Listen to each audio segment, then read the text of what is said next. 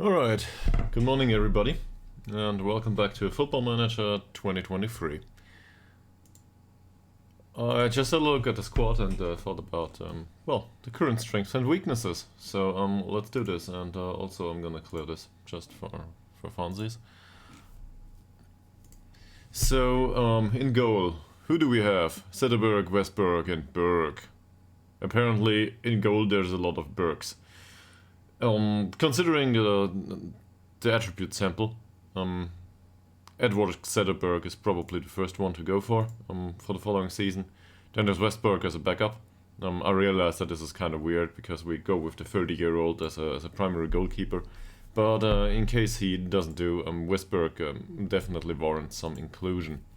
And last but not least, there's Anton Berg.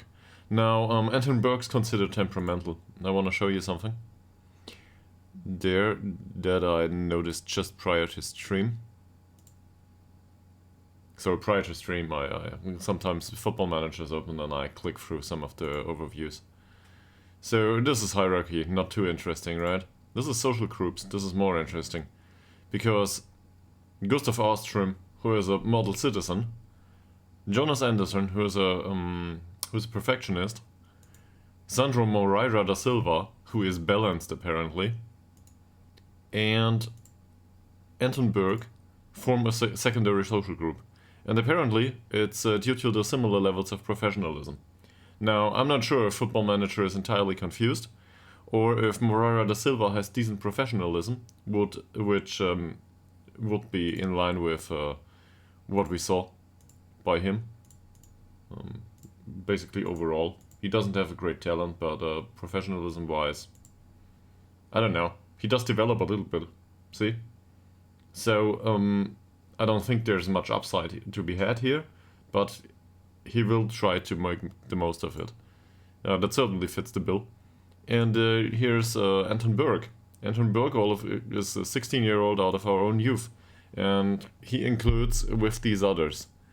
So maybe if he can get his temper sorted, he's really one of those professional, ambitious players too. That would be great. So anyway, that's for him. Now he's a 16-year-old, so his time is to come, and he's considered a future prospect for us. Let's say he turns 17. Can be given a professional contract and his personality changes a little bit, or even if it doesn't, I will probably just give him a proper contract, keep him around the first team squad, and the setup in goal overall is fine for me. If we sign somebody else, maybe Westberg will go. That's weird, but I want to keep Zetterberg as an option as a goalkeeping coach. Hopefully we can go for that going forward. So yes, that's a plan in goal anyway. Then, this is one of the most difficult positions. So Moreira da Silva considers himself an important player.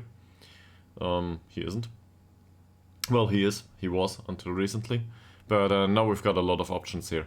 And some of these options are great options for the future. So you might be inclined to say, hey Chris, there's Brentson, who's really good. Look at this. I mean, you look at these physicals. The rest of it is so-so. But the physicals are wonderful. He can probably dominate the game by sheer physical force alone. Don't you want to play him? According to the stars here, he's the best one. Okay, this is not our primary tactic. But anyway, so he's the best one. But I'm not so sure if I don't want to loan him out. Khalili, he will not complain probably. And I think Moreira da Silva will also be fine somewhat, even though he will moan about lack of playing time and probably complain. Ngogo here is a non-contract. Same sample here. This looks really good from physical perspective, but we need to loan him out. So this is a case of give him a proper contract. Let's try that, by the way. And I'll make this a future prospect. Maybe he accepts it. Yes. Fine. So he still has high contract demands, but maybe we can get him down with time.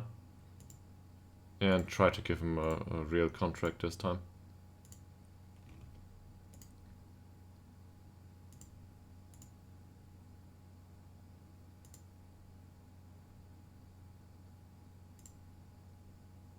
This is reasonable according to him. Okay, so we will need to throw some money at him. I don't know how much though, so I'll go with small increments. Might not be enough this time. But the general plan is to loan him out, just like the other young guy. Now, why don't I want to play them? Well, we just signed club captain and perfectionist Anderson in this spot. He's really bad though. But I want to see what he does in matches. He's a fairly consistent performer. He enjoys big matches, and he's got leadership 20, and I think his fitness is also 20. His overall what's the name? His natural fitness. There it is. There's also 20. So he's got some things going for him. And I expect the perfectionist to be on the pitch and do his best every time. And to me, this implies that he might be a good choice going forward. I don't know if he has the potential to make it to a level of this league, but I'm certainly willing to try, even though he's 27, right? It doesn't matter to me. Yes, he's a bit old, but players can develop at that age too. If they are given the playing time. At least that's my experience with previous installments of Football Manager. And this is also true for, it's not focused on the attributes you train them in. They can have a development boost with overall green arrows and just get better overall.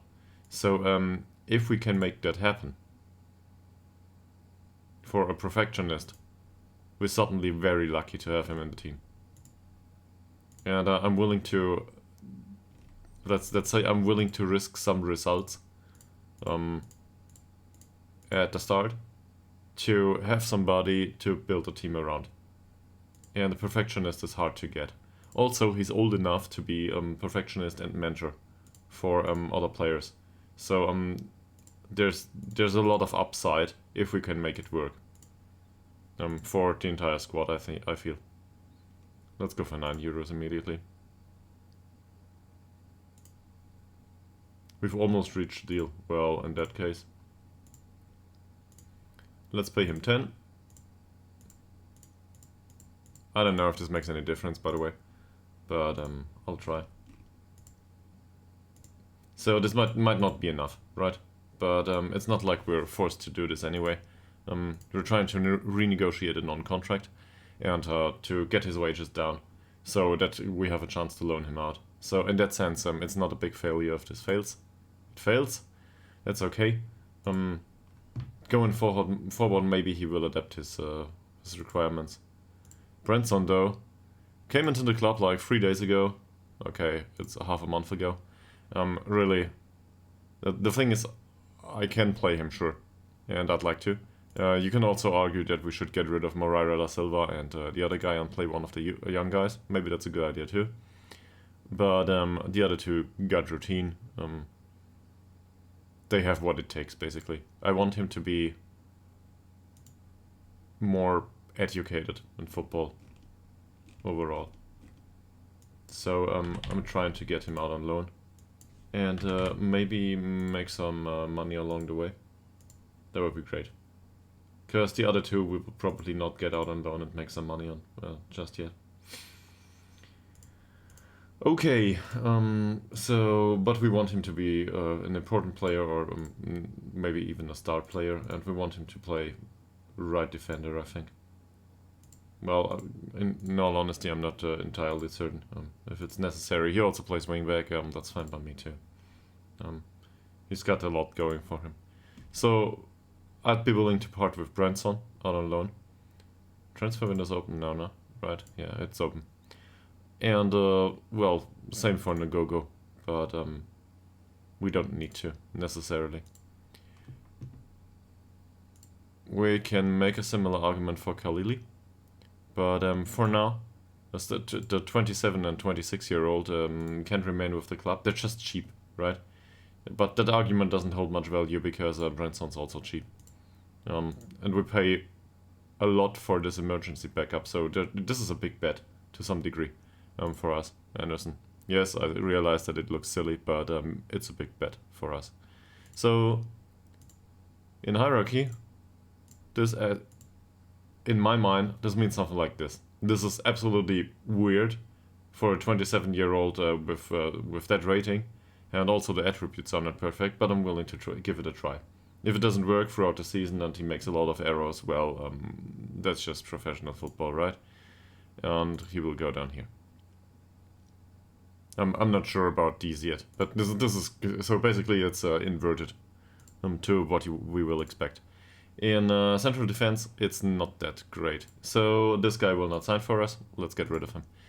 Hellstrom, we just signed, and I feel like Adam Hellstrom is good enough to play the first team immediately. Yes, I realize we signed him as, what is it? Future prospect. So he will not complain, not playing too much. But as a left-footed, fairly professional central defender, I'm happy with that overall. He's a bit slow though. Splitbiff noticed that yesterday. He's a bit slow. Also his heading marking and, well, also the tackling could do some improvement, but he's 19. If he's given the match practice and he's got any potential left in him, as a fairly professional, he should improve at some point. So, I feel he will play the left side though, so not here. I didn't plan with him here. The same goes for Boltigord Blom. I don't plan with Boltigord Blom on the right side. That's just due to the strong foot. Vikberg and Hagedal here. Vikberg just came back from loan. We don't know what he's got in him left. He didn't develop well the last time he played for us. I'll just put this up here. 6.74 isn't great, but it's better than with his previous club. And now in the fourth league, he played on a solid 6.732. So he might make the jump at this point and improve a little bit. Overall, he's not a bad player. There's no... How do I put it? In this attribute sample, there is no really blatant notable weakness. And this is good to me, in any player to have. So even the attributes that are not that important for him, like passing and stuff, it's not that bad.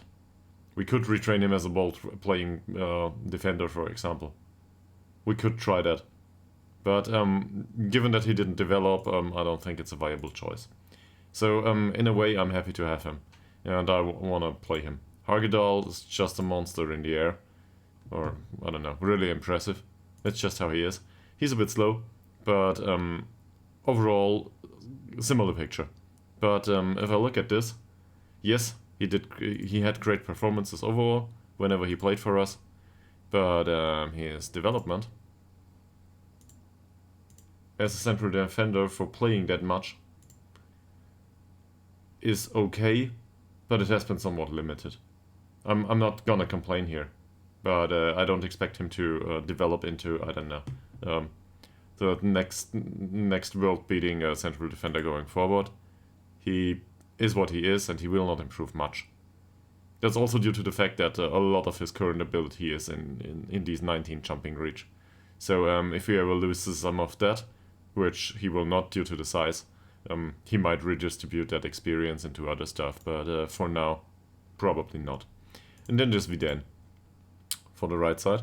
Viden's too old, but he did well last season, and he played so much that he considers himself a squad player, or even an influential player at this point.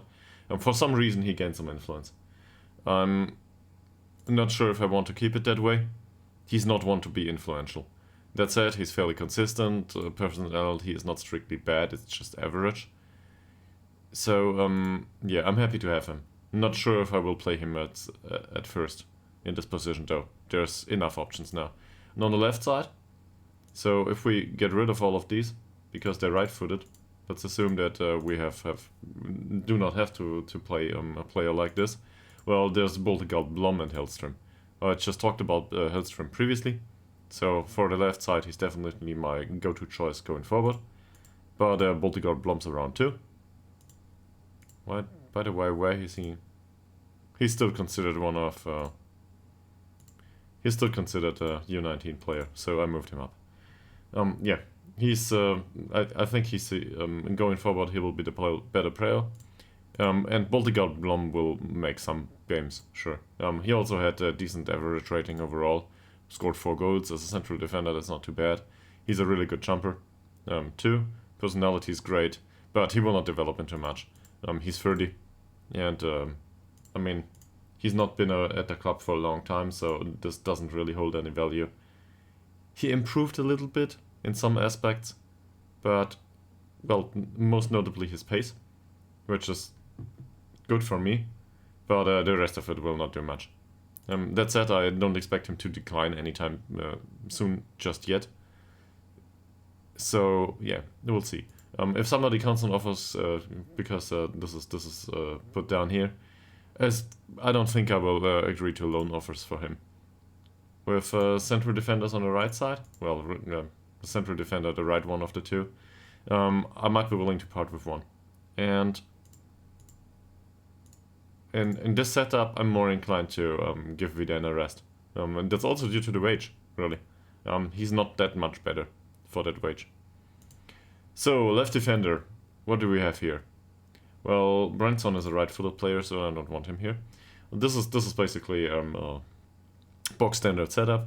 Muteba is 23, is our first go-to choice here. Stolt, he will not be an impact sub going forward. In fact, he considers himself a squad player or something like that. He's also influential. I don't think he'll be an impact sub going forward. He'll be an emergency backup. And I'll just change that right now. Because we signed somebody else. So Stolt might be angry, but we don't need him anymore. He's really just around in case someone gets hurt. Christopher Alp here, we just signed. He's not wonderful from a trade perspective, and neither is he wonderful from a attributes perspective. He's wonderful from a payment perspective. Well, not wonderful, but decent. He considers himself an emergency backup for some reason. Yeah, maybe he will be fringe player. I can deal with that. And but overall in this attribute sample, there's no blatant weakness. So that's why I signed him. Concentration and dribbling could do with some improvement, and overall he could improve in every attribute for a half a point. That would be decent. But it's not like I'm concerned that he doesn't have the attribute sample to make it, right? And a similar argument can be made for Muteba. He's lacking a little bit in some aspects of the game, but he already has a track record. This track record says we can play him. For us, fighting against relegation, this is fine. So here we have Malte-Ekman, and a lot of players that don't belong here. This is the register position. Malte-Ekman is the one to play it. Malte-Ekman is the one that will play it going forward. But all of a sudden we introduced somebody to the squad who will be able to play this at some point. Now, Malte-Ekman's the young guy, so we introduced somebody that I had in my eyesight. Let's put it, or my eyes on for some time. Where is he? Wilmer Melander. So Melander is not a natural register. Melander is a playmaker type. He's already 30 years old, but he's fairly professional. We pay him too much for my taste. But if I look at it from this perspective, all of these are attributes that will not decline for the next 2 years, I'd say. I do not expect his technicals to go down immediately. In fact, I expect him, if he trains as a register, to improve somewhat in some of these. Same with the mentals. And register is a very not physical role in that sense. He's got a decent balance, that's not concerning. Dribbling and first touch are not great, but it works. Long shots isn't great, but it works. Same with decisions. His decision making isn't great for a playmaker, I think. And his off-the-ball movement isn't either. So, but the rest of it is decent. He can do that. As an emergency backup anyway, but also to be somebody to play for 10 or 15 games in case Malte-Ekman doesn't perform. And I'm happy to have a fairly professional player in that sense in the squad, so I'm willing to go with him into the season. even though he's a bit expensive, and even though he's not natural in that position, but he will be. Players, even with an age of 30, with that amount of flexibility, he will be able to develop this into being a natural, I guess. So it might take a year or two, but he might get there. And if he improves by any amount, sure, why not? It's also always good to have a player with that personality. They can make it to the first team going forward. Now, this is weird considering the star rating, but don't forget that Regista is always treated as something that's not that great from a star rating perspective. It's just there's some minor things that are lacking, and Football Manager or the assistant managers immediately think that a player is absolutely unable to play this. The same goes for RPM, but with RPM it's really, he's not capable of doing that due to physicals, and at his age he will not develop them, so yeah. There's that. He trains as a regista, and he tries to improve his free kick taking along the way, because we need somebody for the set pieces. Cool. So these are the two options here. Now, central midfield, Nila Forsell will probably make the top spot. Asarson is not a... so this is the box-to-box midfielder position, right? Khalili can provide some cover, but we don't plan with him. Dobrak is no longer at the club. And Melander we just talked about. So for this position, I basically planned with Forsell and Hellberg. Same here, looks a bit weird. Nila Forsell just got his contract extended. He's been a long time servant to the club at this point. Let's have a look at this. This is his 5th year at the club now. Nila Forsell's not great. Look at this. But for a box-to-box midfielder, he's got the physicals. He's more of a defensive-minded guy. That's probably not a way to tell it, because his tackling is not that great. But he's more of a physical kind of guy, I'd say, in midfield. And that's something we're lacking overall. We might do with somebody who's a little bit better here. We had Turngren, but we sold him. Just because, well, monies, and he was unhappy. That was last episode. But in this sample, flair is a weakness. Sure, but not that hard one, right? The rest of it is totally fine. Now, concentration too. He might develop on the mental side, but playing in this league, he can do with that. A similar argument can be made for technicals, and that's why he plays, a lot of times. Now, he's also a fairly consistent performer.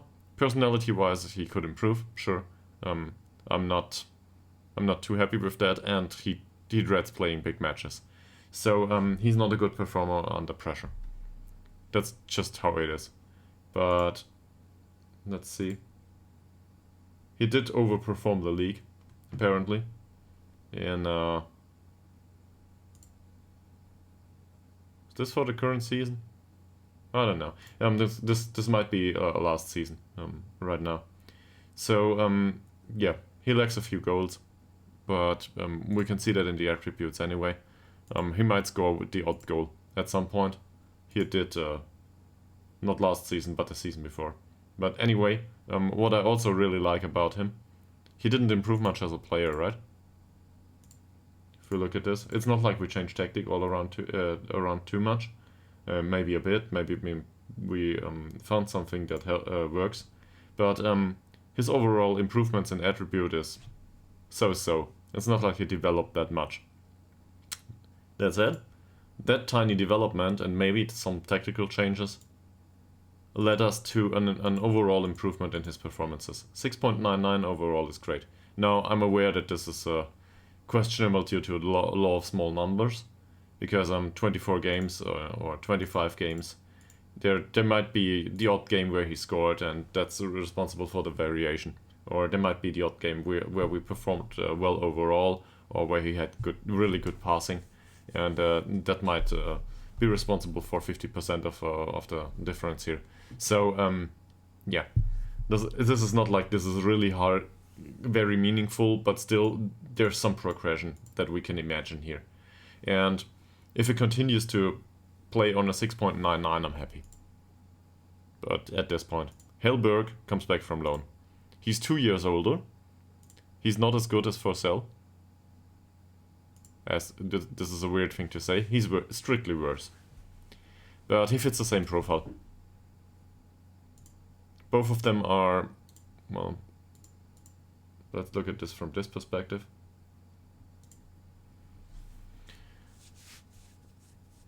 Forsell is a little bit better on the technical side, but that's mostly done due to his finishing and his long shots, which I don't expect to be that meaningful anyway, so this doesn't matter to me, not that much. Sure, I'd like to have it, but it's not a big thing. So from a technical point of view, I can put them both on the pitch, and maybe, I don't know, maybe Forsell scores the odd goal in surplus, but this is not what we play him for anyway. He's a hard worker. The mental side is a wash, to be perfectly honest. It's not like there's much of a difference between the two. They got a bit of another composition, but yeah. The same argument can be made for Hellberg. He's got teamwork, work rate, decent off the ball movement too, by the way, and decent aggression. So even the bravery is somewhat useful, right? So he's a hard worker. Now he doesn't have the physicals for it though, and that's the only thing that makes him worse. So in that sense, the star value that has been assigned to him in comparison to Lina Forsell is a bit questionable. It's not like I don't think this is correct. It's more like I think it's not that far off. It's mostly due to a lack of strength in that sense. And we will have to wait and see how Hellberg can do without that strength. But as a backup, he will serve. Also, fairly professional player, and I like to have these in the squad. So you might notice there's a pattern at this point. We'll go through this at the end if I recall it. Here we've got a ball-winning midfielder. We had a Metzala in this position, so Dobrok's no longer at the club. No idea why he's on that list. Forsell will not play here, and Melander will not play here. So this is entirely wrong, or it has been so far. Now we'll fix this. Assarsson is back with the club, and he's the better one of these two players. There's no debate here. You see, these are really cheap players though. Assarsson is a ball-winning midfielder. We might see him as a box-to-box to some degree. We just had a look at the box-to-box midfielder, but we don't need two box-to-box midfielders on the pitch, right? So either we need somebody to dart forward and try to score, or we need somebody to help defend.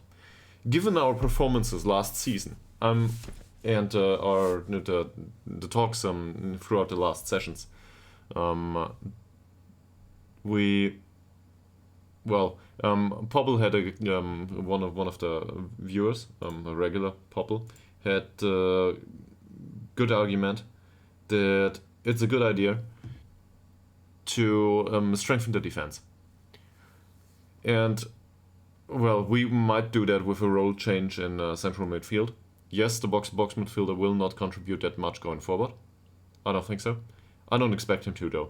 And also, these long shots of 9 are really decent. And that's really something I noticed just right now. So, he might still be a threat from distance from time to time. Even if he chooses his moments more carefully. Let's put it that way. But overall, this is a decent sample of attributes, right? It's just a bit more defensive-minded. He could do even with better tackling and so on, but from the physical side is decent. There's no blatant weakness here. Sure, his heading, but whatever, right? We can deal with that. Also, in this formation, in this tactic, he will not play as a ball-winning midfielder on defend duty. In defensive midfield, he will push up high. He will try to press the opposition immediately to win the ball back early. This might have avoided some of the goals we conceded last season, and we conceded a lot. This is why we didn't go up. So even though we weakened the squad overall, because there's some quality missing, maybe we get it more to a balanced approach this season. So Assarsson, I think, will play this position, and he will play a ball-winning midfielder. Now, Ostrom can do ball-winning midfielder too, even though he's really bad at everything. But I don't train him. He's not coached to do that right now. He's coached to be a pressing forward. Why is he still part of the list? Well, I consider him a bench player most of the time.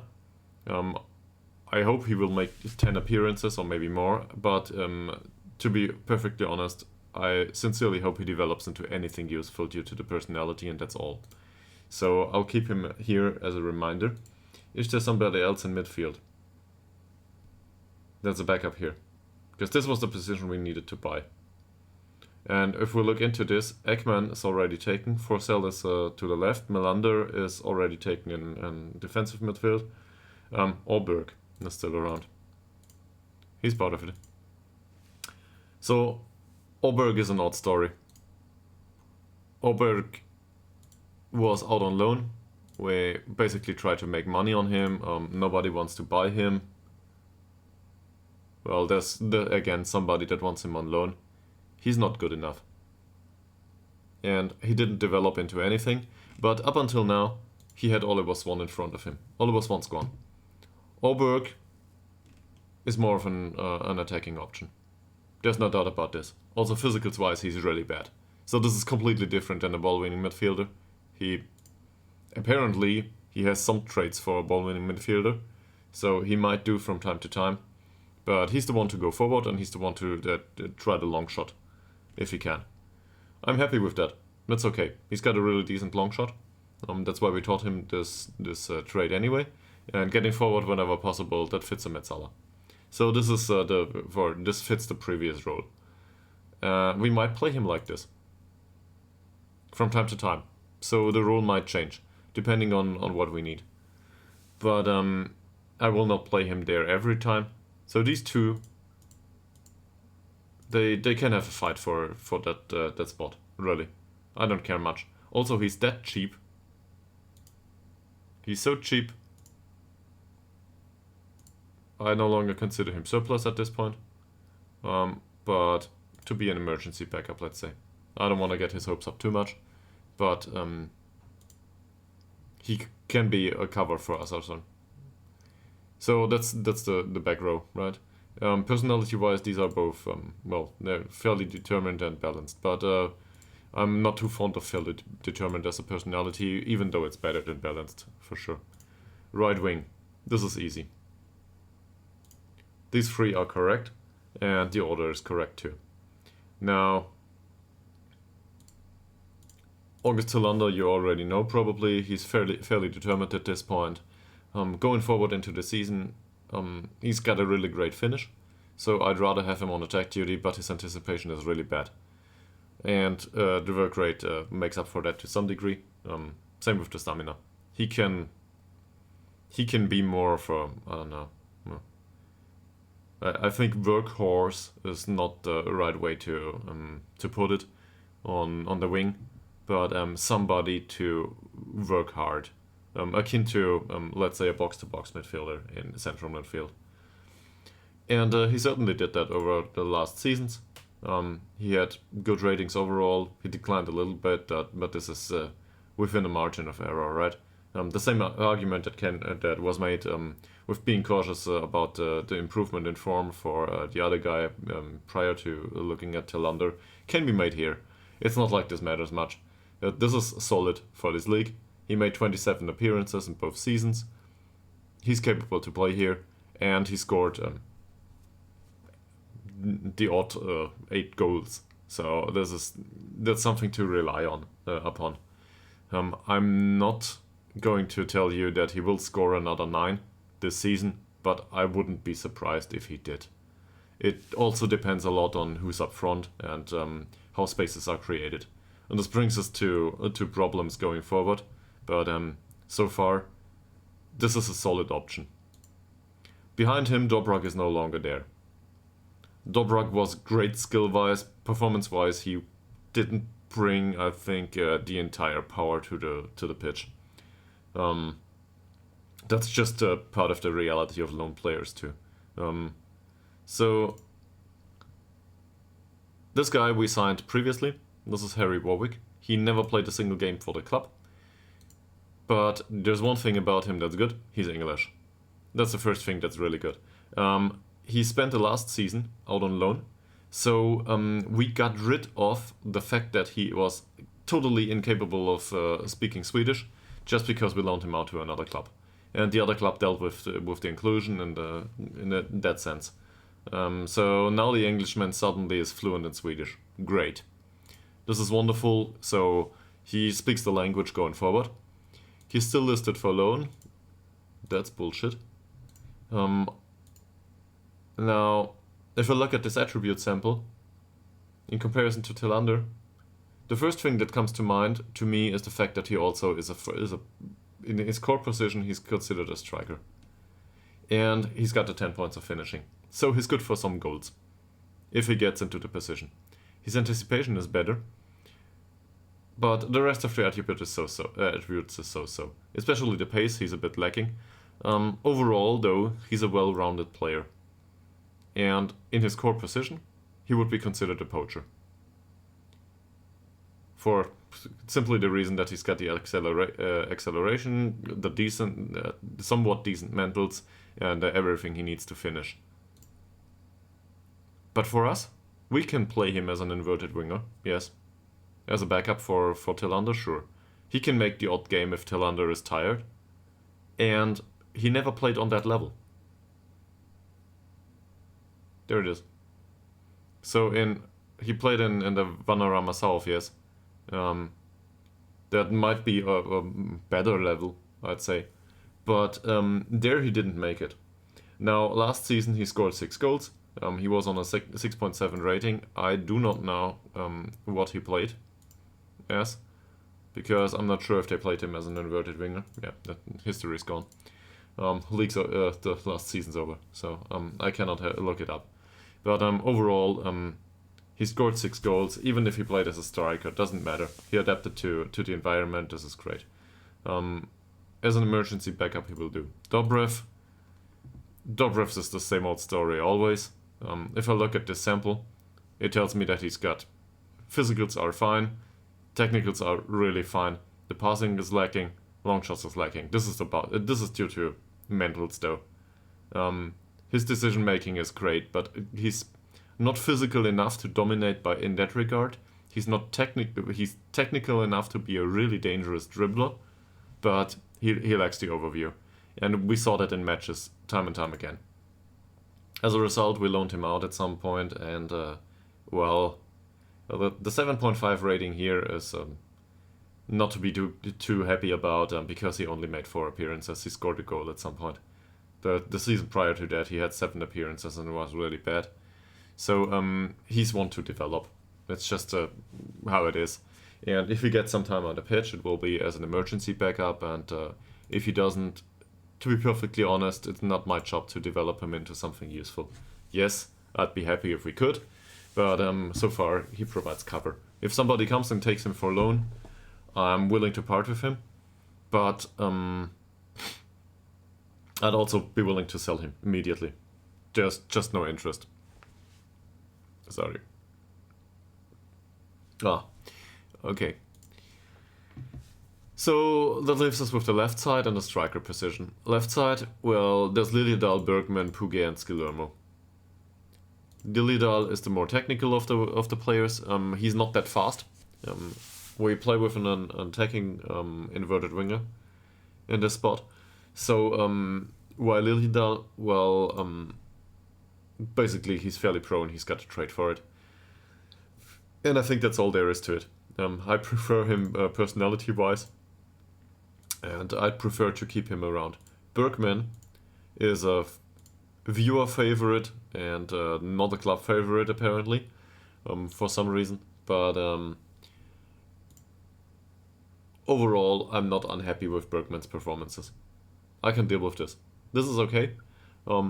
It's not absolutely great, but given his finishing to score that much, this is okay. Let's have a look at Ytterhogdals though. He was injured last season, so this doesn't count like that. But you can already see it here. His average rating was better, and that's mainly due to assists. Now, these assists do not necessarily have to come from crosses, and we see this here.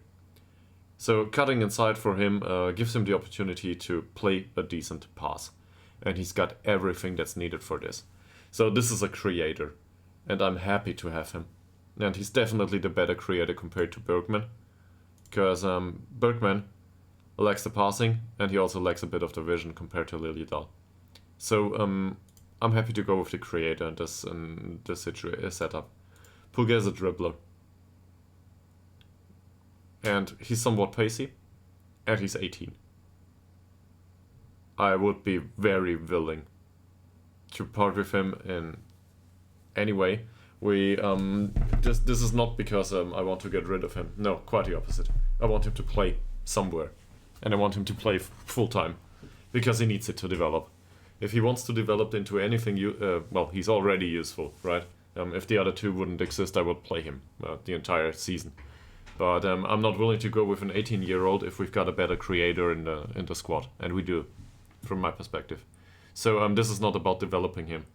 This is about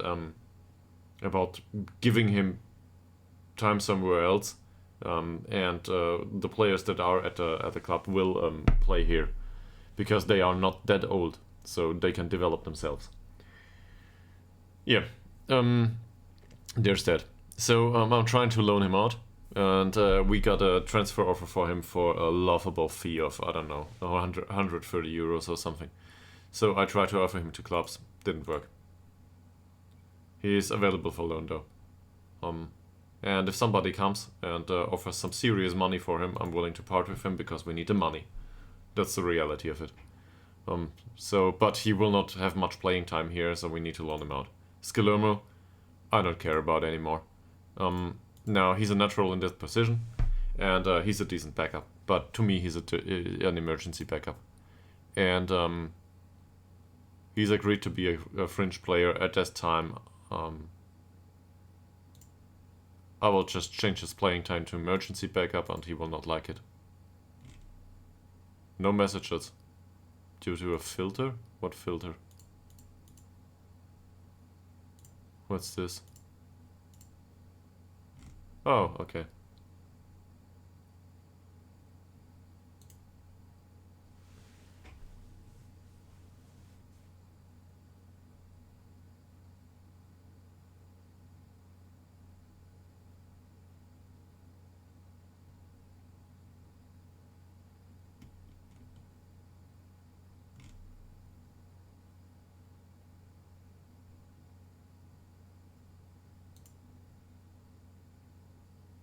Okay.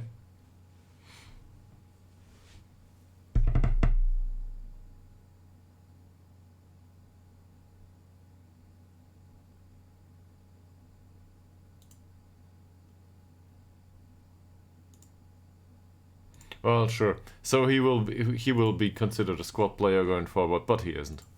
That's just how it is, right? He's not. He cannot make up for that playing time. There's one thing that's curious about him though. Yeah, we'll come to that in a second. He's got the flexibility, right? We can use him as a Metzala from time to time if he sits on the bench. And a similar argument for box-to-box midfielder. We can use him from time to time. It's not like he's really bad at this. We gotta rid of some of these traits though. Gotta get rid of these. Places just is just useless to him. He doesn't have to take the technique maybe, but not the finish. And maybe he can also be introduced as a pressing forward from time to time if we play defensively. But in this formation, there will be a target forward. And target forward is difficult to assess at this point. But well, we miss Al Holmström. That's just the way it is. We will miss him for the entire season. And we signed a striker that has really bad finishing. So this somewhere the Splitwith will feel a disturbance in the force right now. But he's got the jumping, he's got the decent strength, and he's faster than Al Holmström was. So that might make up for some of it. This guy's dangerous to lose as a mark overall. And he's just dangerous to lose because he can outrun most of the defenders. To a degree at least. So if he doesn't outjump you, or with his mediocre to good strength as a striker, outmuscle you, which is always a chance that this happens, he might outrun you. He's not a good dribbler, and he's certainly not a good finisher, but he's got the rest. That's dangerous to have as an opponent, right? He can always score the odd one. So I do not expect him to shoot 20 goals. I do not expect him to head in, I don't know, 20, like Al Holmstrom did. But I do expect him to be a dangerous threat to the opposition. And I think that will be fine. He had a good season, apparently, last season at Vandenberg's FK. That's the sister league of in the First Division South. So that's I don't know, brother or sister league. I think it's sister league at this point. To the First Division North where we play. We play North. Okay. Well, that might be part of it. Anyway, yeah. So he's a primary option there. Yes, I would be happy with a better striker, and I would actually also be willing to pay him. But the increase in payment for strikers is really big for quality. So to look for somebody who has got all of it and who dominates it, that guy will outgrow the club. He might not. I'm not sure if this is strictly a good or a bad thing, right? Because to have a reliable striker option up front is a good thing. For somebody not to outgrow the club is usually a bad thing due to financial circumstances. And then there's Kulovic. Kulovic has been at the club for some time. As you can see here, he didn't make it in his season behind Al Holmstrom. But the problem is, to be stuck behind Isaac Al Holmstrom is there's no way to go beyond the player that scores 20 odd goals in a season, just due to heading.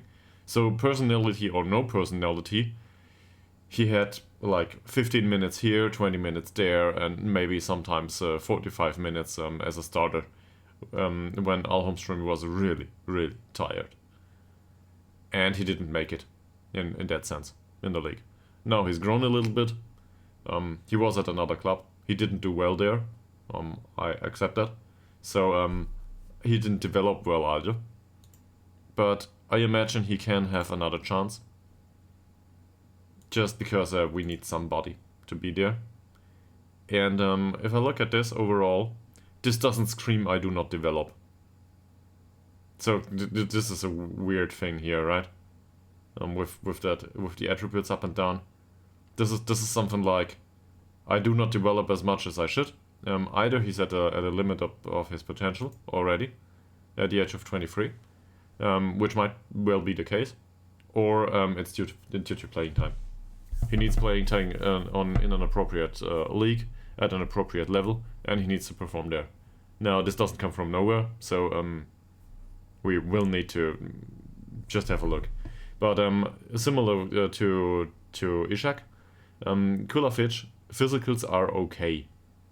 He lacks the pace, but for a target forward, these physicals are okay for the league. They are not great, but they might work. What's good about him is mentals. For a 23-year-old in our league, this is decent. His flair is really shitty. So for a striker, I do not expect him to be that much of a creator, and I do not expect him to be that much of a of a finisher either, with a finishing of 7. But a heading's decent. He might score the odd header. I don't know if it's gonna be 2 or if it's gonna be 5, or how much playing time he will have on the pitch. But playing him for an entire season, I think he can score 5 to 10, even with these attributes. Also, his penalty taking is not that bad. So this is similar to Al Holmstrom, by the way. Al Holmstrom's penalty taking wasn't bad either. He didn't score him anyway. That didn't matter. I don't know why he didn't score him. I expect him to do better just because Al Holmstrom did really bad in penalties. Okay, so that's the entire team.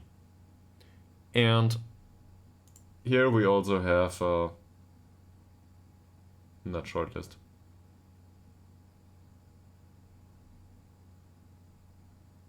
What's going on here? Apparently there are no attackers. Okay, cool. And one of Ostrom in here. So I mentioned this previously. In case he's on the bench and there's nobody else on the bench, I will play him as a pressing forward. Or as a target forward. In fact, size-wise, there's not much concern here. He's 178. This might work out. Apparently, he also developed a trait. Okay, this is new. He might have developed this from looking at, I don't know, probably Hellstrom. I'm not sure if I'm happy with players developing their traits on their own. This is not good. But okay. Moving the ball to the right foot before dribbling is okay. Because this is his strong foot. So that's okay. If they don't show him onto the weaker foot, that's fine. Yeah. In case his preferred foot develops into not having a preferred foot at all at some point because he's got decent technique, this might be something to unlearn. I'm not sure though.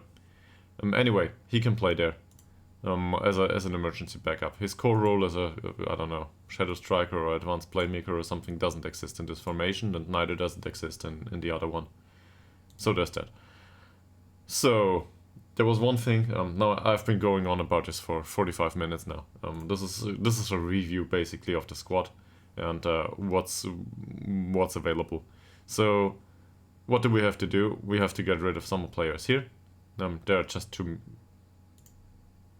Why did he get placed there? Finally, there are just too many players here, so some of these might need to go out on loan. I'm not too interested in who it is, so we might as well keep the non-contract player and put Khalili out on loan. Don't care. Preferably, I want the players to go out on loan that will get us a fee. That's it. I want to get paid for it. If I get paid for it, I'm happy with it. And we can always recall them, right? Or maybe it needs a transfer window to be open, but it doesn't matter. And the rest of the squad, there's not much to do. We can argue about central defenders, but really, as a money-wise, it's not much. Yeah, and in here with Orberg and Skillermo, I don't consider Orberg to be a box-to-box, but sure. As a last-ditch effort, these two will do too. And this is fine. And let's get rid of Skillermo here. So apparently, this gets redone every time you change the importance of somebody within the squad. This is really annoying that a football manager adapts this by itself. So this is how I see it. I wanted to touch on something though, going forward. These three, none of these have great personality. We know though that Anton Berg fits well with the professional guys, so maybe he brings some amount of professionalism to this position, to the squad, right? So 1 out of 3 here. Anderson is a perfectionist, personality-wise. Moreira da Silva fits well in with the professionals, apparently. The others are balanced. So that's 2 out of 5 with decent to good personalities, even if we don't see it just yet. But Moreira da Silva might be close to fairly pro. I don't know. Professionalism. 13, 14, something like that.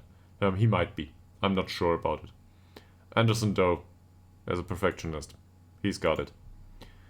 Even though he might be weak otherwise. These 3, these are all balanced. No use looking at them. They will not change their personality going forward by much. I don't expect any of them to develop into a professional player or a good personality. Helmstrom's fairly professional. Boldegard Blom is fairly professional. 2 decent personalities in central defense. Happy with that. That position is well covered. Maybe they can influence the others at some point, but these 2 don't need to influence themselves. And the 23-year-olds here, they are too old. They are no longer capable of adaptation. Same here, balanced, balanced, and Stolt is balanced. I would love to have better personality here, but it's how it is. Ekman is still balanced right now. Melander is a fairly professional. So there's another fairly pro player here. Asarson is balanced, Orberg is fairly determined if I'm not mistaken, yes. Ostrom is a model citizen, and Skillermo is fairly sporty, he is. On the left side here in central midfield, Elberg is the balanced one, even though the others are not. Here, they are all balanced, I think, with the exception of August Tillander. Here, Liljedahl is fairly professional. And up front, Kulovic is fairly professional. And with some degree, Ostrom can be counted as a model citizen. But overall, this squad contains a lot of fairly professional players all of a sudden. And this is something I wanted to go for this season. Even if skill-wise it's not that great. Say a third or between a third and half of the players in this squad are considered fairly pro or better, personality-wise. So I think going forward, this might imply that we have a good chance to get the professional personality going in the squad just overall. And I hope to see more of that. I hope to see them develop into a fairly professional squad. And we already gave the leadership of the squad to Anderson and Zetterberg. So there's a fairly professional player and he is not. But given that I think Zetterberg will make most of the matches in goal, I also thought it was a good idea to strengthen defense in that sense, that the leaders are in defense. Now, I'm not too happy to have a leader that's out on the wing, as a wing back, but it is what it is, and really, he comes with 20 points of leadership, so if we don't appoint him captain at this point, I don't know when we will. Let's just give him a season and see. And if he doesn't do it, maybe he'll get a second, to be honest. Because a perfectionist is really hard to come by. And in that sense, I'm willing to part with quality. Here? Well, at this point, Hagedal and Hellström probably are the best players. Might be that we do not use Hagedal going forward. We'll see. I'm not sure yet. On the left, it will be Muteba. Brentson definitely not. I hope to get Brentson out on loan. Here's a register role for Ekman. With the instruction to shoot more often. I want to look at Melander here too. So Melander's long shots is 7. Don't think this is necessary for him. Here, this is quite clear. This is Assasson's position at this point. And the box-to-box goes to Nila Fossel. Now, star rating wise, the only weakness so far, I don't think, I think we can ignore Malte Ekman. We really can. He could be better, but we can ignore this probably. Star rating wise, this looks average, right? Tillander here, Liljedahl here. Liljedahl is really one of the best players at the club now. And Ishak's not that bad either. From star rating perspective, whatever that means or doesn't mean. Forsell and Assarsson still know each other. So they had a good partnership prior to last season, I guess. And then there's some players here we can basically pick. So if we need to pick another 11, let's do that. Westberg, prior to Berg. Probably Da Silva, yes. Here,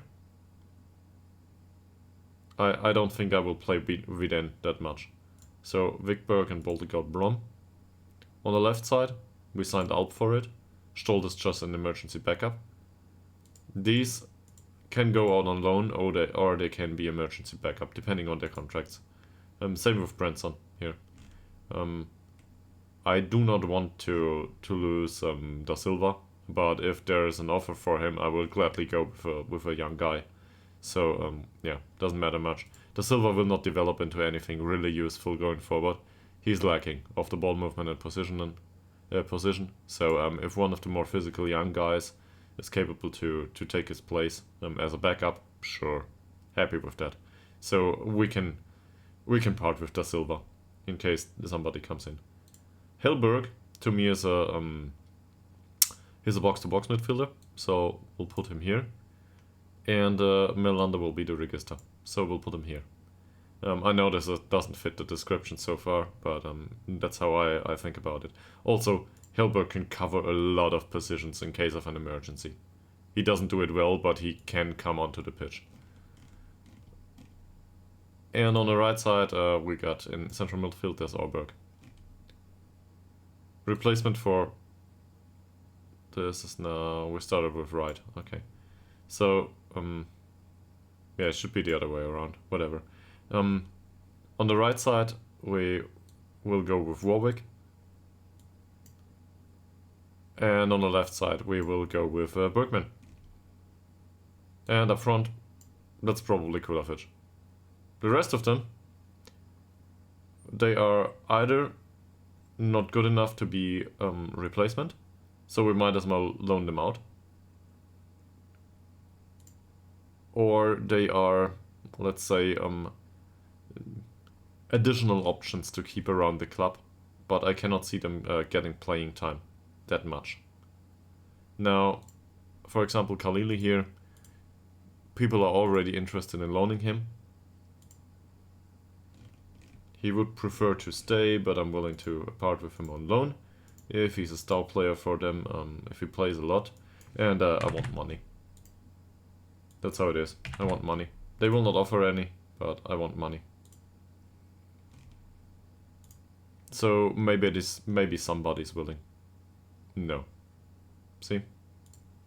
So this is fringe player I will definitely not do. Fringe player I will not do. And well, there's a problem here. He might also be fringe player down there, but at least I pay his wages. But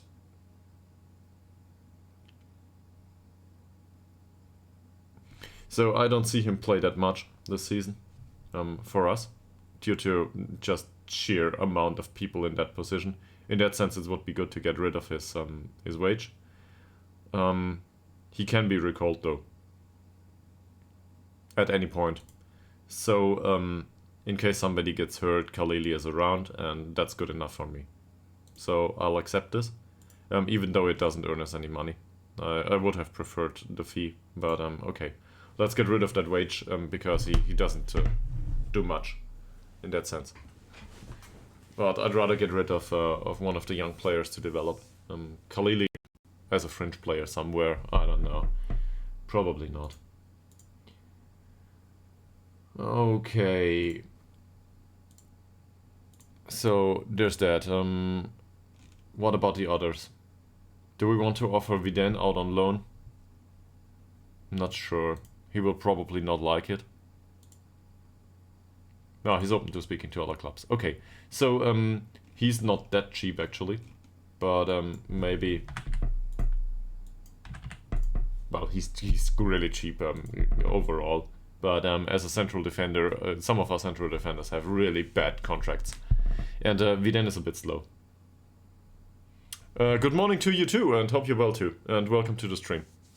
Feel free to ask questions and, you know, I don't know, make recommendations for stuff or challenge my views. This is always how it goes down here.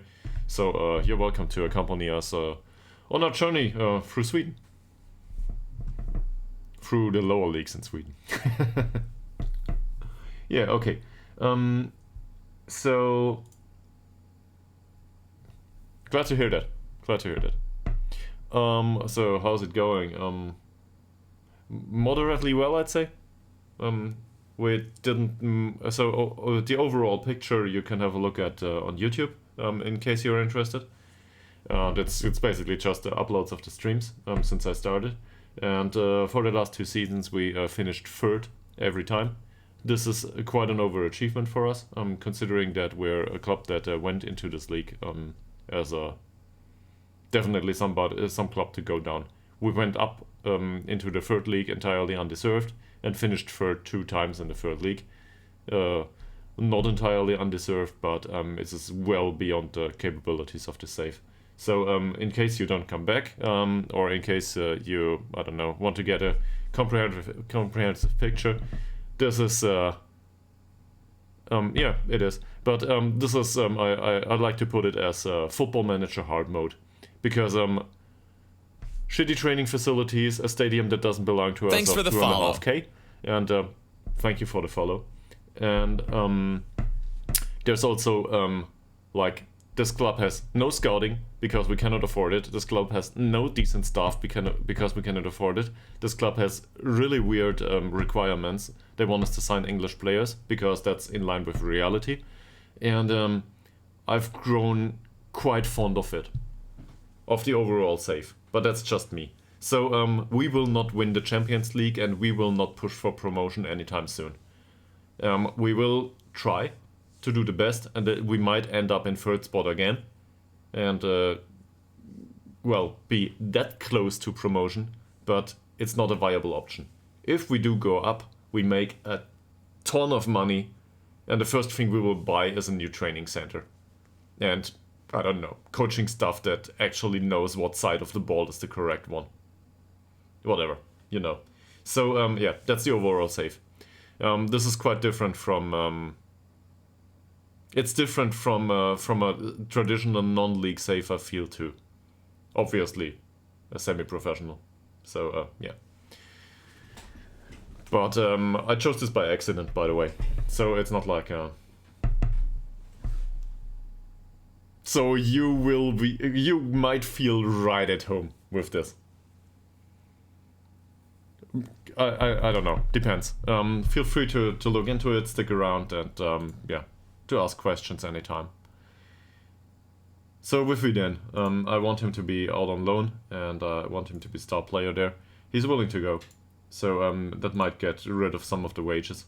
And yes, I'm somebody to turn around every euro.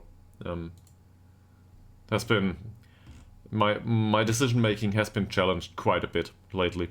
In that aspect, and I really appreciate it. Not so much about the money, but about overall the different aspects that I'm trying to optimize for. And this sometimes looks weird to or my decision making might be off because I don't have a primary goal that I adhere to. It's more like overall improvement to me. So yeah, in case you want to challenge that, feel free to do it. It's always good to defend this. Even though it might get tiresome on stream at some point. But for example, the decision to sign somebody that's a perfectionist that is not up to the standard of the squad skill-wise and make him captain, this is quite of a, let's say, questionable one. So, yeah, that exists. So...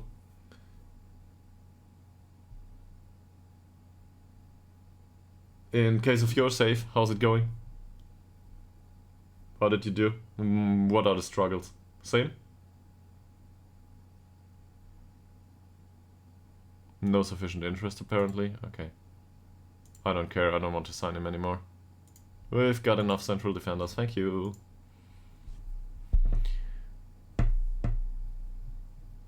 Oh, there's the beginning of preseason, by the way, so...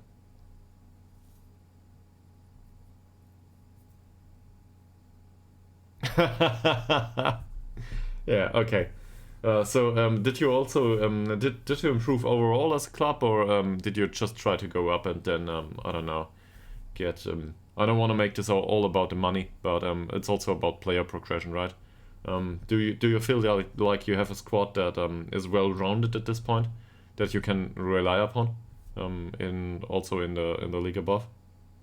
Or is it like we went up and now I gotta throw out I don't know, half of the squad, and also we're in really serious debt?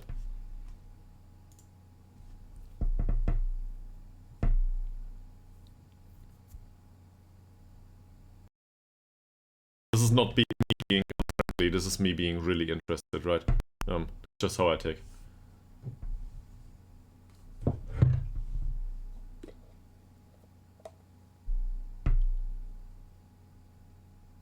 yeah, this is great.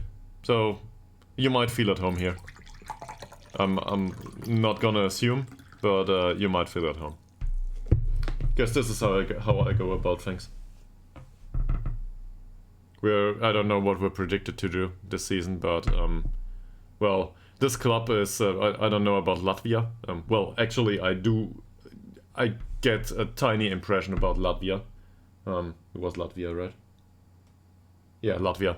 So I've got some tiny impressions about Latvia. For a German, that's probably above average. But that's due to investing. So I know a few cities in Latvia because I know, well, I had a look into different properties in investment related stuff. That sounds way more than it is. It's just, I don't know, some euros here, some euros there in property related content. So I know a few cities. I think most of these are bigger than this club's home location.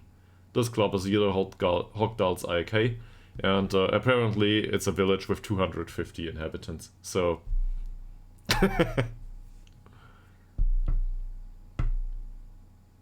ah, okay. So yeah, in a way you didn't quit the save, but yes, okay, cool, sure. We also have some odd players coming in. I see. Let's see how many that are. Yes, there will be some additional players coming in here, maybe. And all of these are youth prospects, and none of them will play the first team. We just signed them to loan them out immediately. There's enough young prospects that we basically stumbled upon. Yeah, he can go. Thank you very much, Mr. Khalili.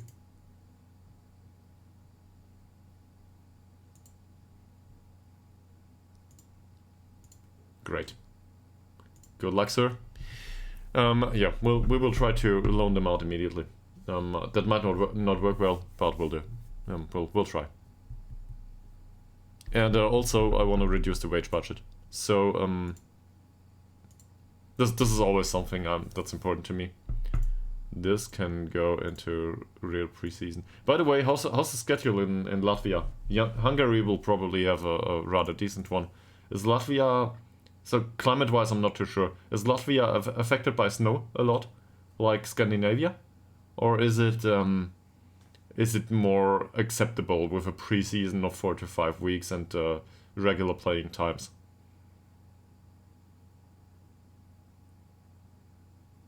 Wow. So you've got a long way to go with that. That's certainly ambitious.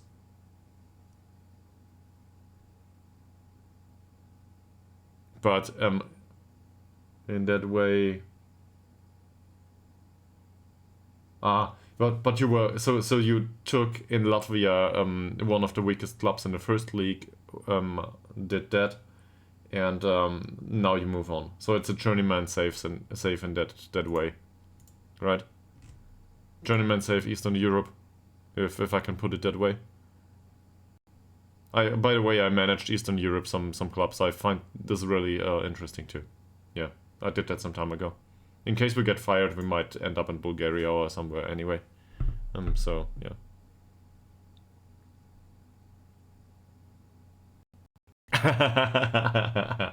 So facilities and stuff are probably really bad once you come in, and you have to revamp the entire club. Yeah. You will have new manager syndrome at its finest with every one of these clubs, because you come in and you want to throw out everything, but it's just not a good idea in most of these. You will need to adapt from time to time, and you know. Oh, seriously, Bergman, seriously, everything was great. Okay, so first of all, code of conduct. I'm gonna confirm this is fine, it did well last season. Bergman is developing concerns. Now let's see what the new captain can do.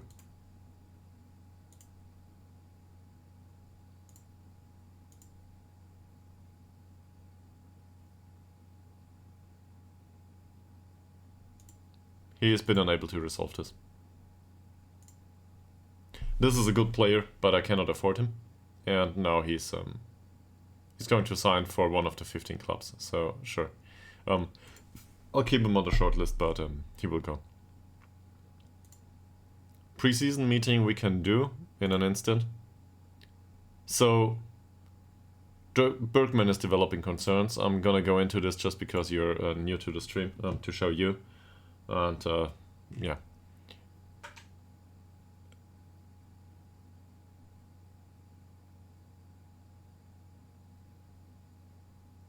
Yes, but to be fair, you've got a few countries on your list going forward. So at the start, it will not be that hard.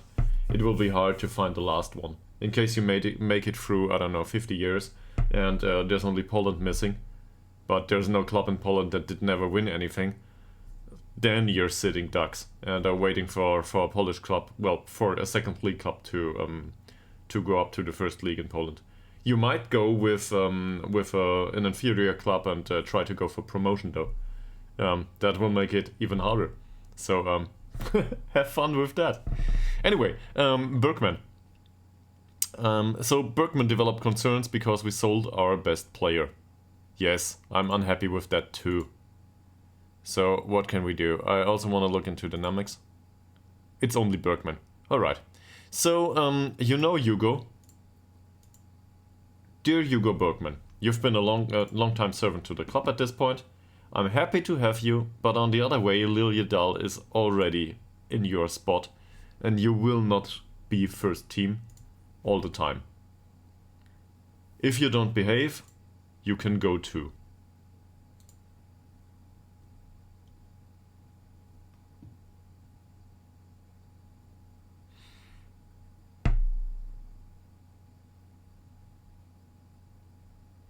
Also, the deal was really too good to turn down. We got 14 to 15k for him, I think. That's a lot of the budget.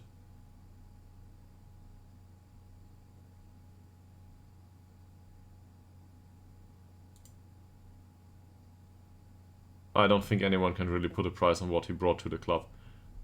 Sure, yes, but what can I do?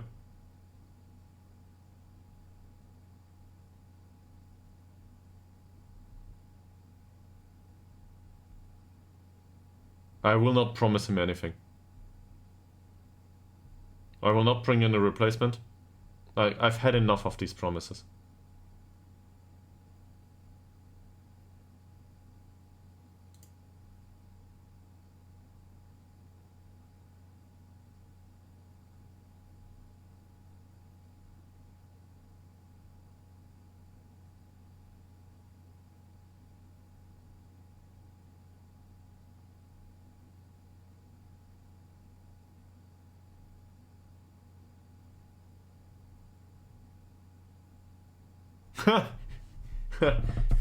That's certainly a good one. So, I don't know if you're into spreadsheets. This is great. I love this. Funnily enough, I am not that much into spreadsheets in private right now. This is down to me not having a well, okay, I lied. Forget it. I just remembered something. Okay, so I'm not that much into spreadsheets, but I'm a computer scientist with a back-end development background. So I'm, to a degree, I'm into data, even though I'm not a business intelligence guy. But I'm into data, I'm into interpretation of data, I'm into systems for this stuff. So yes, I'm into it. Not strictly in with respect to spreadsheets though.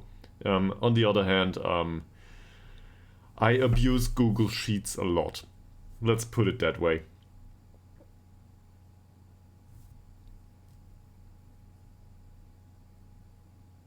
You can also do the promotions yourself, right? It's not like you have to wait. I think this has not been part of your condition. You didn't say that. Well, also this violates your condition in case you. That's weird. So you gotta make a decision. Thought process here.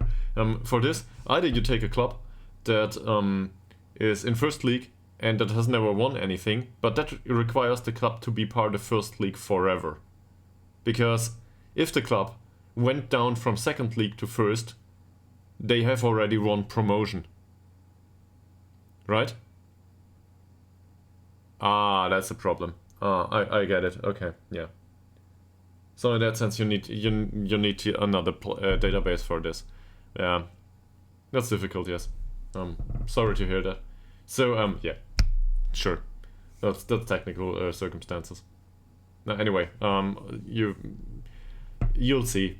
Even if it doesn't turn out to be complete, seriously, this is a great challenge and something to go for. I find this I don't want to put it as very creative only. I think this is creative, but it's creative in a way that it gives you a lot of fun, and this is comparable to what I feel the player base, for example, of EVE Online doing. That's creating your own fun and your own challenges, and this is wonderful. Yeah, sure. If you do that, that's great. So, any recommendations how to deal with Hugo Bergman at this point? Because usually I'm trying to convince them or, I don't know, be friendly. But I've really had enough of this. And there is a replacement in this squad, so I do not have to rely on him, even though he's been a decent performer so far. If he doesn't want to be at the club, he can go. Do you have any experience with threatening the players? Does it work?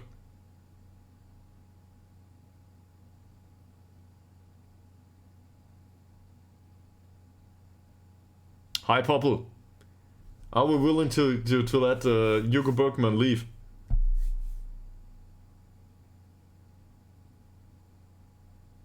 Yes. Yes, this is how I get joy too. So I feel really you're basically speaking from the bottom of my heart at this point. I do this hard stuff not because I enjoy succeeding. I do it because I enjoy the challenge. But the amount of success you get out of it, the small things, this is something that is not replaceable.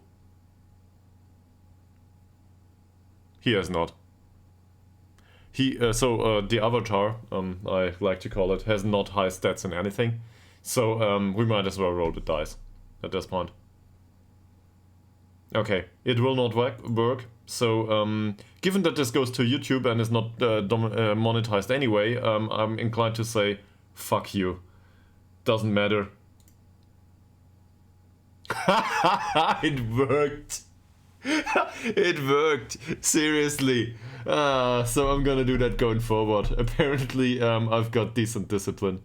I don't know. If he's unhappy now, well. this is how it goes. So off to a great start. By the way, Popple, I don't know if you've been lurking for a while or if you've come back just right now. I did go about the squad for about an hour. So in case anybody needs a preseason preview, we can probably clip that and take that hour for squad composition for the coming season. Also, this is winter break, so David Nyholm, you will definitely not see an important game going forward for the entirety of the day. So yeah, lots of time for conversation. Because this is Sweden and we are buried in snow right now. So let's welcome them back.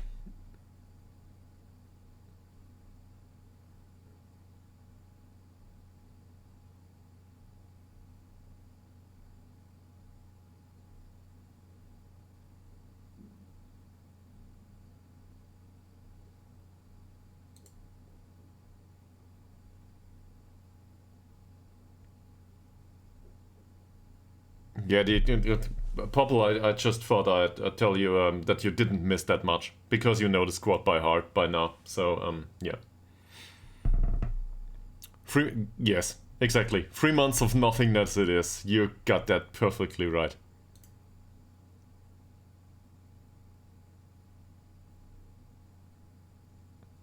I'm not.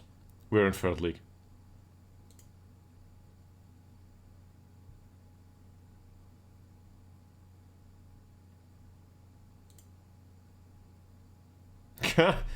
Anton Berg, 16-year-old, being in the first team, already making a fuss in the first team meeting. Everybody's like, okay, this is fine, no promises. And he's like, yeah, I would have wanted a promise as a 16-year-old. Ah.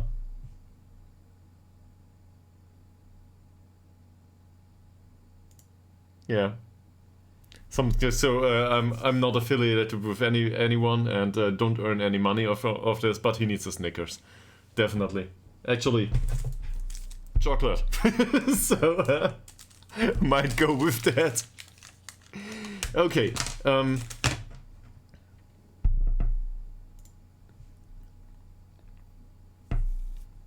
Let's see. So, what's the status of Bergman at this point? 14 players agree with him, though. That's a problem.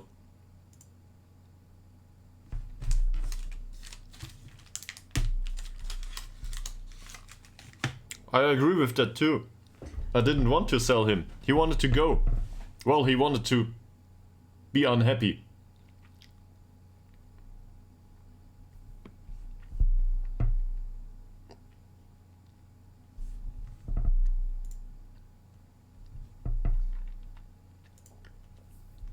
Isak Johansson.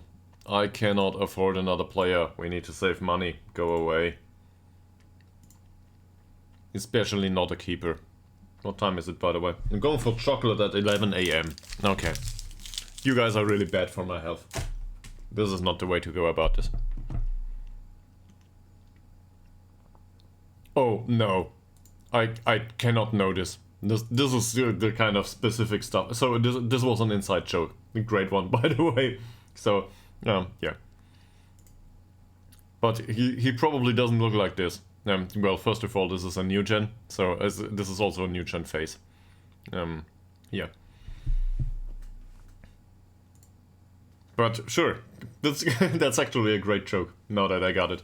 Thing with jokes is if you need to explain them, they don't work that well. So that's, in all honesty, I'm really sorry about that. But I'm from Germany. I have no idea.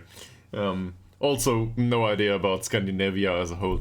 So this is me stumbling into things and doing stuff not the way somebody would appreciate. Also, for the YouTube thumbnails, I already told this the rest of the stream quite a few times. I tried to contact the real Ytterhogdals IK via email, and tried to they have a great header on Facebook with their pitch on it, you know, which looks just like what you imagine a pitch somewhere in a village would look like. So it's not that bad, but it's not a stadium by any imagination. And there's I don't know, pools of water and stuff, right? It's not really that bad. I think they invest a lot in it, but it's still quite a descriptive picture, I thought. It's a great composition of all of them. Light green and dark blue for the sky, with some lightning on it. It's fantastic. I really thought that picture would be great for a thumbnail, but they didn't answer, and I'm not going to do some copyright infringement at my first save and my first stream and my first uploads on YouTube just as a start. So now the picture is thanks to Popple, a stadium in Norway. I don't know if this is more insulting to them or not, but I'm willing to change it if they give me the right. But that stadium is in Norway in winter is license free, so I can use this. Yeah. Hopefully they will get back to me at some point and allow me to use the other picture, or any picture they take of the pitch. Seriously, if one of them takes a camera and makes a picture of the pitch that's decent, I will use that. That's fine. I don't know. It's just I cannot take up the phone and call 250 random people in Ytterhogdal and talk to them in English, because my Swedish is non-existent. It had to be a stadium in snow. Okay? I blame this on Popple. I looked for Swedish stadiums in snow, but there was no no picture available for it. So if this is insulting, I'm really sorry. I'm really, really sorry. We're trying our best here. But you are right. This is not a good choice. Well, anyway, at least it's not Italian or something. But probably Italian would have been better at this point. Not that I've got my gripes with Italy. I just picked a random country far away. Yeah, but it's not appropriate. You are right. Well, what can I do? So he's a winger, left-footed. He could be a replacement, and he's got really great acceleration and pace. He's 19-year-old. I think he couldn't make it in the first team immediately, but we've got 2 options for the first team.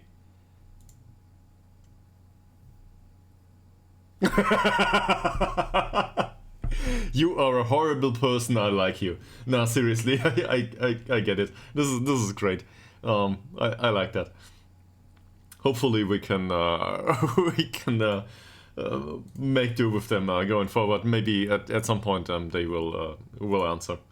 I also promised to contact them about a kit if we make it to 50 followers. This will probably not happen this month, but we run the risk that it will happen at some point. And I think 50 followers is not that much. On the other hand, that's... Let me put it that way. If this is a fifth of the population of Ytterhogdal, if the statement is true, it might be appropriate to contact them anyway. So I will have one of these typical streamer setups with a big orange kit in the background. Not sure if I want that. I really hate orange as a color, by the way. So this is also on me. That's additional fun for you. Yeah. Anyway, we need to loan these out. I talk too much now about stuff that's not important. Not yet, anyway. Hopefully it will be at some point. Vin Johnson, join Stockholm. You poor sod. Why would you join FC Stockholm?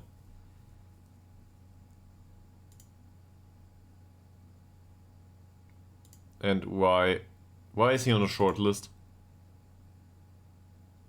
What the actual... I did not put him on the short list. Go away.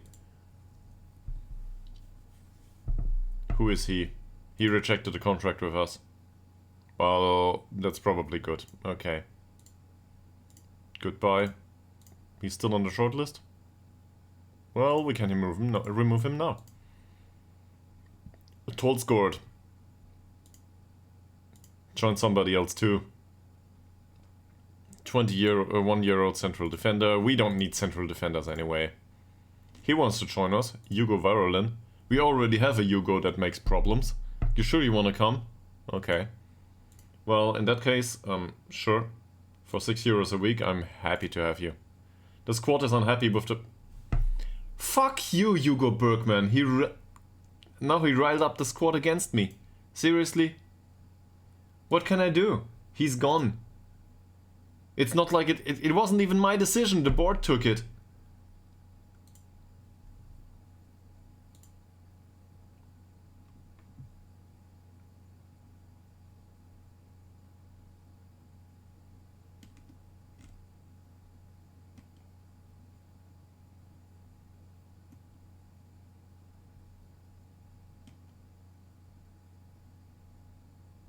Yeah, we put the club's finances first.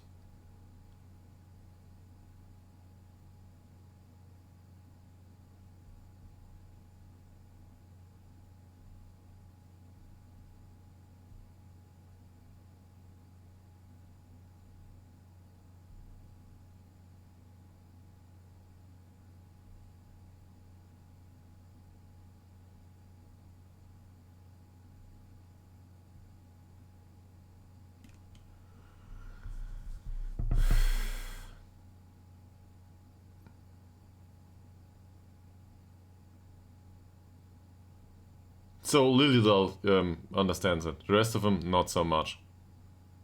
How do I answer here?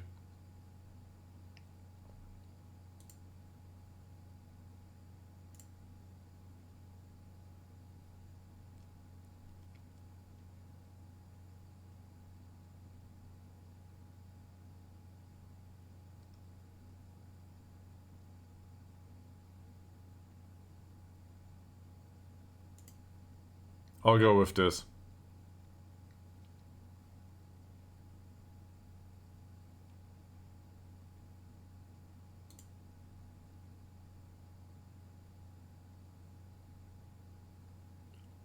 Oh. So now someone to discuss. Alp hasn't even been with the club. Yeah, really. This is not how I imagined it will go. But that happens if you sell the best players every time. So to be fair, some of them I won over with the, well, I don't think I'm the one to be right about everything and dominate whatever the meeting. I'm more the one to argue with. Well, argue is not. Well, argue is a loaded word in English, I feel, but I'm not the one to argue for argument's sake. I'm the one with the facts usually. At least I try to be. So if it is a fact that we sold him due to the finances. It is also a fact that he was unhappy with us. In a way, I can take the blame for that, but we wouldn't have signed him anyway. So they come from a perspective that I would be willing to explain this situation in real life, but it doesn't work in Football Manager. It's not an option here. I cannot tell them I had to promise him to improve the training facilities for him to play for a season at all. We didn't do that due to finances. We sold him due to finances and because he was unhappy because the training facilities are not up to the standard.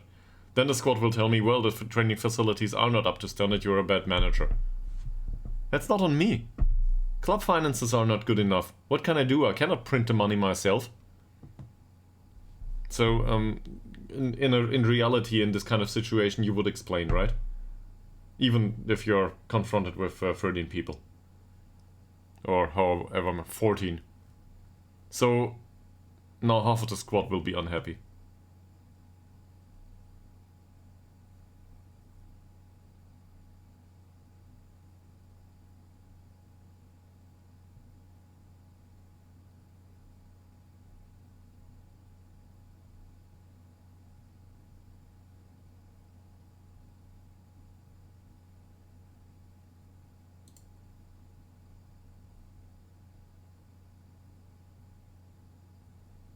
Yeah, maybe.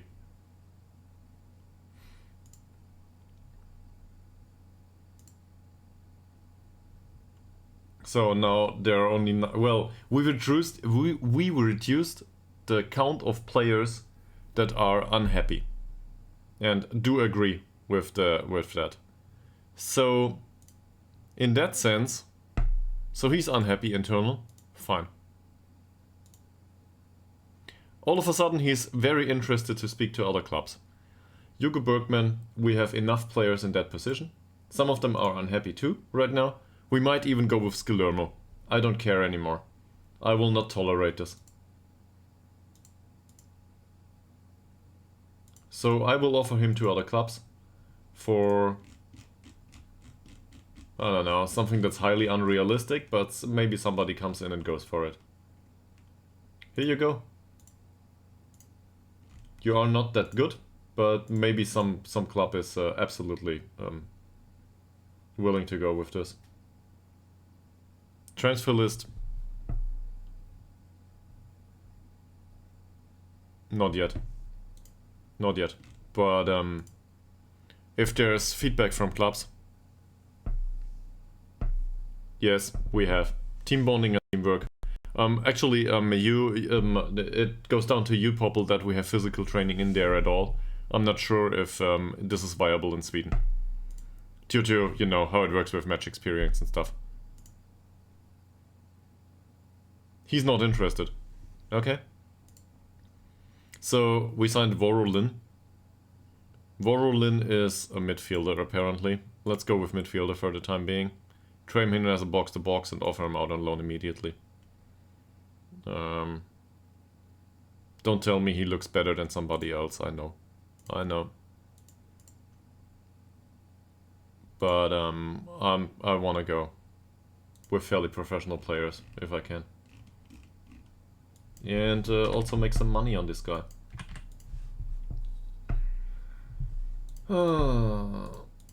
He's not that great though. He's good potential, I'd say. Okay. They made an offer for Bergman. For 4.4k. So, do we need the money right now? No, we do not need the money right now. Doesn't matter. I'd rather have installments. So, we offered 15. Oh, I would really love if there was another spot here for 10k or something. And yes, I know I can type in this menu, it just doesn't work. 12.25.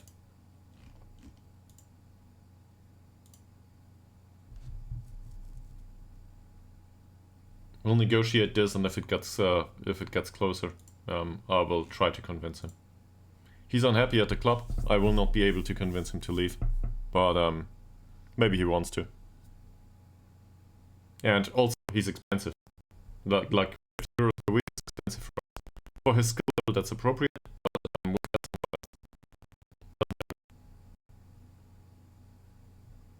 I also feel that we can always replace an inverted winger on the left wing, because that means we're looking for a player that's right-footed. Right-footed players are plenty. Left-footed players that play on the right wing are rare. The right-footed guys are just all over the place. So somebody will be available. If not in our team, then somewhere else. Yes, let's do that. Yeah, let's do that.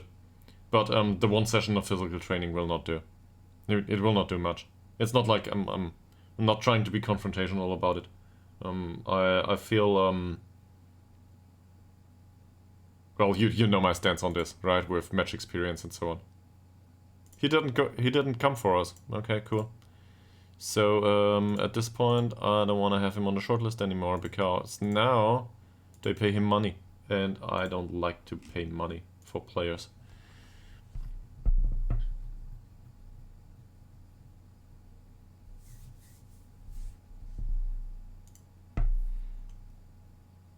This is a slow save, and this is pre-season. We already had some match practice in the snow. They probably have been kicking snowballs the entire time. Or I don't know. Teamwork might be. I'm not aware of the English word. Popple will understand. Schneeballschlacht. So what's this in English? Highly specific vocabulary.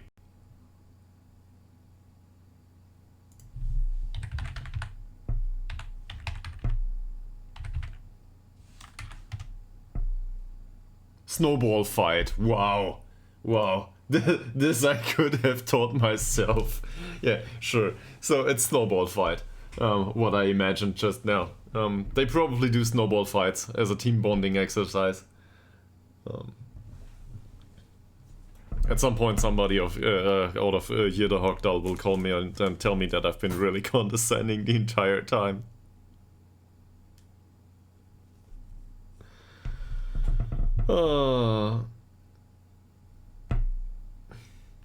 The fact that I verbalize this every single time, this is part of my internal monologue. Yeah, all against the coach it is. The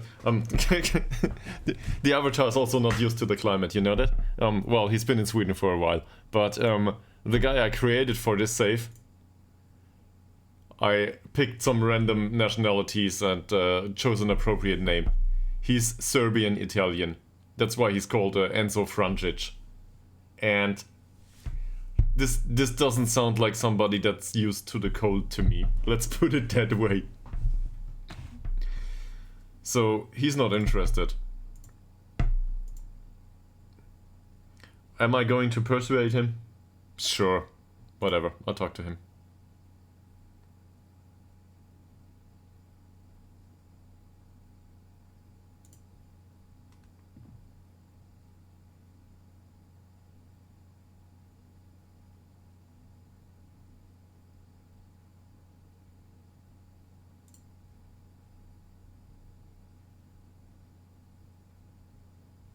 Okay, he doesn't want to join them. Well, I'm gonna debate with this anyway. Maybe they can win him over.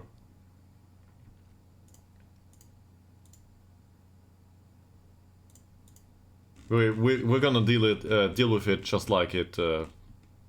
Well, we're trying to deal with it as if it would be realistic that he joins them.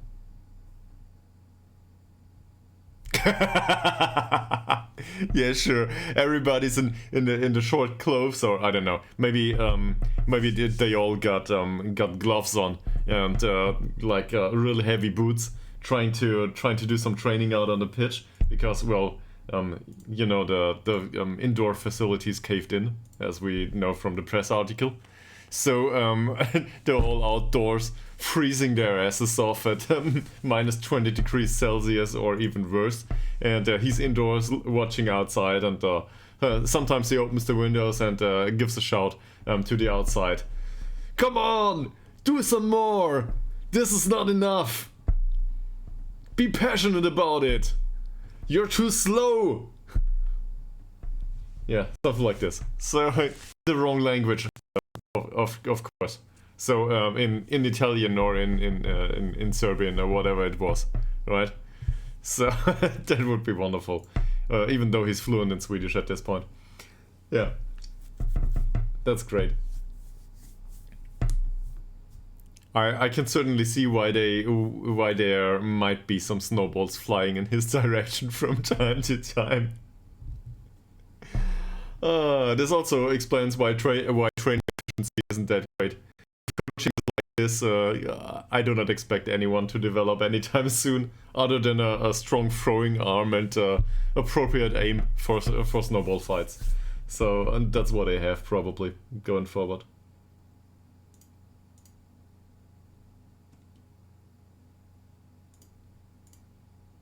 So they increased the offer. Let's go with 9.5. But I feel they did not increase by an appropriate amount.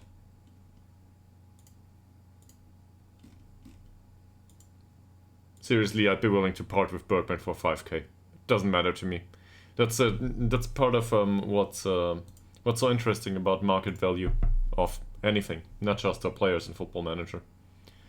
But to me, he's not that valuable. To another club, he might be really, really valuable.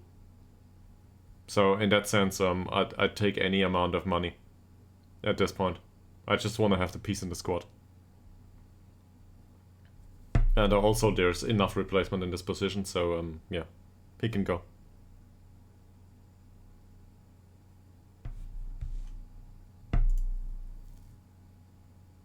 He signed for somebody else, so off the shortlist he goes. What do they pay him? 65, seriously? He wanted 120 for us. Ooh. So here's the first report of training. And the first thing we see is that Christopher Alp has trained really bad. New signing. Came back from loan. He's really not a professional guy apparently. But Ostrom does well. At least one. For some reason. Yeah, I'll go through this in detail. Hagedal did well. Westberg did well. Well, that's surprising. No boxing. I would never fight with them. Never. They fight with me. It's not me that's responsible. Liljedal. Leader for Cell here. Yeah, this is overall, this looks good. Those down there, this will not do.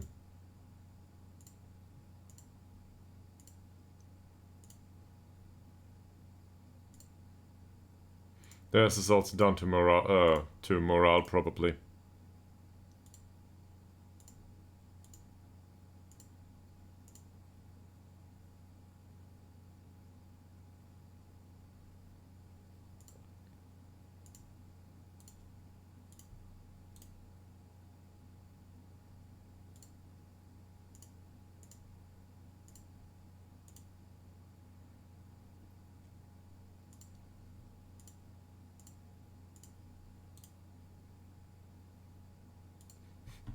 There's guys that support the riot that have not been at a club for any reasonable amount of time.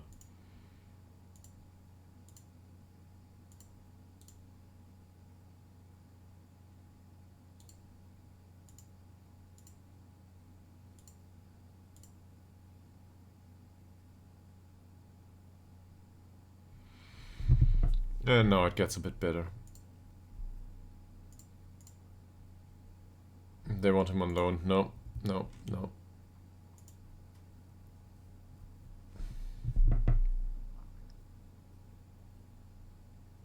I might fight the team though, if this continues like this. At some point.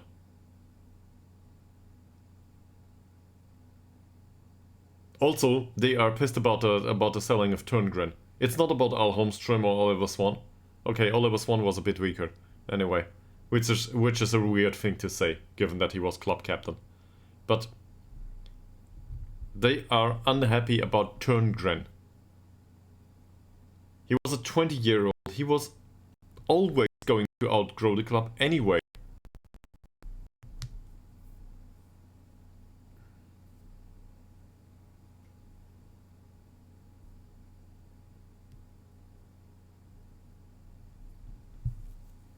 So he's not interested in that. That's a good offer though. So we'll join him. We'll try to persuade him once again.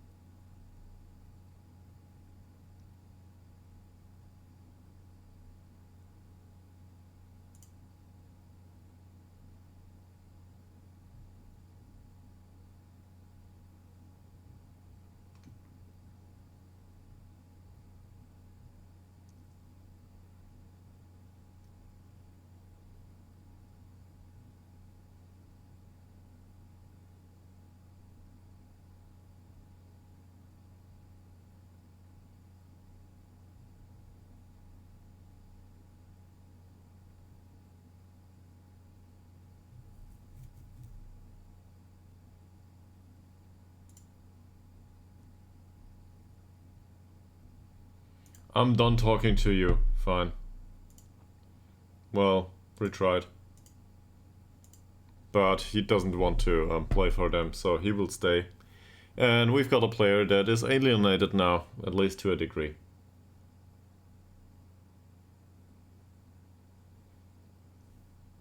Why? Well, I know why, but this is all down to the fact that I promised some stuff that I couldn't keep in the end. Because if the... well, no, not really. We would have sold Turngren anyway. At some point.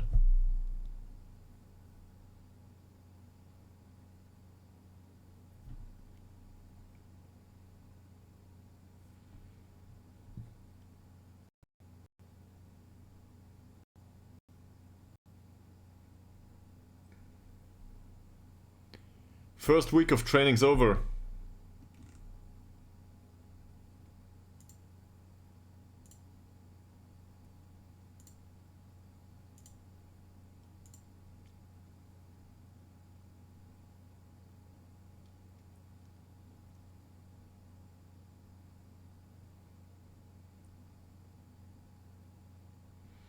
So, there's 9 players that agree with him.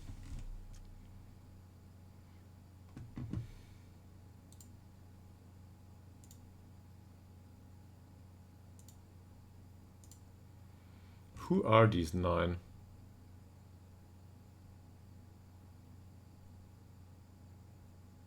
This is quite befitting, really. If I look at this, look at this. None of these. Okay, Muteba agrees with Bergman and Asarson.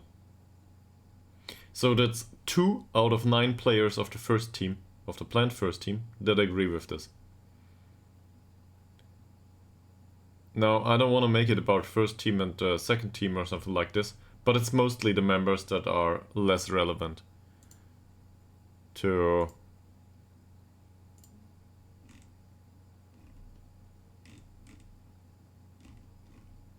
to the overall, let's say, to the overall club performance.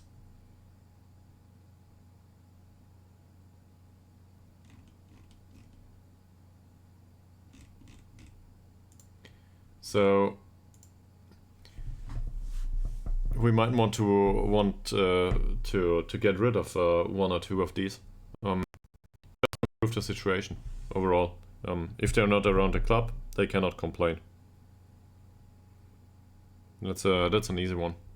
So if there's loan candidates in there that support his decision,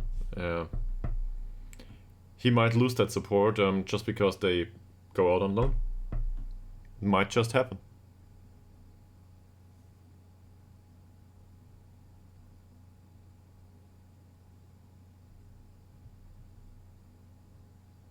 Aston Villa offered 2.5 million for Cunha. You poor sods.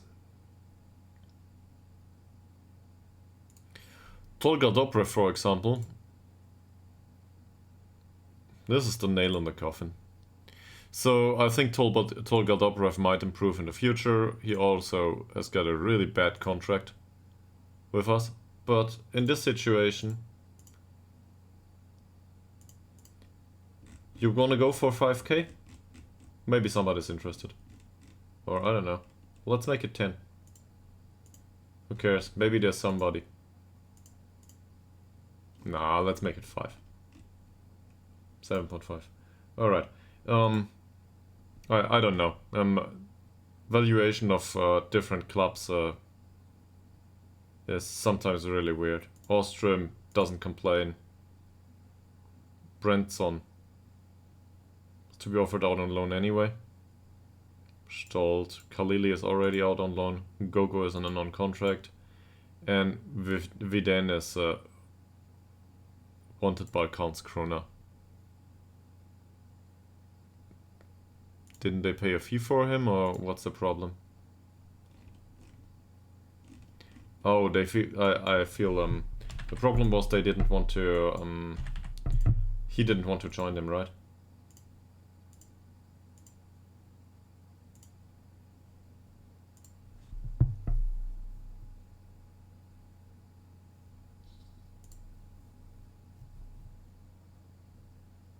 So they want to pay most of his wage, but not all of it. No, I'm gonna reject this. I want the full money.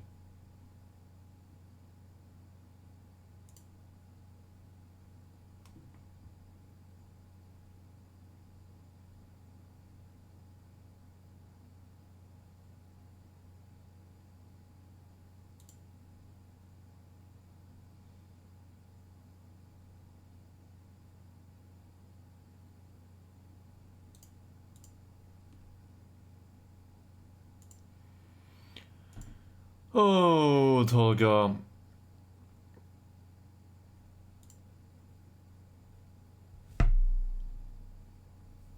Gotta earn some money.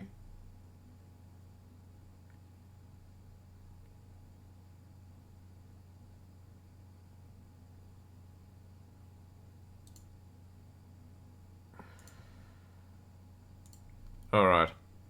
So we'll do another offer. Nobody came in for Tolga Dobrev.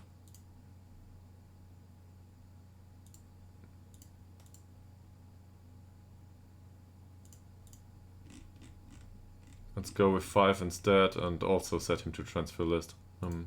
Because I really don't think we need him as a backup. And if we can make some money on him right now, I'd be willing to part with him. So let's do this. We've had him at the club for long enough and as a lone player long enough, and we shouldn't have extended his contract anyway. If we can make some money on him, that's good. That's probably where we want to go with this anyway.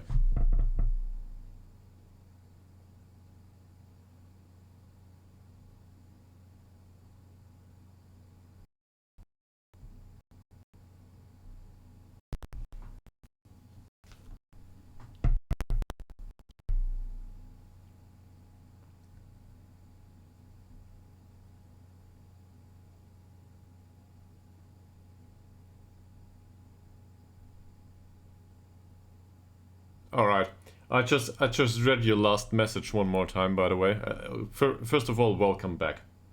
So, I'm gonna be that guy right now.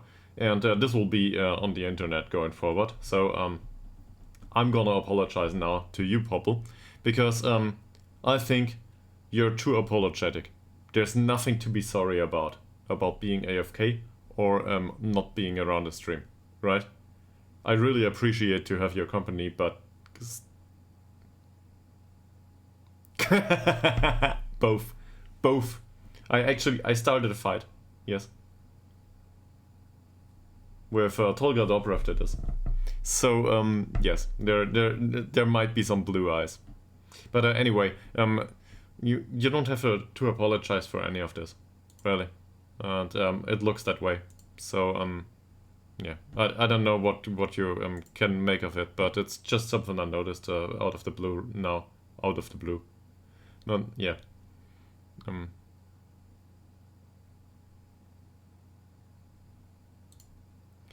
Okay, Dobrev. So we're trying to sell him for 5k. Nobody wants him. Wants him though. Well, he's wanted. On loan. Okay. Well, I can also deal with him being on loan. Give me a fee, please. Personal criticism on stream, man. I'm doing well.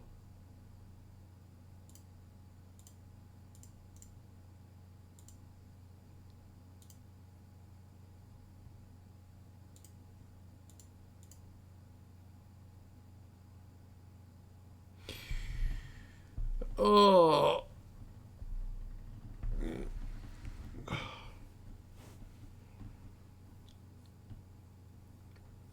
A loan offer we get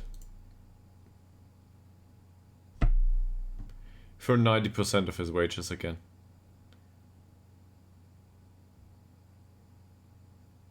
Do we accept this?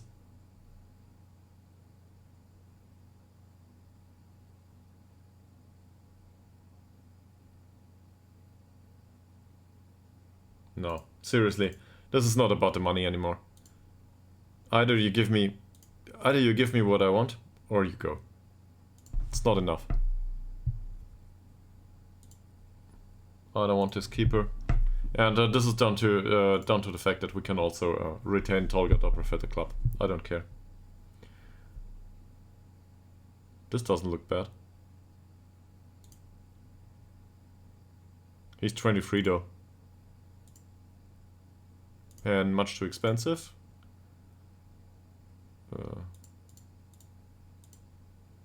Whatever. Oh, that's not that expensive actually. But I'm not gonna promise the training facility stuff. I don't want to go there anymore. But let's shortlist him. Drake.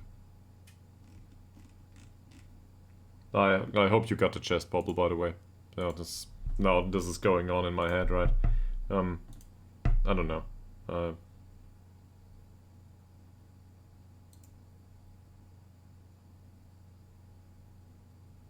It feels really Canadian to me, if I can put it like this.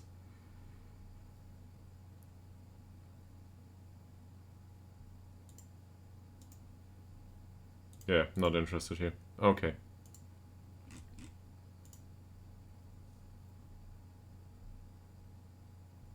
This is where I learned that our favorite viewer so far is from Canada, and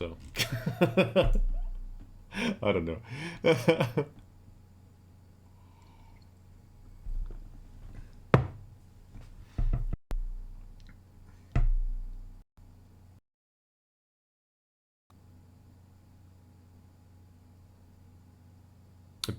The training facilities are poor. That's the worst standard there is. So I think this is it. I think that's it. And we can compare to the others actually. Look at this stuff. Do I really need to go through this? Most of it is Okay. He's really bad at it, yes. Also great training performance, man. Carlson. Who's Carlson? Apparently we have a wingback in the youth team that's called Carlson. The good thing is... Yeah, it might be, I'm not sure. Well, maybe that's the way it is, yes.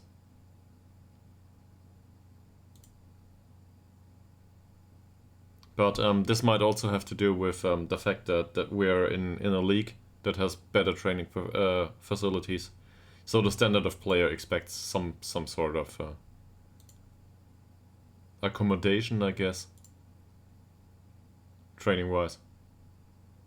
No.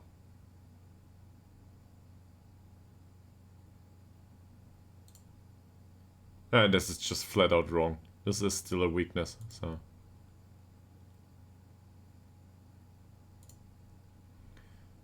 For him to stay back at all times, sure, that would be a nice trade.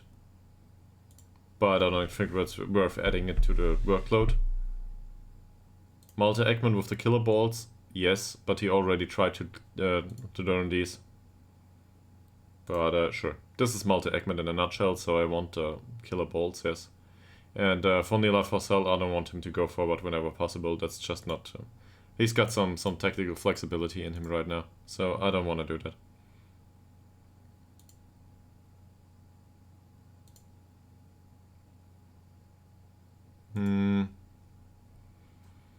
Yeah, same as wages.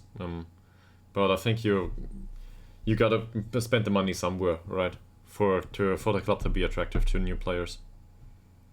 Do we want to teach Hagedal to stay back at all times? I don't think that's a bad decision. And overall, I want him to go back most of the times anyway. Set piece situations not, so... but his decision making isn't that bad. Well, we can add it to the workload. Who cares? This is pre-season. Till under. Nothing. I will not take him as a free kick taker just yet. Gustafsson. We should stop the training for him being... No. He will try to train this throughout the entire time. Doesn't matter if he needs match experience, then get him match experience.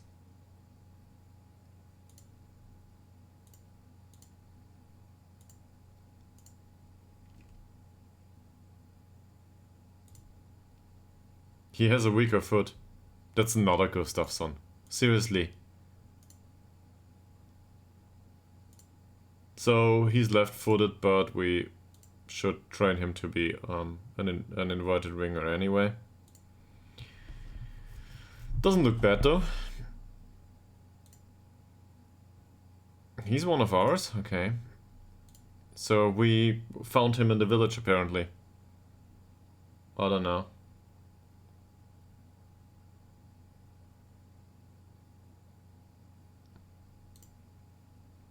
Endurance. Here we are.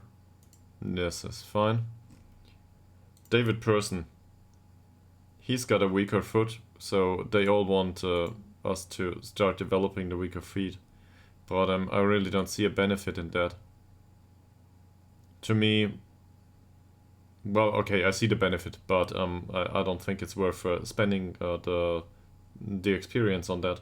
I'd rather have them spend it on attributes, so they can make it into the team. Anton Anderson. He is also brand new. Left-footed, more of a... That's not a winger. His dribbling is really bad.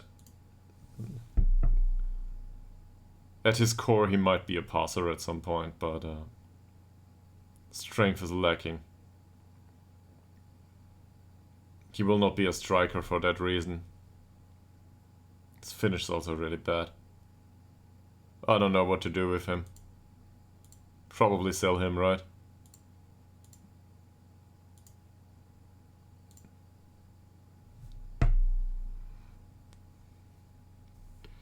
Let's go with inverted winger here. I'm not sure.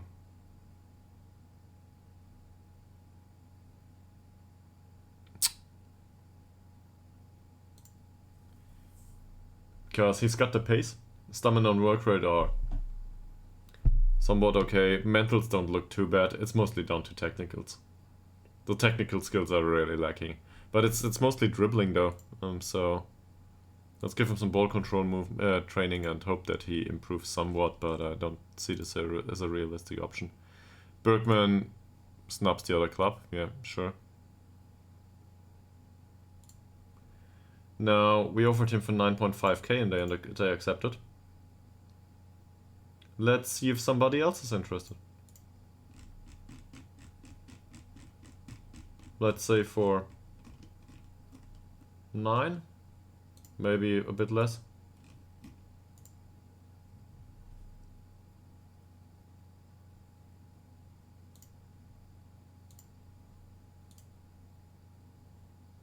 Danielsson. Our unambitious striker can now have a professional contract.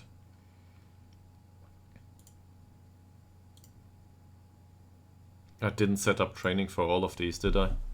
This is really bad management by me. Sorry. I don't know. Usually I do this kind of stuff. It just takes forever to do it all on stream, so... And I do not want to give it to the assistant manager. Never.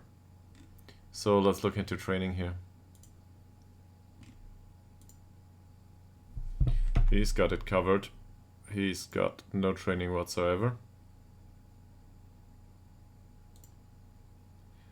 Individual training, probably technicals. Palm. This is fine. Anderson needs to learn how to play wingback as a defender though. Rest looks decent, so I don't know. Long throws maybe. Collins, box to box, yeah, this is okay. What are you? An attacking midfielder, rather flexible, not the fastest guy. Not a striker though. Yeah, to me he's what's his strong foot? Right.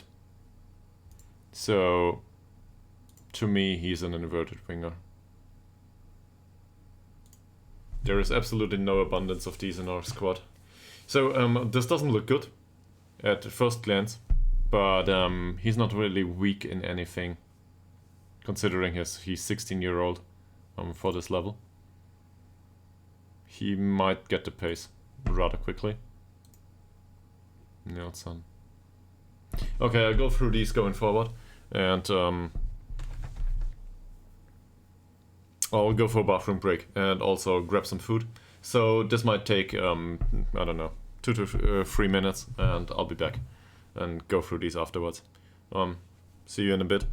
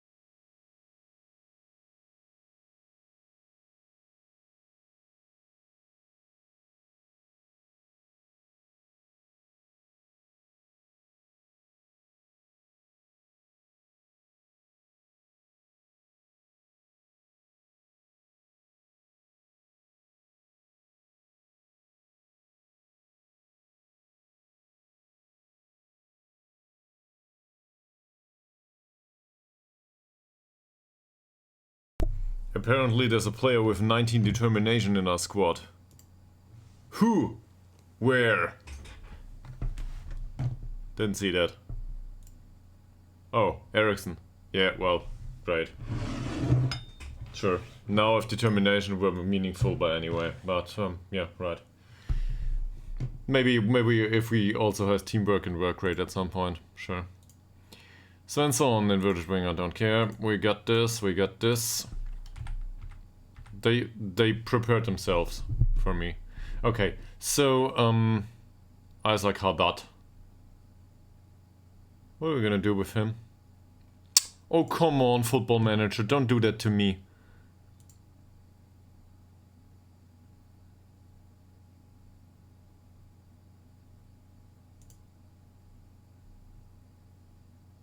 Yeah, why not? It's not like at least it's not like he's got any strengths. So Metzala probably is. Might be we can go with Metzala here. Yeah, but he doesn't have to finish. But at least he's got the acceleration and he's got a trade for it. So Metzala might be the right choice here. But he has a long way to go to be a decent Metzala. Larsson. He is whatever. Right-footed player on the wing. Cool. We are seriously lacking those. Definitely.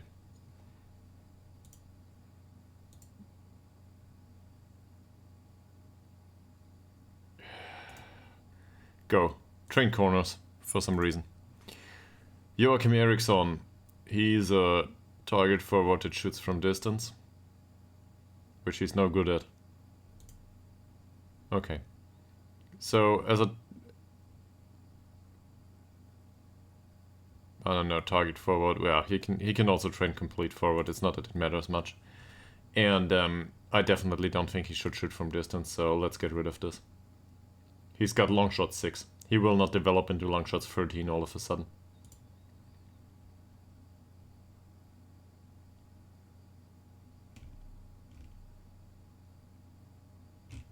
Where is it?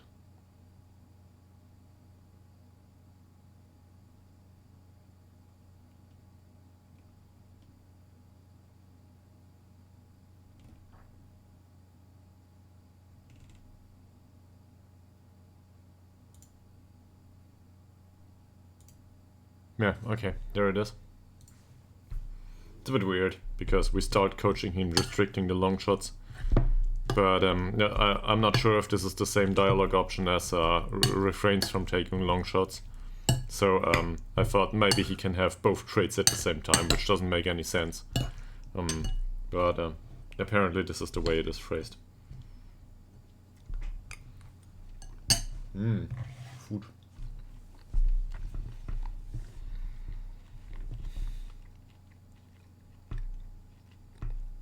So, for Persson, he's more a defensive-minded player. We might see him as some sort of a playmaker going forward. But for the time being, box-to-box is fine. Berlin, same. Matthias Nilsson. Well, we'll try to shape him into a central defender. Is this really where we are? Or did it just get resorted?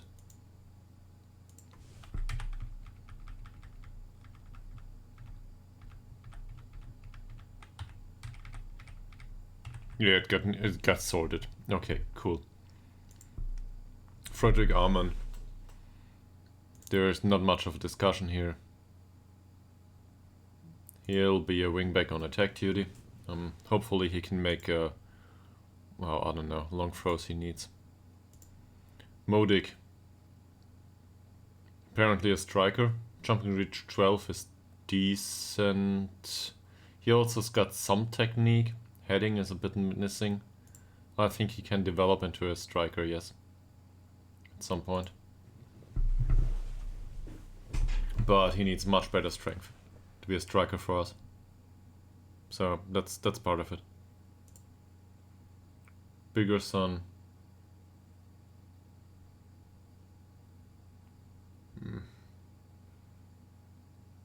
I'd rather try him as a central defender. I'm not sure.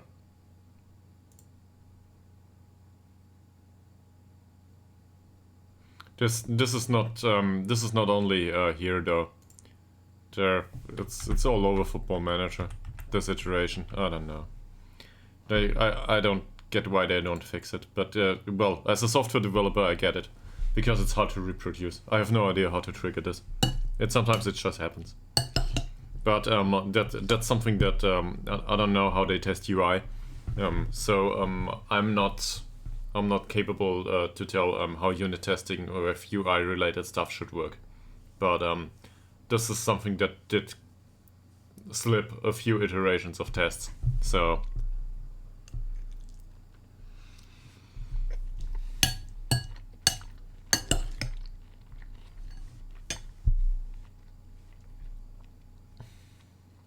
I don't know his strong foot. Anderson. No, he's casual.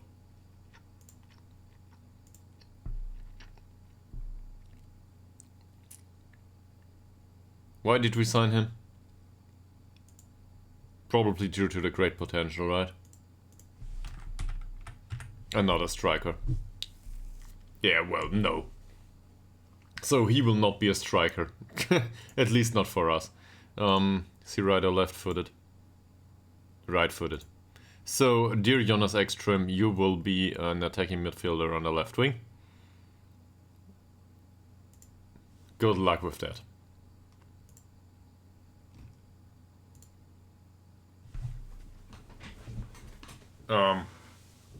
I'm not in Britain, right?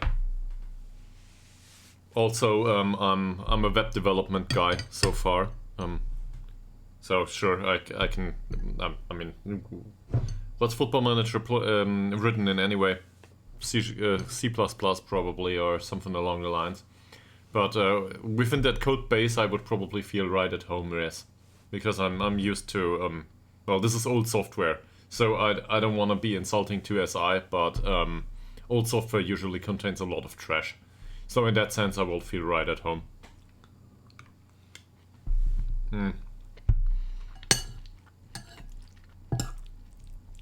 On the other hand, I mean, I would need to work remotely, which is not a problem. Okay, I'm searching for C developers. Yeah, okay. So I'm not fluent in C. I think you adapt to that kind of stuff in half a year. Also, 5 years ago, I would probably have been a bit more defensive about it, but these days, not so much. I'm more of a PHP developer. And yeah, a few years ago, PHP was a really bad, programming language, but they turned it around a lot. Like, they did really good overall. So the current PHP is a really strong, I would say, a less chaotic language than compared to the one it was 5 years ago, and also very object oriented. So in that sense, it's a good language, and it has, well, the basis is C, right? So in that sense, I could probably adapt to that, because I'm aware of some of the stuff that happens in C, but I'm not like close to hardware developer or something, right? But yes, I could have a look into that at some point, sure.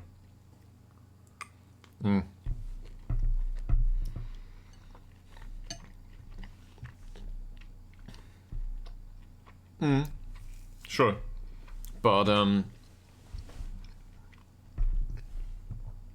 I would need to work remotely, 100%. I'm not gonna go to Britain anytime soon. I would need to sit here and do it just right here.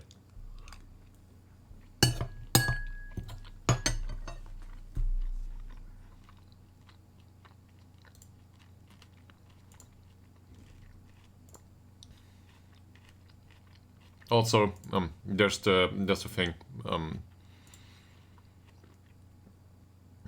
It's not like I don't enjoy developing software, but I see myself more as somebody that's let's say in contact with management to a certain degree.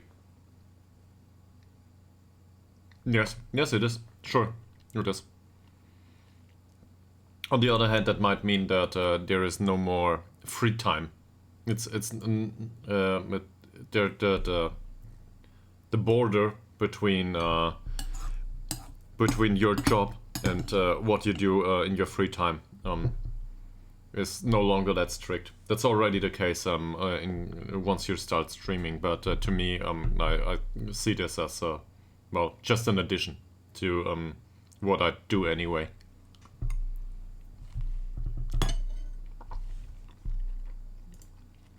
This training's bad.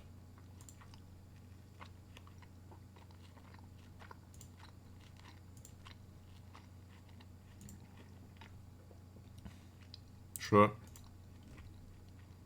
Okay. They will all try to be box-to-box midfielders going forward. I don't care anymore. Central defender, apparently. Sure. And then there's Bengtsson. He's... What are you? He's left-footed only. Yeah, we signed him recently. Sure.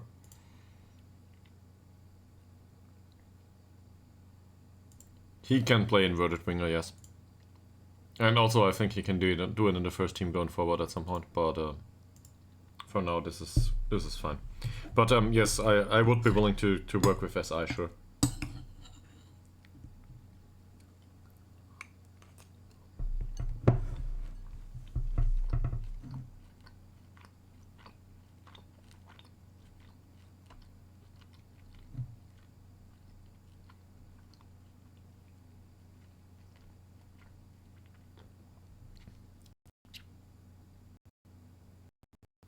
What's a very defensive philosophy?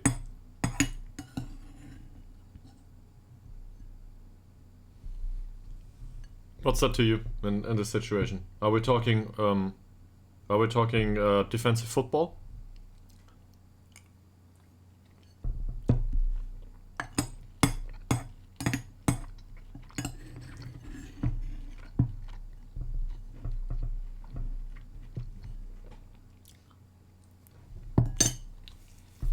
So, in other words,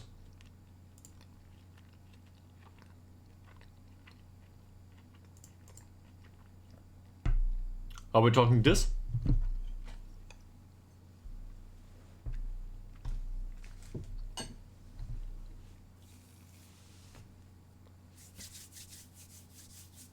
Because this doesn't state that you have to play a defensive tactic, right? You can do this with overload. Nobody cares. As long as you don't give away many shots and don't concede many. Doesn't matter. You can do this with overload or attacking or positive if you want to. Keeping the opponent away from the goal is a viable defensive tactic. This just means that you do not have to, you cannot concede that many and that you cannot give away that many shots. So in that sense, yes, I would go for that job. Because if this is the difference, you can always make it work. But you gotta deal with the lapses in defense, obviously.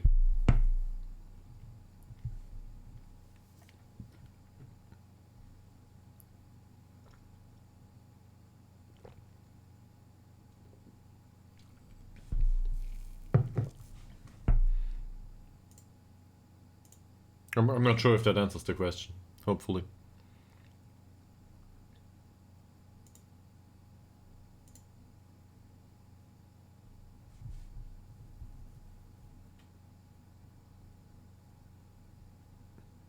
I do that right now. I do that right now. Because I'm not too fond of possession based football. I'd rather have a direct pass from deep midfield, and I really like pace and stuff, but we do not have it in the club. So this is opposed to the or not opposed. This is not not the kind of football that I like.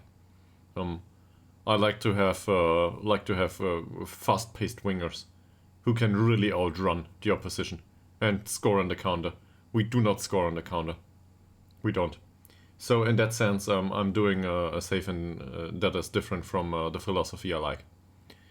And I think in a way that's healthy, to do stuff that is different from what you're used to. So yes, I would do that, but that's a personal thing. If it is no fun to you, then don't do it. If you feel like it challenges you and that is part of the fun, and you will have to adapt to something that you normally wouldn't like, that might be funny too. And this also comes down to, for example, I don't know, you like to play a 4-2-3-1. You do that every iteration of Football Manager, it always works. You find out a solution where it works with a high pressing game and pushing up high. So attacking football, whatever. If you like it that way, and all of a sudden you feel like there's a club and they want defensive football and I don't know, they got old players and whatever. So definitely stuff that does not suit your tactic. It can be a lot of fun to try something else. Is contain a philosophy that might work if you make it work? Or, I don't know, defensive football. Is this something that might work? So in that sense, to experiment with it, I think is can be a lot of fun.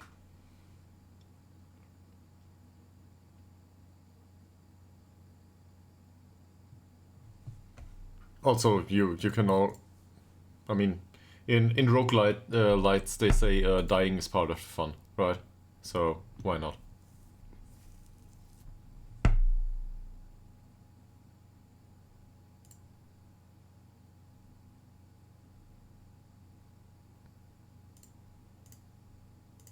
Now transfer list him.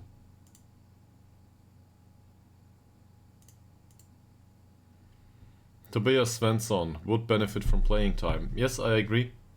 He's a perfectionist. Okay. Just signed a new contract though. Yeah. But still.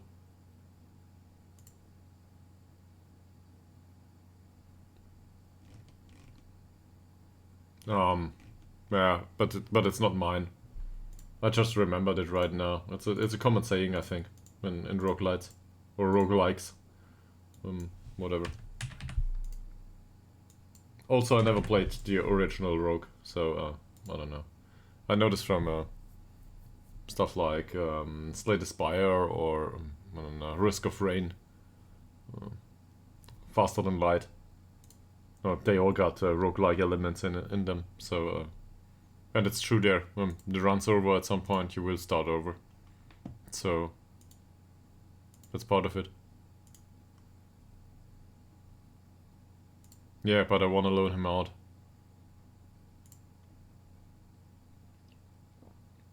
Well, that or we loan out Moreira da Silva, which is also a viable option. Do we want to loan out Moreira da Silva? He's much faster. Why not? Let's try to loan Moreira da Silva to another club. Sure. He doesn't want to be offered to other clubs. He doesn't want to go. So in that case, yeah, we will not do that. I can also recommend if you're into these types of games by accident, I can also recommend Cigarette. That's a really decent series. Cigarette 1 and 2 are this is ego shooters, but ego shooters with magic and roguelike. It's some sort of bullet hell shooter. I would have never imagined that I liked these, and I like them a lot. These are really great. And for some good reason, I've not been that bad at them. But well, I'm really a bad player overall with shooters. I'm old, so this doesn't. I'm not that fast anymore.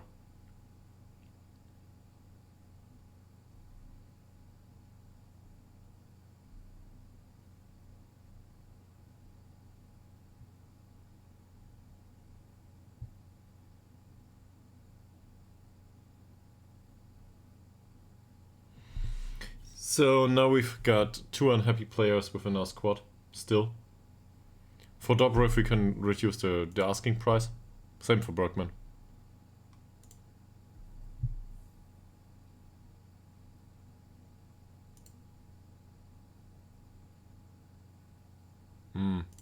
Barely. The user interface sometimes is faster than me. He doesn't want to train. Oh, okay. Well...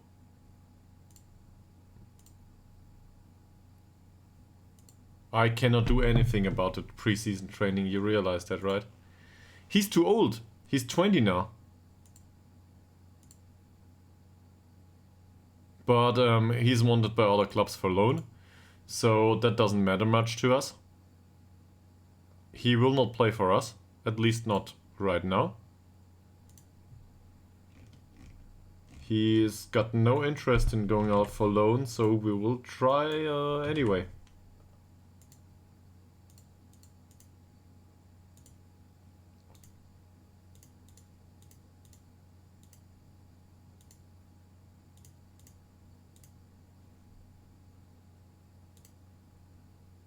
But let's get him to the senior squad. He's older than 19.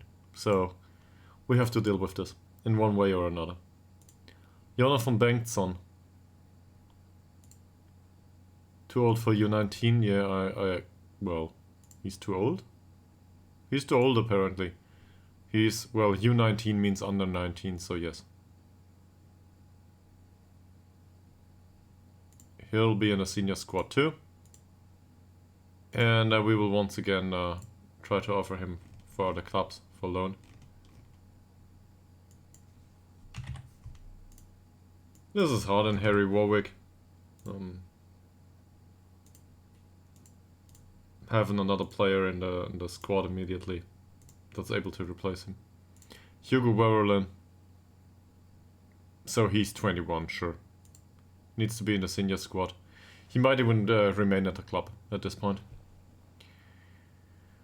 But there's interest in him for loan. He might accept it going forward. I'm not sure. Let me have a look. But this will probably contain the manager at this point, if any. Where's it? Club info. History. No, it's not here. We're favored personnel. Okay, so no legends, no icons. There's favored personnel. And favored personnel contains the manager and for some reason some guy named Isaac Al Holmstrom. You know that one?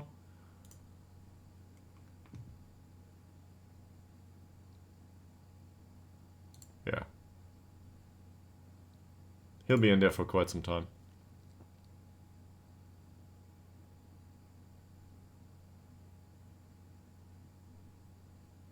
They don't want to pay his wages. No. They are willing to pay his wage, but nothing else. Same here. Fringe player in both cases. Okay. I'll accept this because we really just signed him to make money on him.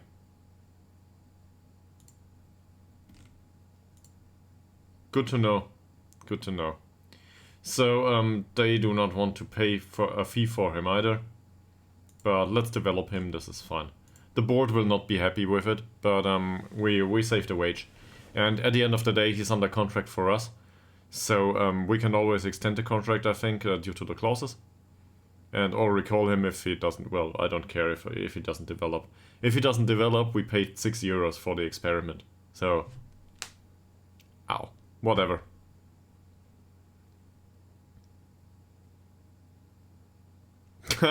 Yeah, maybe. But being legend of the club, I think there's one bad season and you immediately go out the door. So, don't know. I was kind of surprised by the chairman, to be honest, in this season, that he didn't push for mid-table. There was an option to go for mid-table, or well, avoid the drop again. So it adapted to the player sales. I didn't know that exists in Football Manager.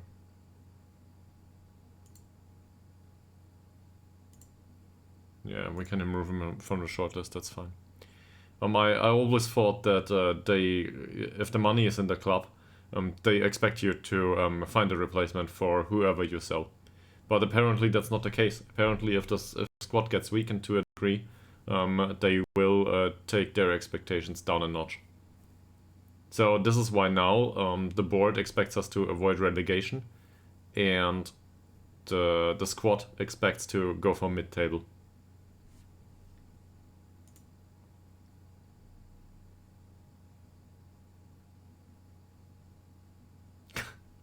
Maybe, yeah, maybe. But I don't think there's a CFO within this club.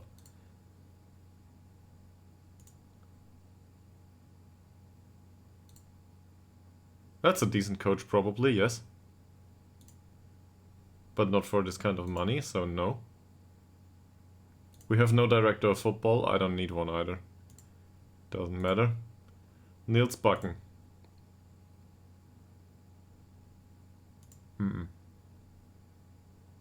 Well, okay. So Niels Bakken is what's his job? He's assistant manager at this point. Yes. He also has a contract till 2027. So yeah, we can send him on a coaching course. Why not?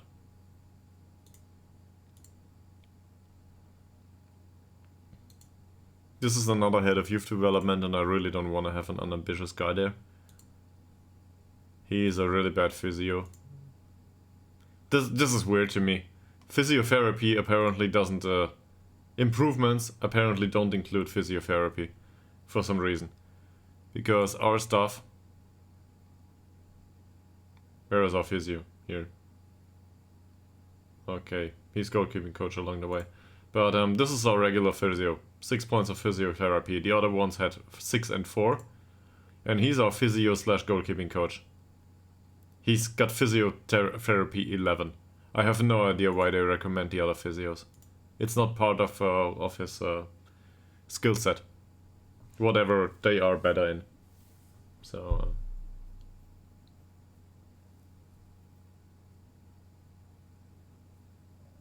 we could do with a sports scientist though.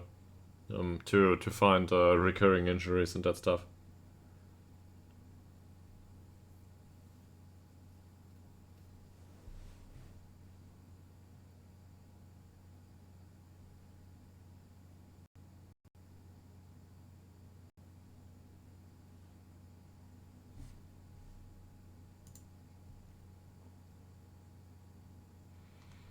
Marius Niels Bakken has started the coaching course now. Oh no. Well, we just threw away 1.39k. But anyway. No, he might improve as a coach, yes. By the way, nobody complained about the goalkeeping coaching, or the standard of it so far. That's weird.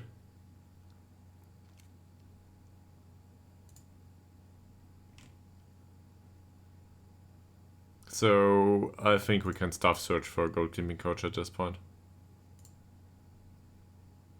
We need one, right? And we also need a fitness coach.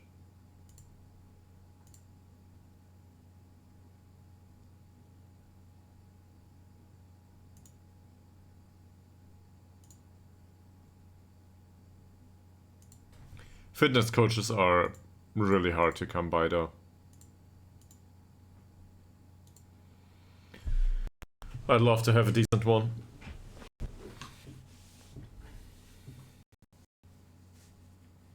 But, you know, where I'm going with this. Needs to be decent and cheap along the way, so...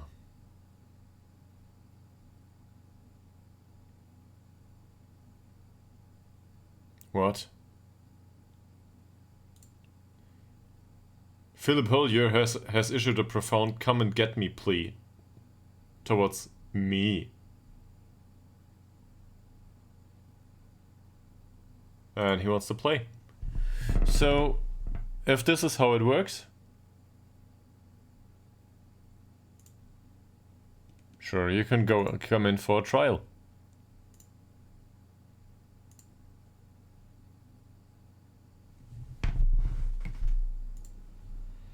I didn't consider that Christopher Alp might be really bad, personality-wise.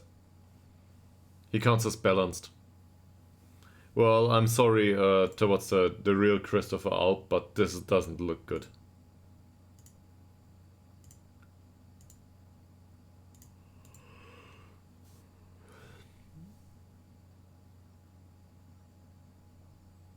The goalkeepers aren't that bad, I think. And I don't think it comes down to training that much at this point. They've got the level we expect them to have. So they accepted a trial offer. Let's have a look. Ooh, yeah, French player it is. I don't know. We'll have to look into the attribute sample. Balanced only. Good in the air though. I don't know. I don't know. He wanted to come. It's not about me.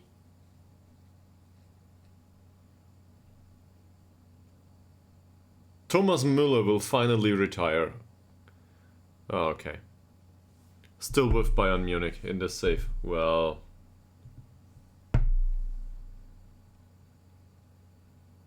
he probably has loyalty 20 at this point.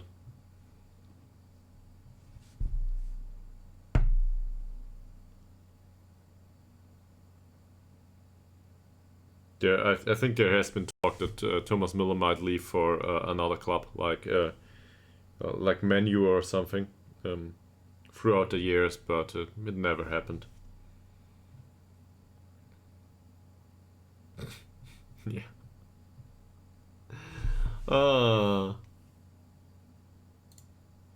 Let's have a look. How are his attributes right now? Wow, cool. Is Miller? Yeah, it exists. Like this. Man, this is a wearisome picture. Seriously? Okay. Yeah, his physicals are lacking at this point. On the other hand, this was never his, compared to other guys playing these positions, this was never his strong suit. But the mentals are, wow. He's 36 now in the save.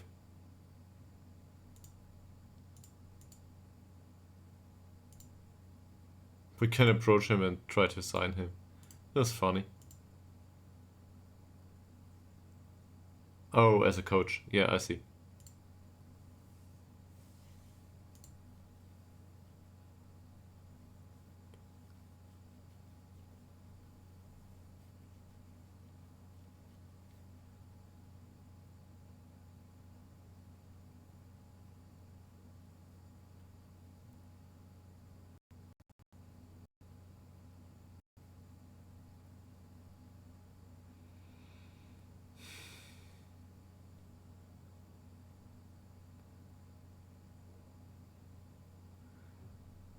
Well, I do not think that this is likely. He would need to come over and, well, in that case, he can also come over and give us his last wage check, probably, as a minor welcome gift. That will probably enable us to, well, not probably, that will enable us to build a training center from it. That's how big the gap is, I think.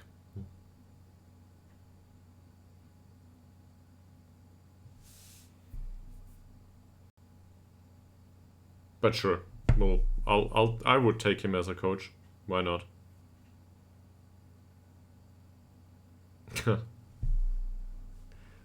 Let's have a look at Zlatan. By the way, I'm not sure if he got a job as a coach anywhere, but I seem to remember that Zlatan Ibrahimovic retired and he was a really bad coach for some reason. I have no idea why though. So maybe I got that wrong. Let's look.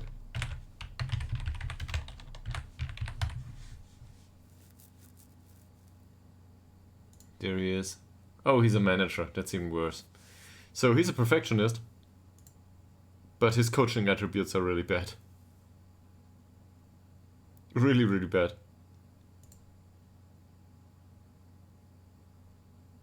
Like, no qualification to speak of. This is national C license, okay, well.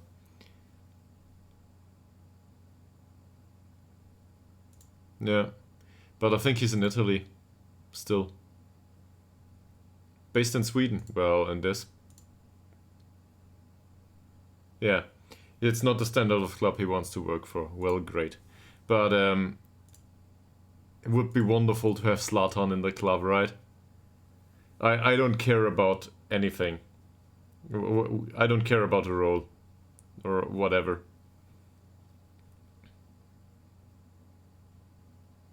For some reason there's no picture here. He's 44 right now. In this save. No, but he also brings in some scouting knowledge from Bosnia Herzegovina and Croatia. Italy we have. That's manager does this. I'd even be willing to deal with him as a director of football.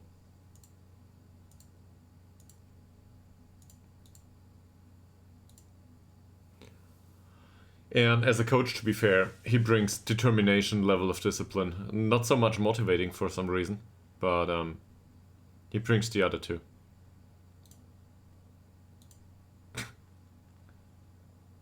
Vidin. So,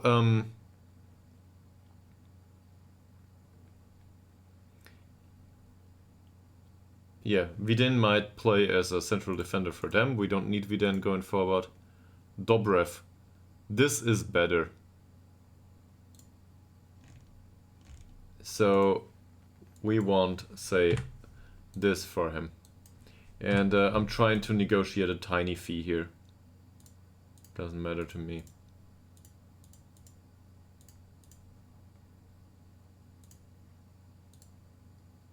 René Lundem. The head physio finished his coaching qualification. That makes him a better goalkeeping coach.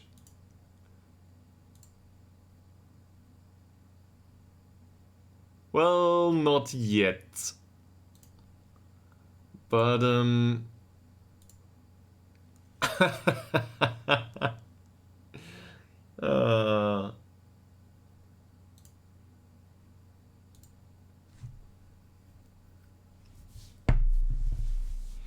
we gotta talk to Zlatan's wife. Or, I don't know. The children at this point, probably. Ytterhogdals is really pretty. Come over and go on vacation for a year. I don't know if it... Well, in the pictures I saw, it really does look pretty. Let me put it that way.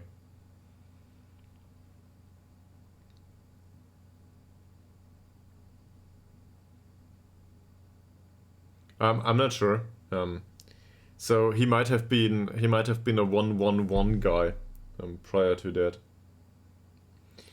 But I don't know if you know people of this kind in real life, but sometimes people have qualifications, formal qualification for stuff, and they have no idea about anything that was taught in the formal qualification.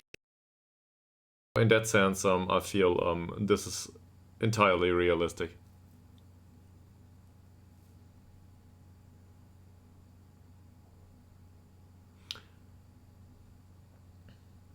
I had some fun with this the other way around. I always ask if I am entirely unqualified or if the personnel trying to assess the qualification to follow I don't know, a train of thought, I guess, and to see a bit bigger picture. Me personally, this is history. I did in Germany with one of the, what's it called? Well, in Germany it's IHK. So I did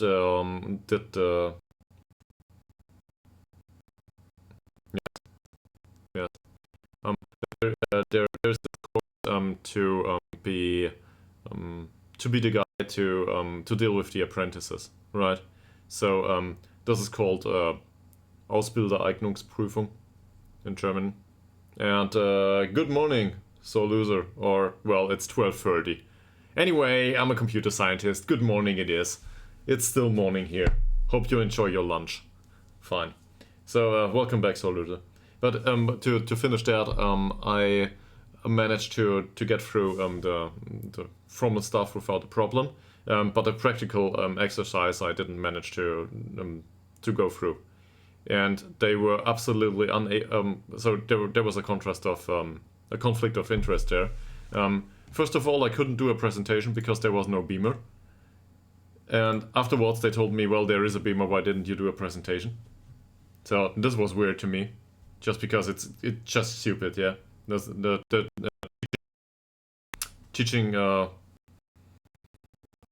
institute is not even capable to offer hardware appropriate to the scenario of the test. And this was like, I was faced with three guys. One was a baker, one was a I don't know, a butcher, and one was I don't know what. And they all sat in there with the IHK. And this was I did some practice education for a sample apprentice. So I taught him how to do SQL queries, because that's appropriate for what I would teach going forward. And to be perfectly honest about this, I did this for for the working students and for the apprentices in my old company. So it's not like I was not used to this, or I didn't comprehend overall how to do it and how to check for if they learn it and so on and so forth. And afterwards, so they threw, I didn't pass the exam, and they said it was not practical enough. They want to see something that's practical, like installing RAM or something, which is not part of the education of a software developer anyway. It's of no use to them. But if you're forced with somebody that's used to work with their hands, formal education doesn't do well. So yeah. We'll deal with without Tolga Dobrev. Yes, I know. I already realized. No, I will not do that. That's actually a serious issue, though. My eyes aren't that great right now, so I prefer a bit more of light. And I've been in dark rooms for the last 15 years. I lived in a basement in the last 15 years, so I'd rather have more light in here. That's something that's also annoying to me with the screens here. So they are turned up to 11 with lighting wise, but it's still, I have difficulties seeing some stuff sometimes. That sounds way worse than it is, but yeah. Yeah, that's related to the story, right? So I didn't do the test a second time. It's not like I'm not inclined to teach apprentices going forward, but I also reflected on the matter in entirety and realized that for a software developer, I don't know what the English name is for it, but it's really hard to get all the knowledge you need to be a software developer within 3 years. It's barely doable in a bachelor's degree, and they have basic understanding of math and that stuff. In the apprenticeship, there's a lot that goes that gets swept under the rug. So at the end, you're a programmer. You're not a software developer, and I want to work with software developers, not with programmers, because these days there's not that many jobs in software development where you can just, I don't know, do what someone else tells you to do, even if it's stupid. That's not a job as a software developer. You gotta make decisions every day, hard ones, and you need to have the appropriate know-how to do that. So that's why I didn't do it a second time, and yeah, that and a lot of work.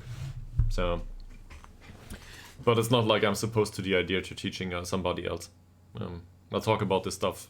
I really like software development overall, and talk about it a lot. So, yeah. My brother's also a software developer, so seems to run in the family. No, it's just the times.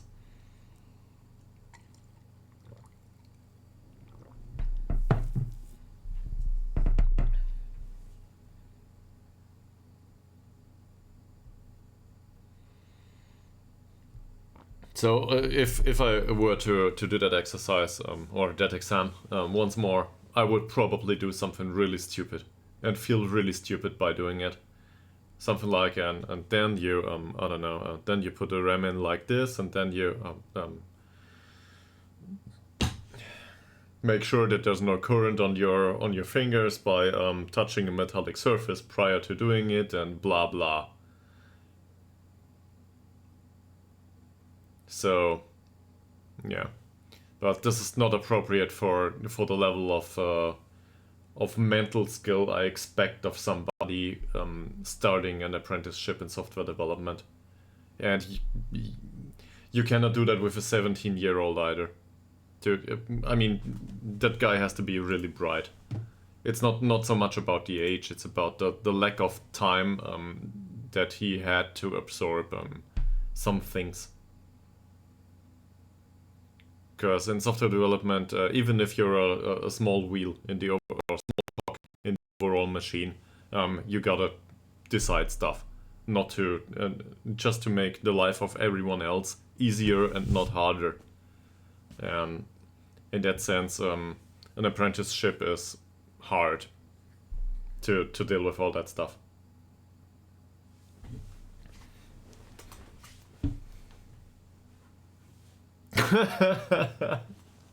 That has been a few years ago. So it only bothers me from well, there's 2 points of view for this. So I want to be transparent about this.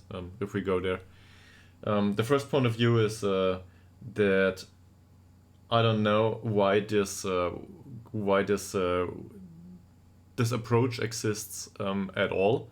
Because an apprenticeship in software development, I feel is underqualified for the job. Even at the end of it, even in the best of cases, there's a lack of qualification as a software developer after the apprentice finishes his apprenticeship. That's the first thing. But this might be explained with political motivations. You wanna give young apprentices with no educational background that is up to the standard for a software developer the chance to develop into that direction, even if they don't have it. So there's some motivation there. I can see that. And the other thing is just reflection on myself and what happened in my life. So from that perspective, I think this is something that bothers me because I'm trying to find the error within myself. What did I do wrong? Did I not learn enough for the exercise? Should I have prepared something else? Yes, sure. But there's also part of me that knows that I couldn't have known prior to that who I was faced with and how their prior judgment to what they expected, what their expectations were. So in that sense, this is a lot of thought for something that's just random to a degree. And my Ytterhogdals self will probably not impress anyone. Maybe some random people on the internet who I am very appreciative of, but also preseason is really boring. You notice that? So, what's new in your life? At this point, it's just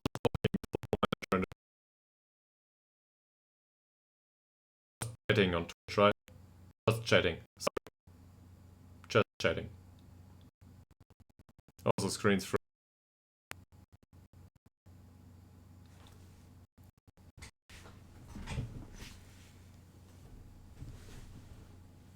Now it's back.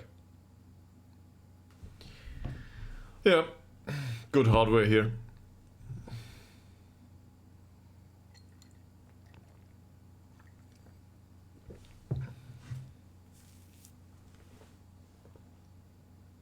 Somebody joins us. Some guy named Hennel. I don't know who that is. Probably. Oh, that might be an English player. Because the season ends, or the transfer window opens over there at this point. I'm not sure if this is how it works, but yeah, might be. Simon Carlson. Fairly loyal defensive midfielder. We have a defensive midfielder, and I do not want to pay you. And you have really great taste in wages. As a... Oh. Now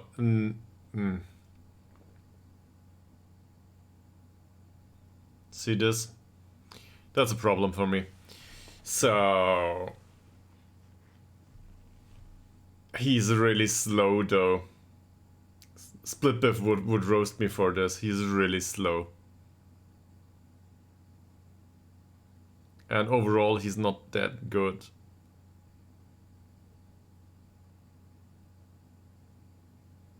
Should be better now though, right? Yeah, this is the CPU. I'm sorry. But does it work now?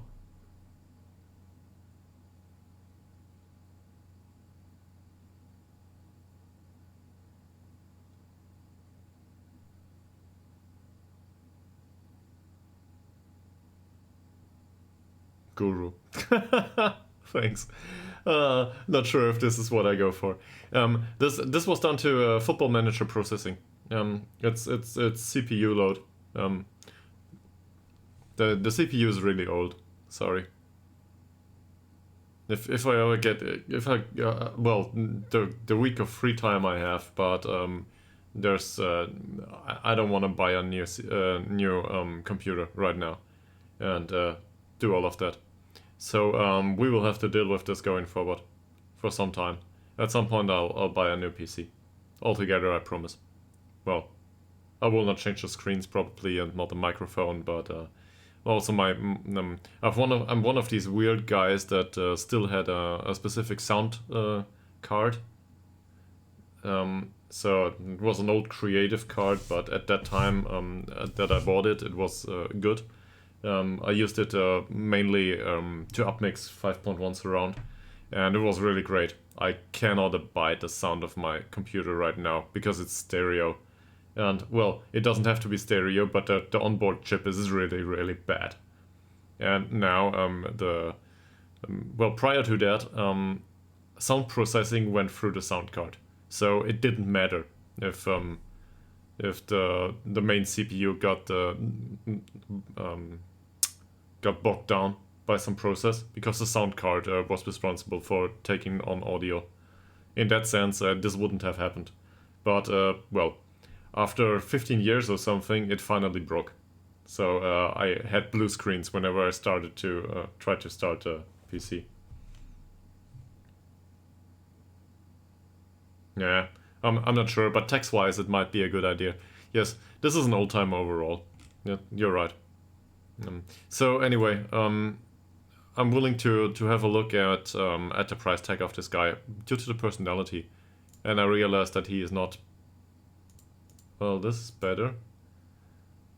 I would try to employ him as a regular starter though. No, that's too expensive. Sorry, man. But I'm willing to go with him at some point to teach the others. Resolute is a good personality. This is not for me. So, no. Borstam. Alexander Alp. Not really interested. Edwin Johansson. He seems rather young, but this is a traditional winger. I don't want him. I don't know where the scouting updates come from though. That's something that's been bothering me. They are not allowed to scout. Well, he is not allowed to scout. Where's scouting? There. There's I didn't want to look into scouting. I went into finances. Expenditure here. Scouting. What's scouting this season so far? Here, 245 euros. They are not allowed to go out and scout. And we can clearly see that it works.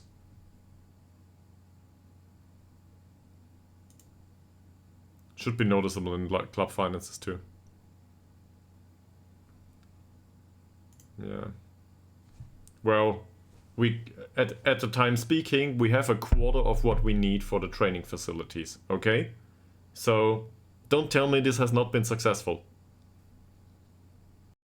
And there will be income.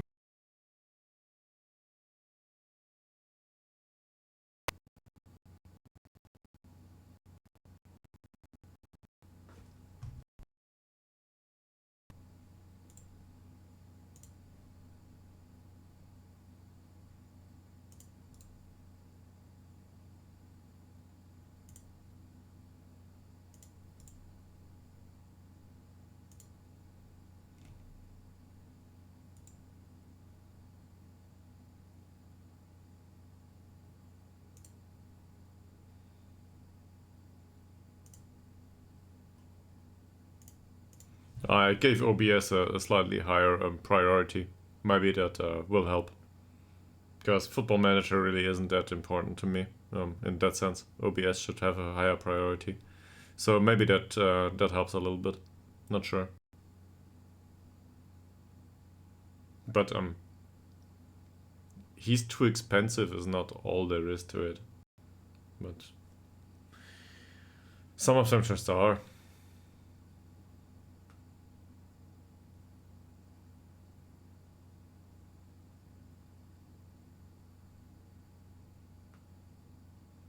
Players are too expensive, new hardware is too expensive.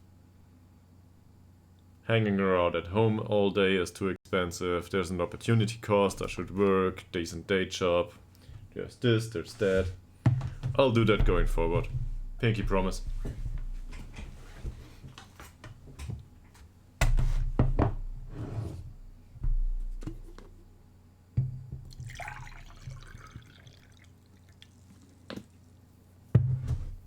This is how I present myself to the internet. Great.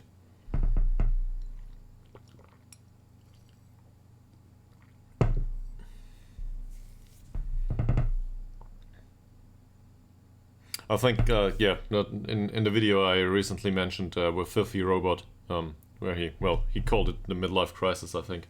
His own midlife crisis. Filthy mentioned that a lot of his skill set does not translate to any other professions. He mentioned that he did some consulting in video game development, but that's I mean that's somehow approximates testing, like product testing, to a degree. And sure, he's got a view for let's say systems in PC games.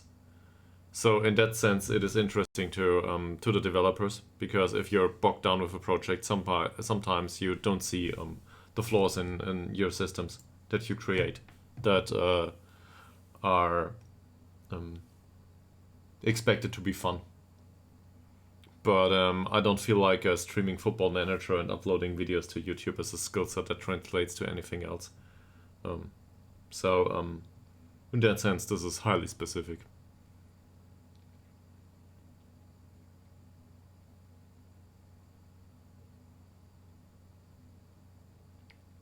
I don't know, tagging videos, and I have no idea how to write it. So I've been a bit in touch with search engine optimization, of course, but I still am not sure how to write a description for a video. I feel like search engine optimization is a very abused topic from time to time, and for YouTube videos it might matter, but yeah, nobody reads these anyway. In a way.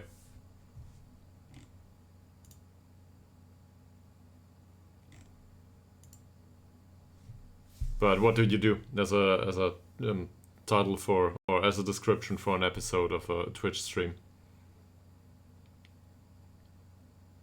This episode is XYZ with Ytterhogdals and blah blah. So yeah.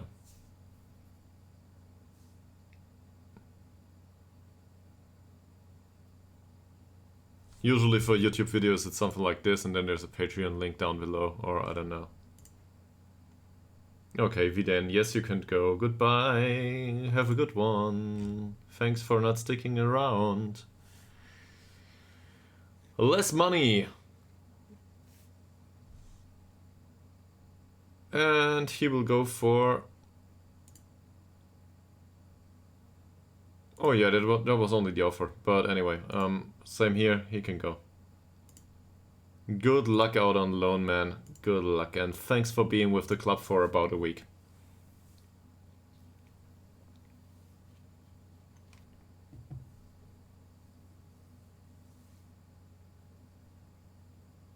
So, when did we want to check for physical improvements? Let's have a look at the schedule. Oh no, it's not a schedule. It's training. Calendar. When did preseason start? We cannot go back. Why can we not go back? Ah. Thank you, Football Manager. Anyway, I think preseason is like 3 weeks in or something. Yes, yes. I realize, so loser. So given that I follow now, you now, I saw your YouTube videos. I get them as recommendations now. But so I see it. I think your new thumbnails are much better, but overall, your channel I feel might improve with coherent look and feel. I know you're going for it. Yes. Yes. You're true. You're right. And also, all of the clickbaity stuff will probably dominate the algorithm. And if you don't want to do that, you don't want to go there. For example, let's get back to the training example. Training and Football Manager. I feel all of us are capable to contribute something to that. So,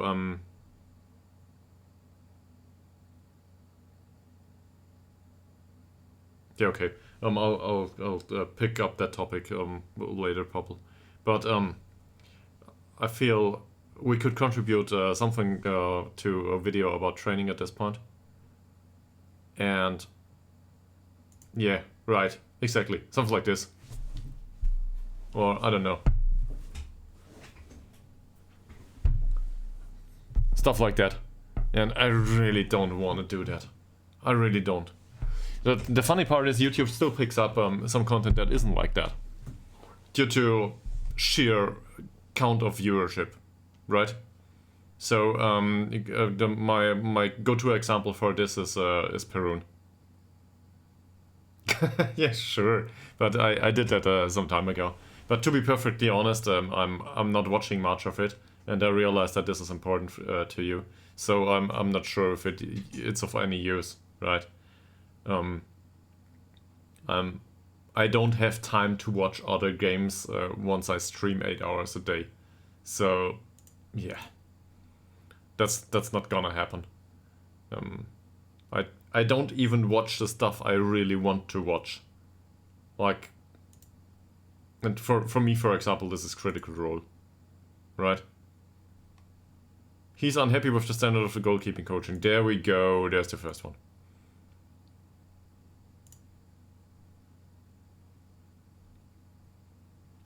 Okay. So anyway, YouTube thumbnails are something that is required to a degree, and Filthy complained about this. He doesn't do thumbnails at all, so he always gets told that he should do thumbnails, but he doesn't. He doesn't want to, and he's living on it, but barely, I'd say. So in that sense, thumbnails are not required, but they certainly help. And I feel there's a sweet spot between clickbait and blah blah blah, and then this happened with a thumbnail like, yeah, you know, with I don't know, red and yellow text. Yeah. And not doing thumbnails at all. That's the other extreme. I think there is a sweet spot for thumbnails in between, and my go-to for that is Perun. At this point, maybe with a bit more picture, but Perun does it fine. And this is I might have mentioned this earlier. Perun is a channel about defense economics, so it's really not a fun topic at all. But he's got a lot of followers due to well, political situation to the east. And this is an Australian guy. So he has a job somewhere in this general area. I don't know what it is in specific. There is not a face of him on YouTube, and he does presentations. And the first slide of his presentation is the thumbnail. So it's not like this is really creative. But the presentation is on point, so the first slide is on point, so the entire thing is on point. It works. That's yeah. You can do it that easy. And that's why I went for YouTube thumbnails with a rather neutral style. I don't want to bait people into this stuff. I think looking at a thumbnail, people know that this is Football Manager, this is a Let's Play, this is about some weird thing that's called Ytterhogdals, probably. And it's got an episode title, so this must be part of a series. That's, yeah, that's all there is to it. And there's a football stadium on it, so in case you're unable to comprehend Football Manager, you might realize that it's about football. So, that's my thought process. It doesn't bait anyone into anything. On the other hand, it visualizes the concept, I think, quite well. Even though it's a stadium in Norway. So, sorry about that. Anyway. Yeah. I could certainly improve on that, probably. But I wouldn't know where I want to improve in the thumbnail game for YouTube. And honestly, Let's Plays are not that important, not that interesting to YouTube. Especially not the kind that is 8 hours long. There's some random weird people that look at that stuff because they want to, I don't know, want to keep up the pace with the stream. But let me put it that way. If you stream for 8 hours and somebody watches 6 of it and then goes back to watch the old episodes, this person is a really committed fan. Because the days only got 24 hours and at some point these people need to sleep. So you gotta stream for shorter intervals for YouTube to have a chance. In that sense. Yes, goodbye, goodbye, goodbye.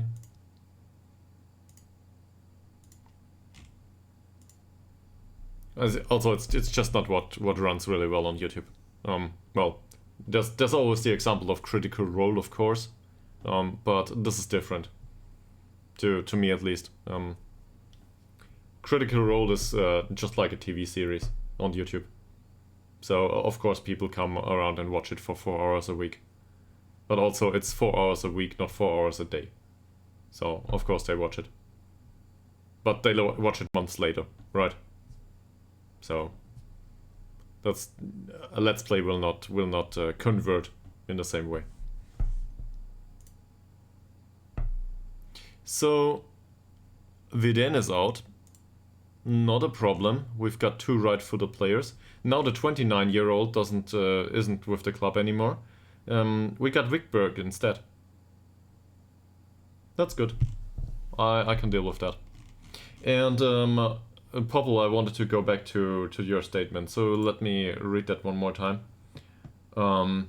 You wrote that you attended once a session about the future of work, and it was said that maybe job interviews will have less importance, and something like a YouTube channel, internet presence, social media presence are important to get a job.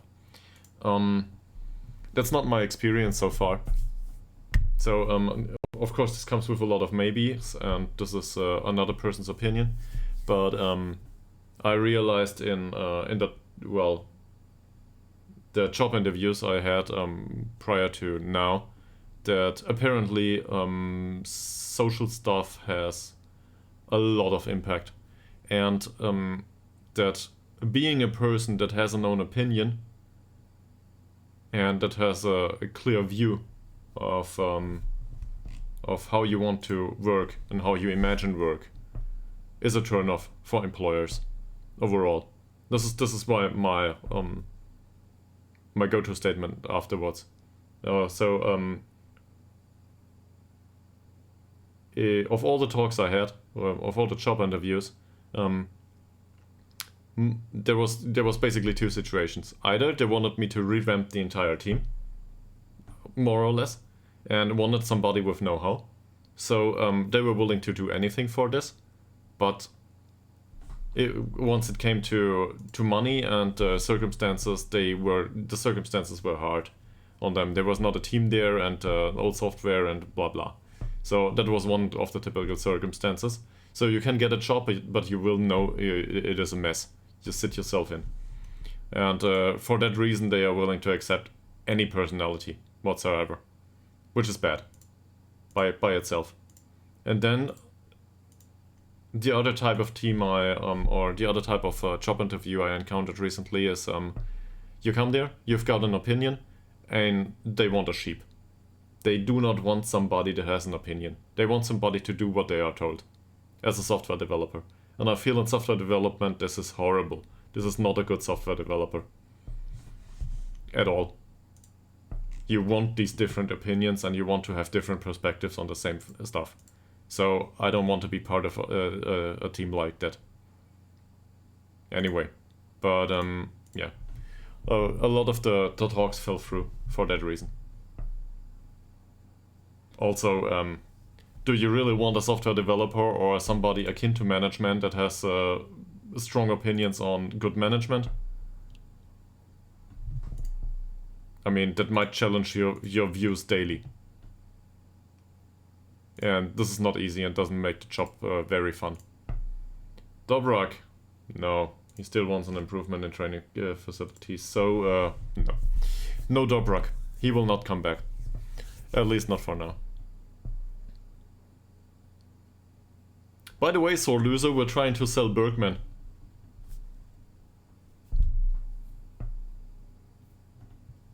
I hope you will not riot.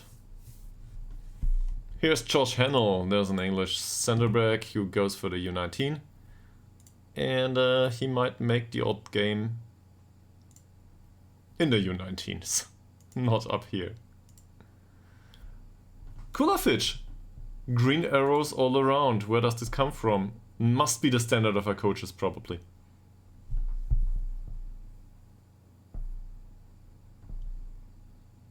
No, seriously, this is great. I like that. Ha! And about the Bergman stuff, to be perfectly fair about this, first of all, he threw a snowball at me, so he did that. But the entire team did that, so I wasn't too concerned. His snowball though contained stones, so that concerned me a little bit. And later on, it appeared that this was due to the fact that we were forced to sell Simon Turngren at the end of the season, which you might remember, the 19-year-old, back then 20-year-old. With a fairly professional personality in midfield. But Simon Turngren didn't want to stay at the club because he was unhappy that the training facilities do not get improved. And I was really not to want to keep around 3 players that are unhappy about a lack of improvement in training facilities. So I let him go for a sum of, I don't know, 15k, something like that. Might have been 18, might have been 12. Don't nail me down on that. Anyway, so it was a good deal, and the money will come in going forward. But apparently, Mr. Bergman decided that this was not good enough, and yeah, he then talked to the rest of the squad, and he convinced 13 other people. So he had a talk with me. I told him that it was due to finance. Bergman wasn't willing to accept it. So I told him to get his shit together, and well, he didn't appreciate it. And also, he thought I should that Turngren was priceless. I tend to agree with that, but anyway, it wasn't my decision at all. The board came in. Well, the chairman. There's no board. The chairman came in and decided that we will sell him for 40.5k or something. So it's not like I had a choice. I couldn't do anything about it.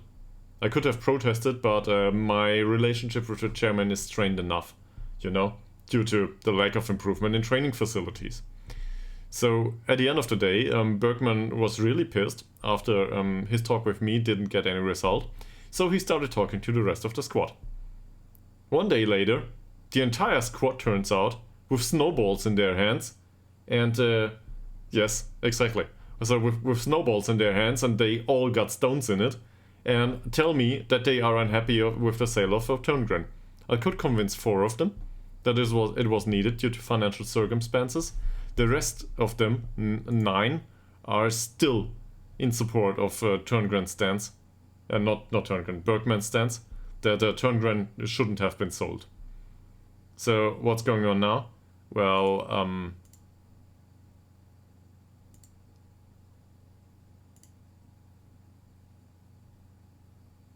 revolt. They are unhappy. And we will have to deal with it.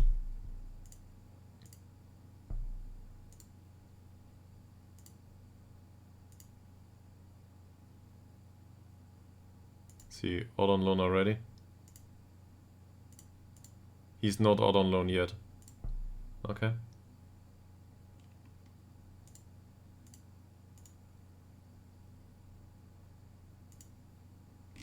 Let's offer him out for 4. Maybe he goes on a permanent basis. So now we're trying to sell excess squad members, especially those that are part of the revolt. Exactly. Yes, that's what I'm trying to do anyway. Also, this has to do with the over. We've got so many players that want to play inverted winger on the left wing, and the primary creator of the squad at this point is Ytterhogdals. He had 16 appearances and had 9 assists, and some of those were not for 90 minutes. Also, you might remember he was injured last season, so if he can make it through a season without injury, he will probably go for 20 assists going forward. So I'm really happy to support that. He's got the vision, he's got the passing, he's got the technique. He's got everything that's needed for this. So Ytterhogdals will have that spot anyway. Bergman might go. So maybe this is a symptom of him losing his first his spot in the squad. But yeah, what can you do? Anyway, I didn't get hurt. There was no physical confrontation, but that certainly told me that the squad can be very unprofessional. And I'm very happy to have gone in that direction and included some professionalism into the squad, because that might stand the squad well going forward. Wage demands are too high. Ha! Matthias Nilsson might get a professional contract at this point. I don't think so. I think we'll keep him around and whatever. Maybe somebody comes and wants him for loan, but I'm not willing to offer him out. Not yet anyway. So, yes, beer hole putsch. Cutting the head of a snake. The problem is, the head of the snake doesn't want to go. The head of the snake thinks that the other clubs are not appropriate. We had the same story with Oliver Swan.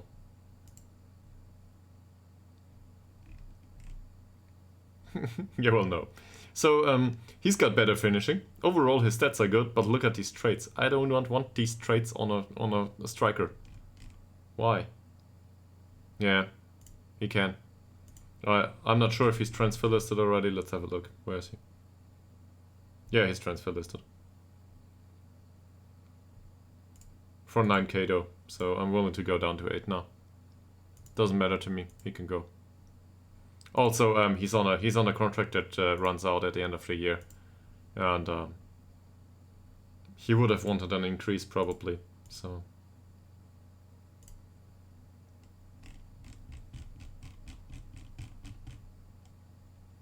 I really try to sell him at this point.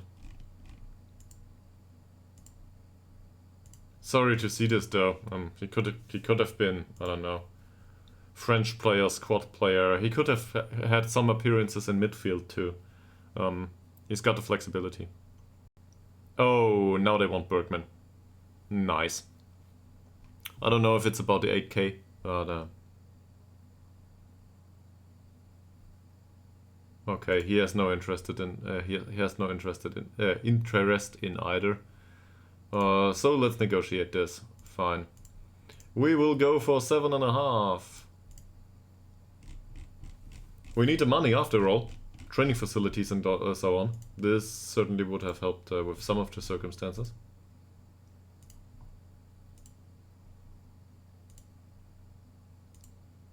But last time, well, if the player doesn't have interest in joining another club, what can you do, right?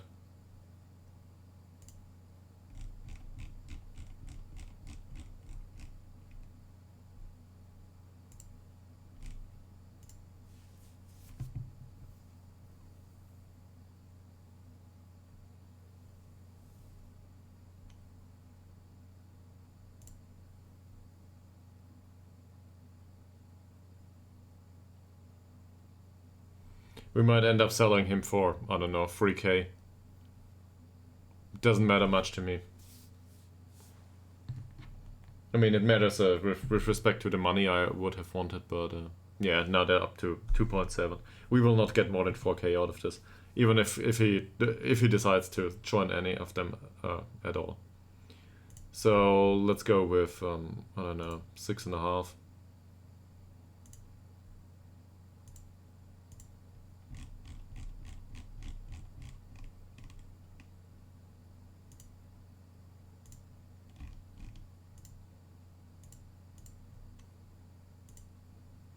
Yeah, and same here.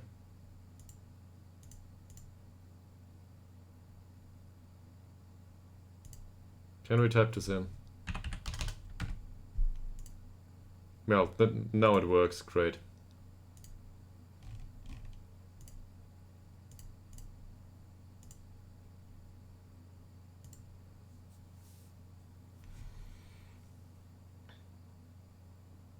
Oh, so maybe Pobble, our general training is responsible for the fact that Kulafich improved, but that's hard to differentiate now, right? I mean, he had a lot of match practice in the last few weeks, and some physical and overall training, so that might have improved. Wikström goes to Sandvikens. Well,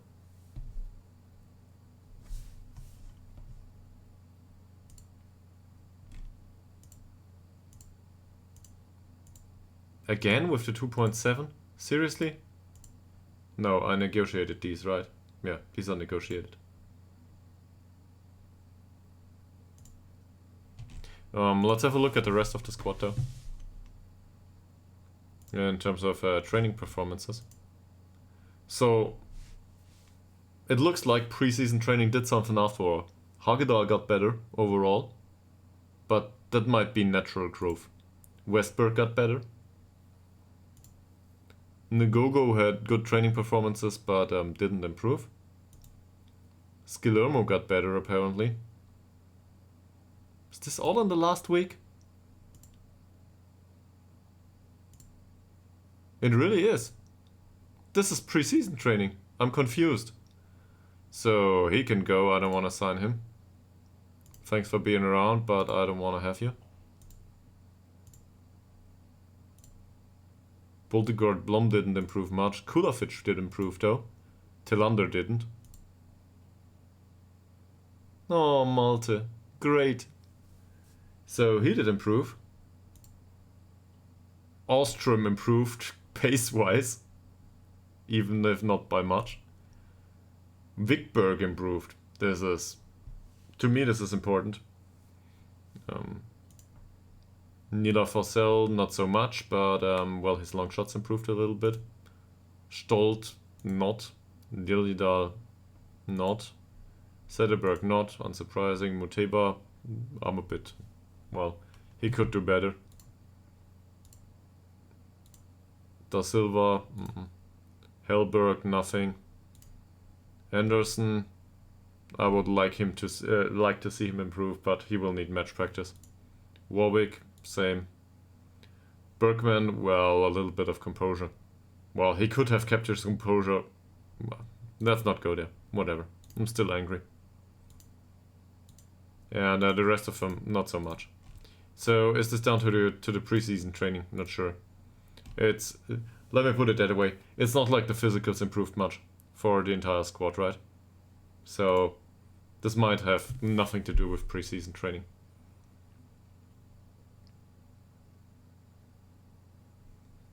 Might be, though. I don't know.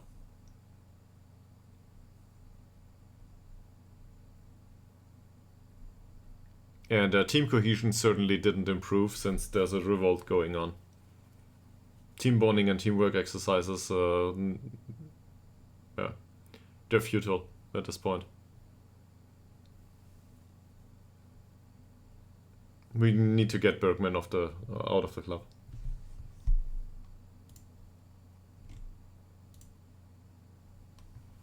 $2.9K.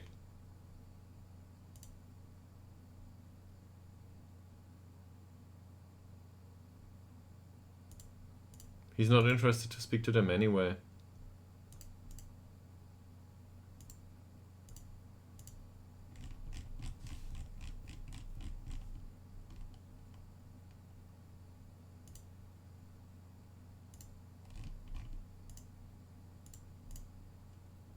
$5.5 maybe.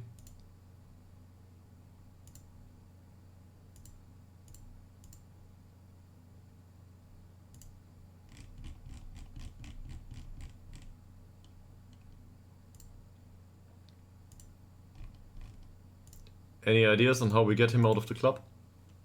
I mean, we can force him by putting him in the U19, but I want this gun done this transfer window, and I'm not sure how long it lasts. Greg Henderson, somewhat complacent. Yeah.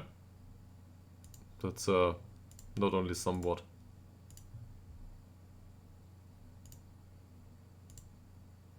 Berg. Anton Berg is unhappy with the standard of the goalkeeping coaching.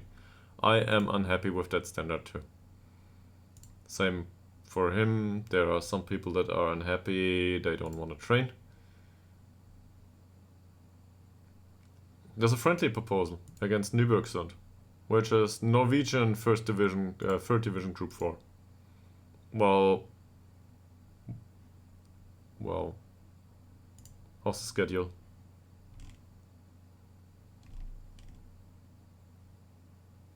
Yeah, I'll go there. I'll try, but he doesn't get persuaded.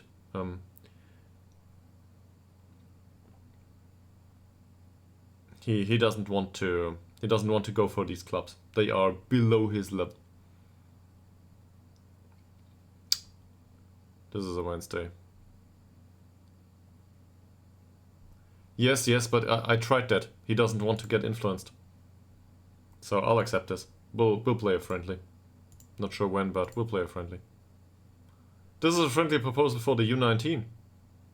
Well, why would I not do that? Sure. Same here. Cool. U19 can play 2 friendlies for the entire... Oh, no, they are in a league now, if I'm not mistaken. The U19. Yeah, that's good. That's still good. For preseason, this is okay. For the U19... Sure, let's go with this. So, let's have a look, actually. Okay, no. They're not part of a league. I thought they were part of a league. At this point. No, they are not. So they won't play any football for the remainder of the season. Doesn't matter to me. Well, they will play some football amongst themselves. Oh, I don't know. Somewhere on the field. Close to a lake, probably.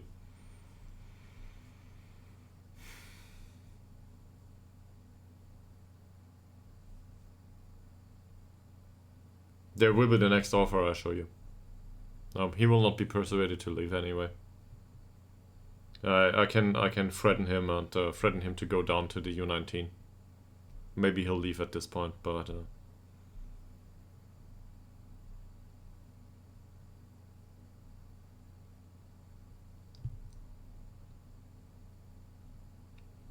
This opens up the spot for either Skillermo or Puget. So I think we will go with Puget at that point. But Skillermo might get a chance from time to time then. So he's not interested. Let's persuade him to join one of the two, I don't care.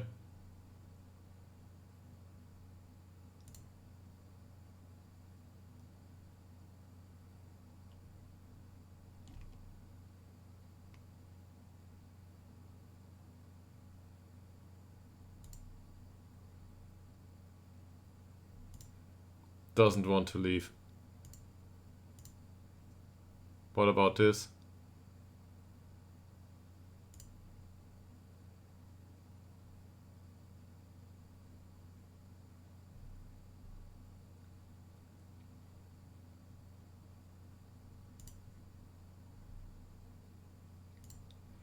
Doesn't matter to him. He doesn't want to.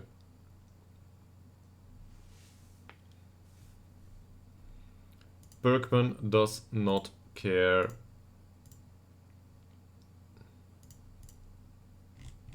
Come on, give me installments for 4.5k. And then convince him to join, please.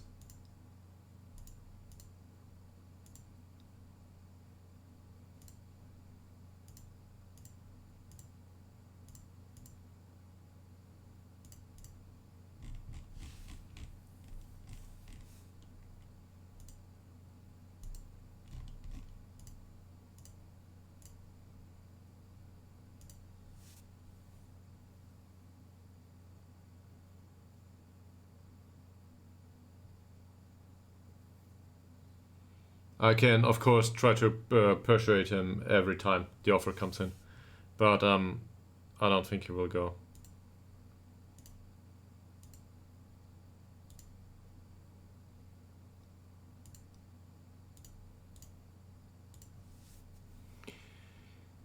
So we will need to deal with some of these things.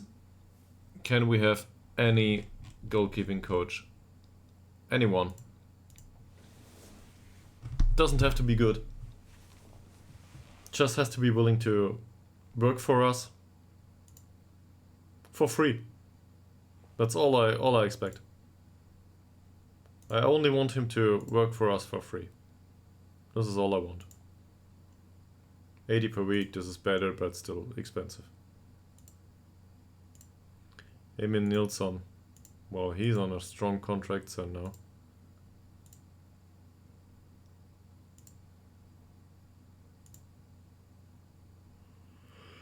$95.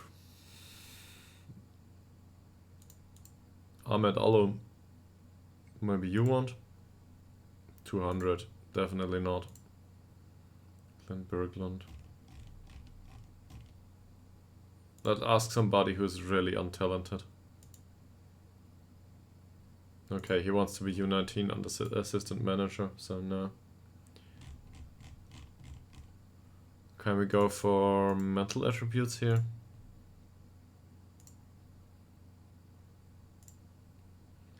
Let's pick attributes for the coach.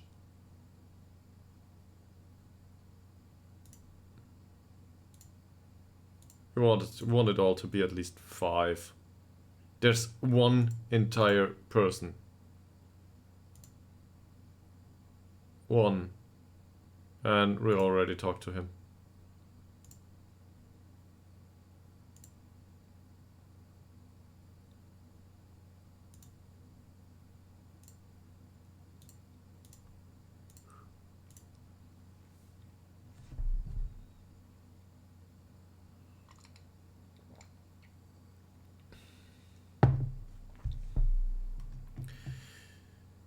Oh, man.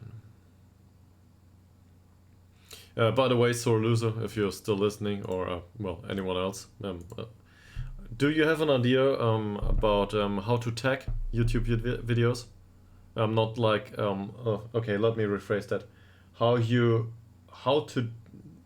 do the chapters in videos without watching them all together once more.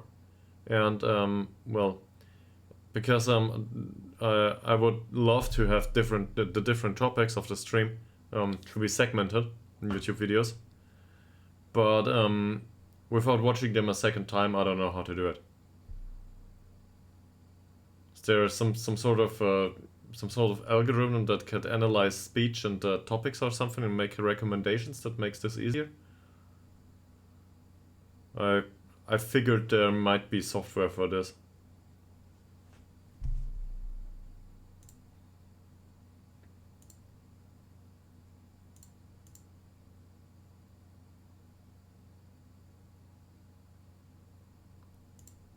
So, oh.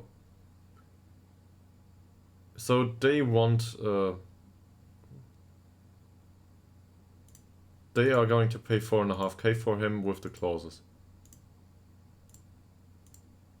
Come on, Hugo.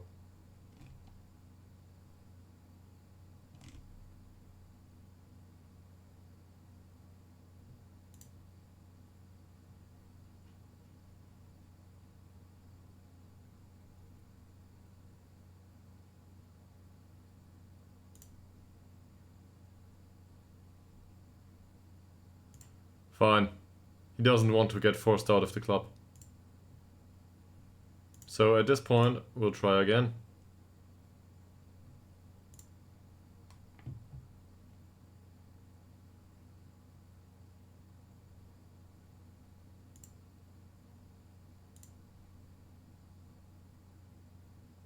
You cannot treat me like this. Yes, I can. I just did. So this is something that's really weird to me. You cannot treat me like this. I just did, so I can. You might say it's not appropriate, but I can't treat you like this.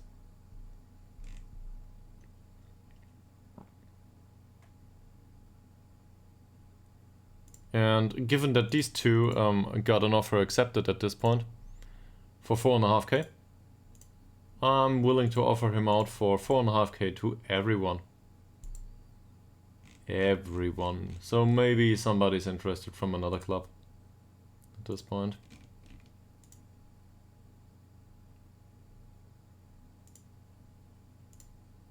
These are the requirements. This is not negotiable. Come on and get him.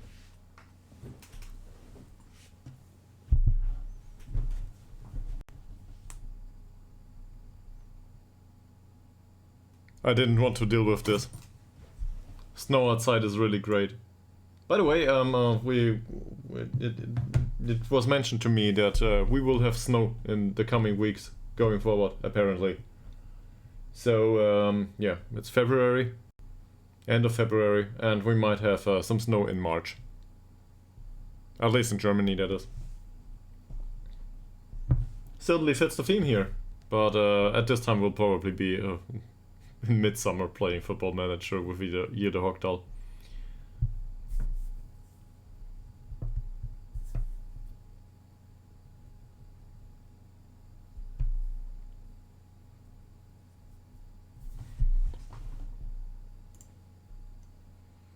That's a few goalkeeping coaches, yes.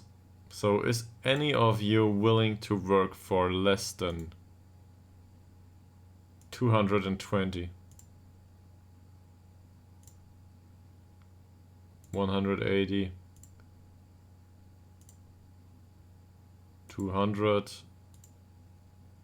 We just had to talk to him.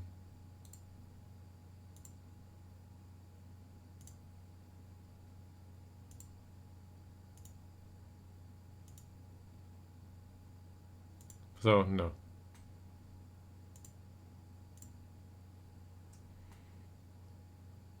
Is there another staff position that's open that we can misuse to have a goalkeeping coach once more? Sure, Director of Football and Chief Scout and Scout. Alright. Let's do it the weird way.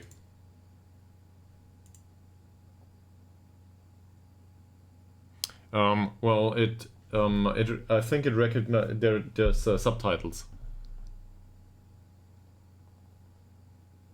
No. Well, I recorded it on Twitch, so I can download it from Twitch. And the fiber here is rather good, so it's not like it takes a long time. No, I don't record it on plate. On hard drive, but I've got the Twitch record or whatever. So I usually export that to YouTube immediately. I can download it and do stuff to it though. With some sort of software. I have no experience in that. I downloaded some solutions and but I didn't get to dabble in these things. You need some time, right, to do this stuff. So, but I could take the recording from Twitch, obviously, or I could record. I could just save it to hard drive while recording the stream. It's not like this is a big problem. I think I could try to do this. Yes, he's new, and he's really expensive. No. The solution that we want to go for is Ytterhogdals as a goalkeeping coach going forward. That's how it is.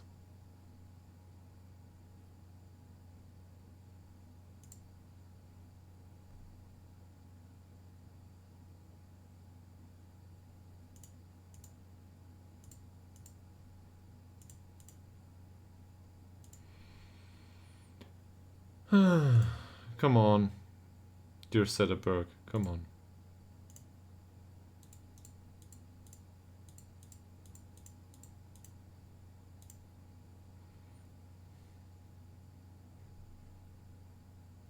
Yeah. Doesn't want to do the job. So, I mean, we will extend his contract anyway if he doesn't decline throughout the season. And if he does decline, he will probably go for the job. But I'm not sure. I downloaded AVD as a software solution. Apparently that should do the trick for most of the stream modifying stuff. But my thought process was more in line with maybe I can do a proper YouTube video at some point.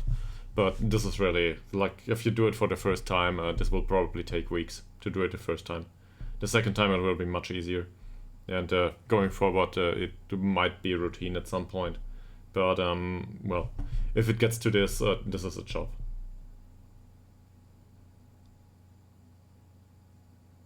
Yeah, I could do. That's a good idea. So for today, for example, I need to. So as a computer scientist, let me teach you one thing. This is very digital and absolutely not. If I look like a drunk, this is expected. As somebody that's really akin with digitalization, let me introduce you to a concept that is really hard to grasp for people that work in my environment. We will. Oh no, I cannot use this on stream. This is not a political statement. All right. This is a free pen I got. I am not affiliated with this political party. So anyway, this is an analog medium to put down notes. You might be confused because it doesn't contain a keyboard. You use this and you put down notes somewhere. Now, the thing where you put down these notes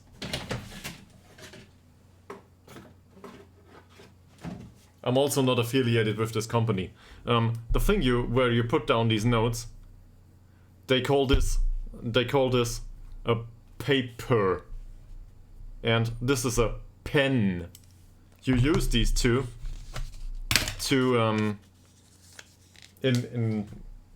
together to put down what you want to remember. So you don't need a screen, you don't need a keyboard, and you don't need a mouse. I know this is highly confusing to young people these days, but it actually works. And it's capable of doing astounding things, really. Anyway, I seem to remember that the first hour of this stream, I used to discuss the current lineup. So we can name one section intro, probably. And about 5 minutes into the stream, there is something like squat assessment. I have no idea what I did for the rest of the time. Probably waste your time and talk about some weird stuff. So yeah. Now we are 4 hours into the stream, so there's 3 hours of the stream that I need to rewatch and to find timestamps for. And maybe I will do some in the description. And do a description going forward for a YouTube video. This is my challenge for today. Maybe. Anyway, this is a great toolbox. Also, pen and paper is quite a great description for yet another hobby. That is quite useful for everybody.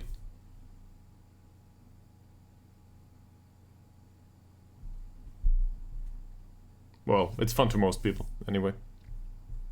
Or for some. If you like the imagination, probably not.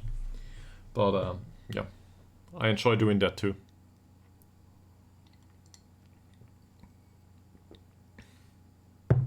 Okay, okay. Yeah, clipping...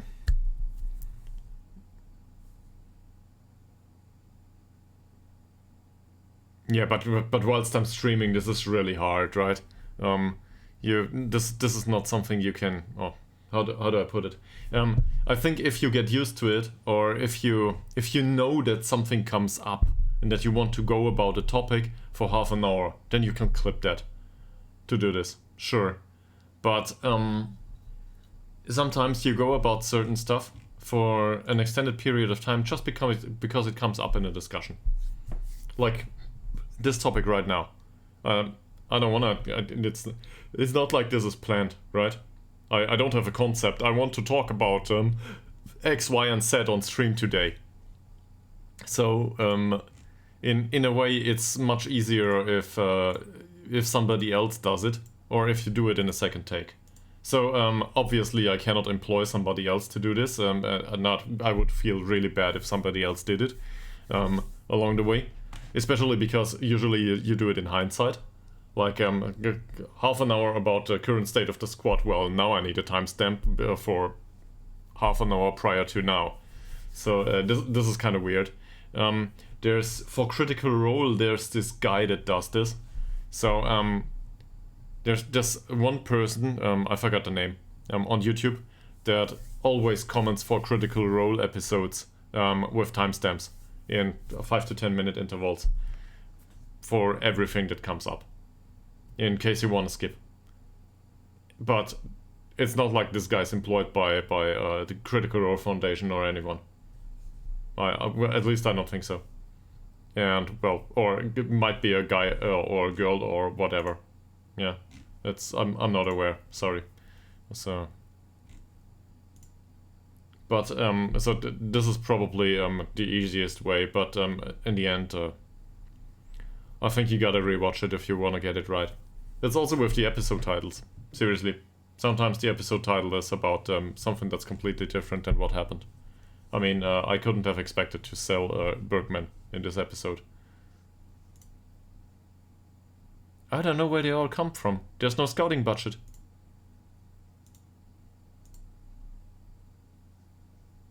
No.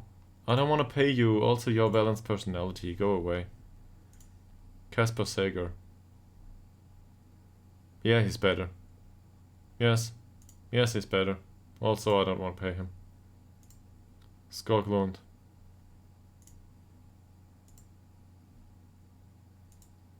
Reno Dobrak. He's available right now. Well, Reno.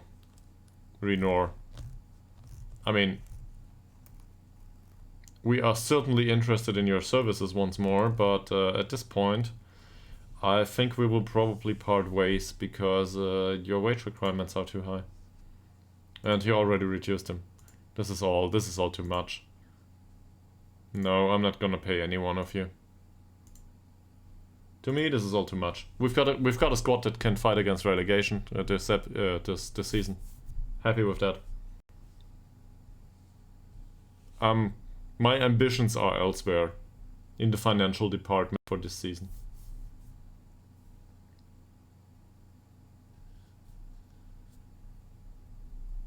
I want to make it to 160k.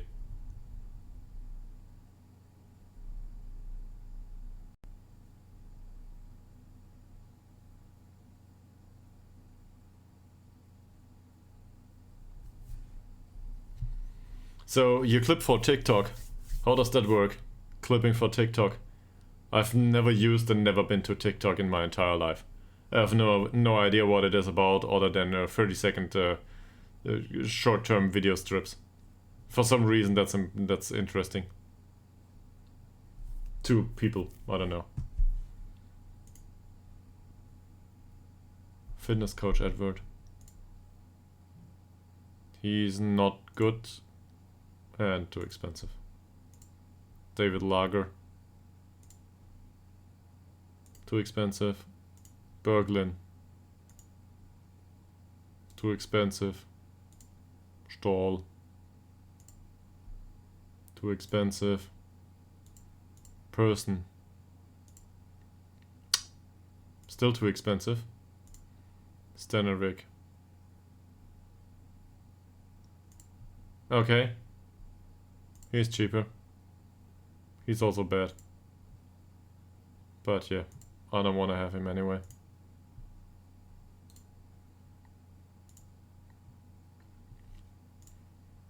So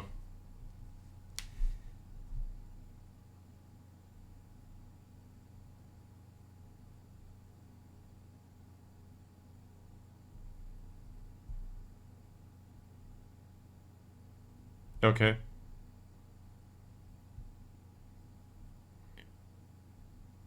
You have to wait a few days for clips. I don't know how this works. So you cannot download clips if you're not an affiliate, or if you are an affiliate, or how does this work? If once you are an affiliate, you can no longer download them immediately, or what does this mean? I'm not aware of any of this, so I'm sorry to ask these weird questions. I could probably Google that. So, well, thank you for an explanation.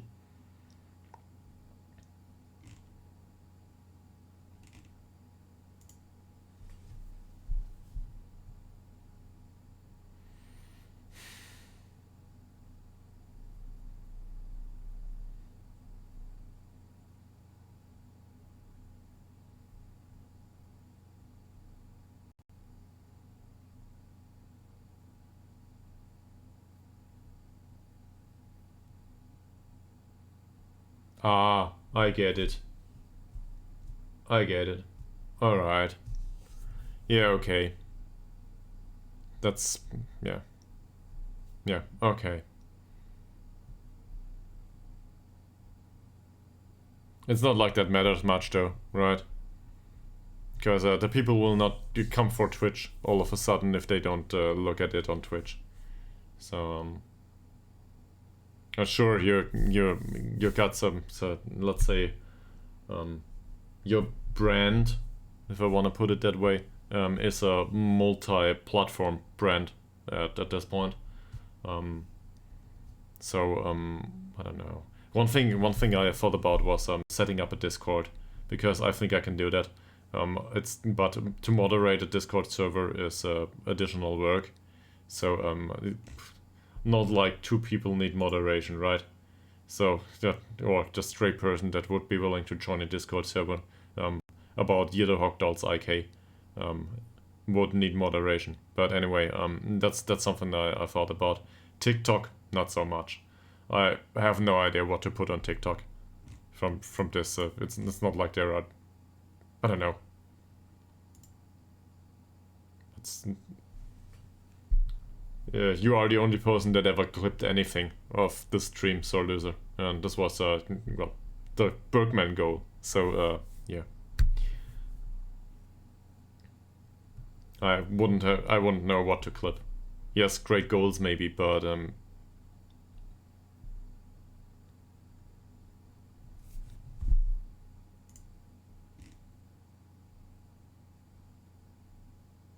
doesn't want to leave?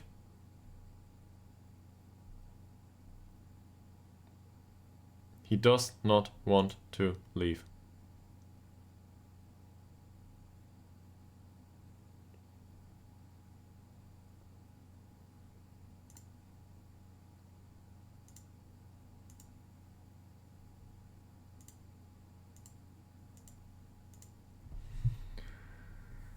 Oh, okay. So we went through half of the preseason at this point. 16 days. No, okay, maybe a third. We gotta start to talk to the players at some point. They had some time to cool off. Yeah.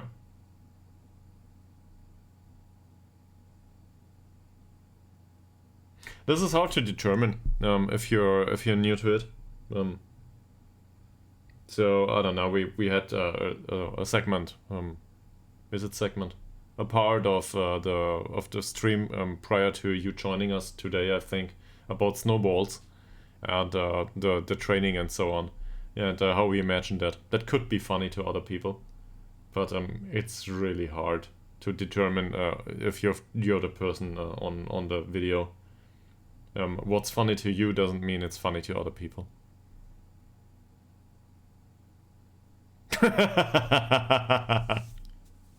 That's a good one, though. That's a good one.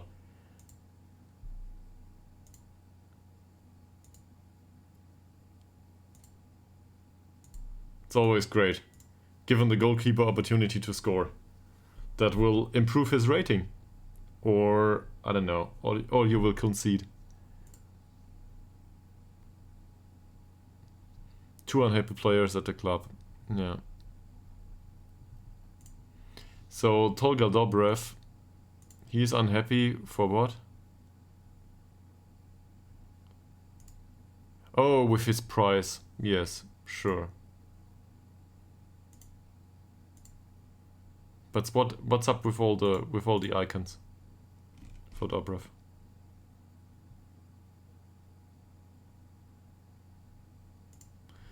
Okay, it's just about the asking price.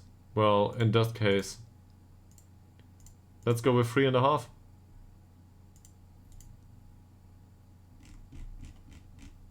At some point somebody might come in.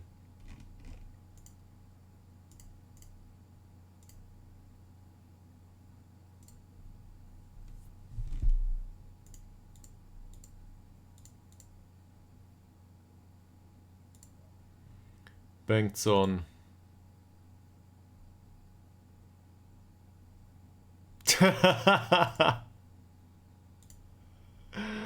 Oh, yeah. So, as a person, I think this might happen to me at some point. It's not like I need to. Yeah. Thanks for sharing. No, seriously though, as a person, I don't think I have to try or to be try hard about this and be funny about this. I don't know. If I'm not entertaining, that's it. That's okay. I don't wanna be not myself for whatever. But I'm also it's not like I'm reserved enough to be ashamed of doing, I don't know, weird faces. Or whatever, yeah, I can do that. But it's not like I gotta do this with the intent to be funny. Or to have the intent to be funny on stream all the time. It's not me as a person at all. I don't know. Wanna be natural about it, right? You wanna be yourself. Oh, one moment. We don't wanna sell him. I nearly tried to offer him for sale. You gotta warn me about this stuff. We wanna loan him out. Nobody's paying attention to what I do. Especially not me.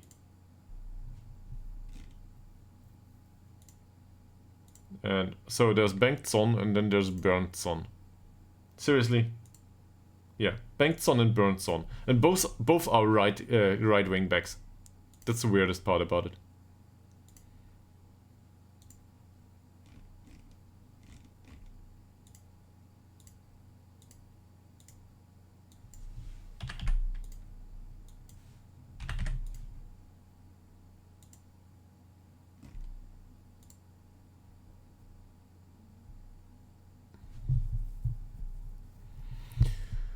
Bengtsson and Berntsson. Remember when I always confused Bergman and Björnsson? Because they played in similar roles. And, well, they played in similar all over the pitch roles. still haunts me to this day.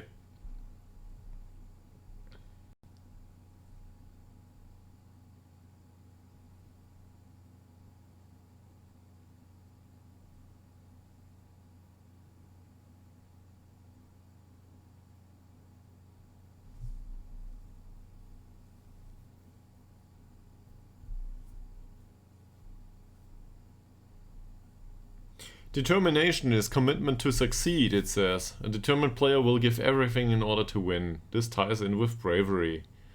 Players with a high attribute in one of these attributes. Great phrasing. May also be higher in the other as the traits complement each other. Fantastic. Thank you, Football Manager. Nobody wants these. Bergman villain arc. So we will persuade Dobrev to find a new club. Okay. He'll try to go. Bergman's not a villain though. He's just an idealist, I think. An hopeless idealist that thinks that somebody will stick around the club for another season and not get sold once they are unhappy because they are a good player. This is pinnacle idealism, I think. He is so good, he's the best. We will keep him at the club no matter what happens. This is not how football works. It never did. This is not how humans work. Your ideals are a lie. Or, to loosely quote Hogfather at this point, and Sir Terry Pratchett, may he rest in peace. Humans need the little lies to believe the big lies. So, they need fairies and stuff to believe in the big lies, like justice, ideals, fairness, love, hate, whatever. Maybe not love and hate, but you get the idea.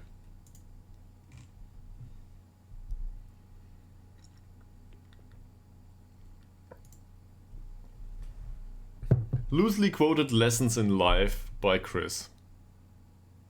Cool. I should do a second channel. No.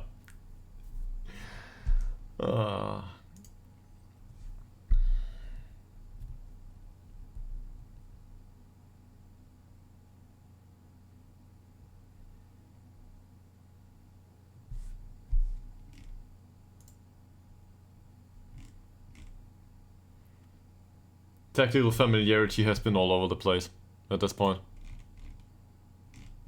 I don't know why. Oh, this is not a primary tactic. That might have to do with that, yes. Also, do we have additional friendlies to arrange? Not sure. Here, probably. Oh. Oh, we missed out on some.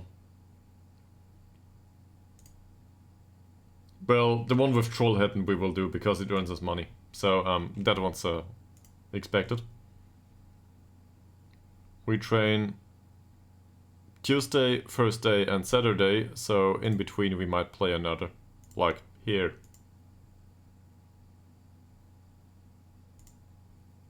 The one against Huddinge will not earn us anything. Hasselholm we already have arranged. Karlssons will not earn us anything. Torslanda we already have arranged. And then there's Trelleborg.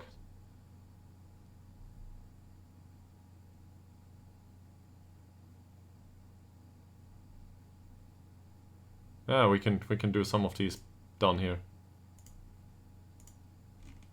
Look, we've got 2 additional Sundays here. No, there's no reason not to use them. Oh, it's only Trollhättan that will be able to play here. Huddinge. Well, they have to, so let's play them here. And then let's try Friday here. No.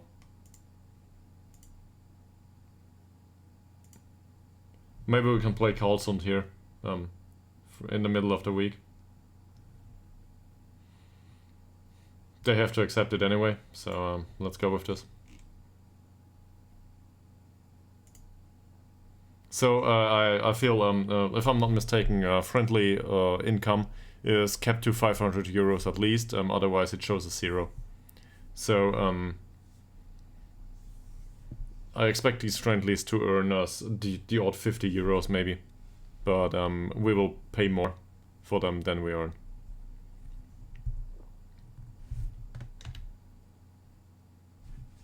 Yeah, no. Please, can you go to the preseason schedule at this point? Thank you very much. Same here. This is fine. I don't worry about this. So we will play Trollhättan at the end of the week, apparently. And maybe Trollhättan are interested in Bergman afterward. No, they will not be. But we will face Turngren probably. Because we sold him to Trollhättan, just like we sold Blennestrand. We seem to be a feeder club for Trollhättan at this point. I have no idea what Trollhättan are in real life. Well, a football club, way, great. But seriously, if they are important or something, but I mean, the club's about trolls probably. So as a fantasy interested person, I can see the appeal in that. No, give me a summary. I should probably deal with this, and you can probably set up preferences here, right? To get the summary each and every time. They implemented all of these nice meetings, and I don't want to look at them. That's weird. There's friendlies going on.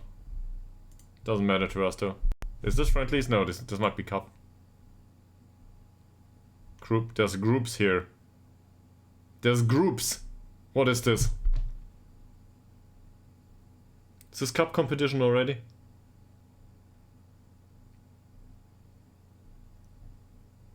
Yes, this is Swedish cup.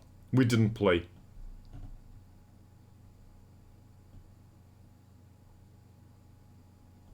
Hammarby got thrown out of the club. Vasalunds got thrown out of the club.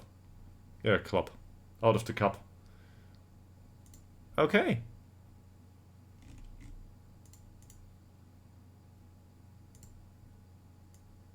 There's a group stage at the cup, and we do not play in it.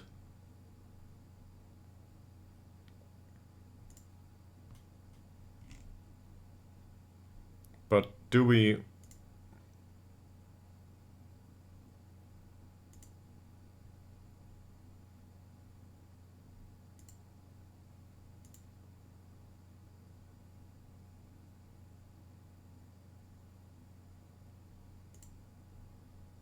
Where's the competitions? Well, here it is.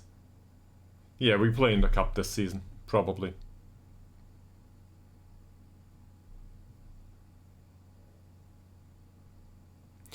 Oh, I get how this works. This is the weirdest cup competition ever. So, this is why preseason lasts for an entirety. So there's cup games, then there's the winter break, and then there's the real cup that we do not play because we got thrown out. So now we have a preseason that's like this, but usually there's cup games at the start of preseason. But you might have gotten thrown out prior to winter.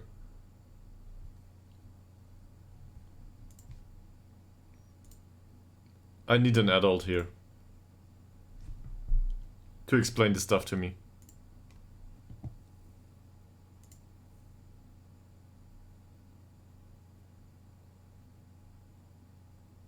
So now they have cup games and match experience and can apply that all to the preseason training. Well, it's not preseason for them anymore because it's about the cup competition. And the cup competition is away from the real season. At least the group stages are. But the group stages are there to replace the It all of a sudden it makes sense. Sweden, I love you. Somewhat. I don't want to sign him.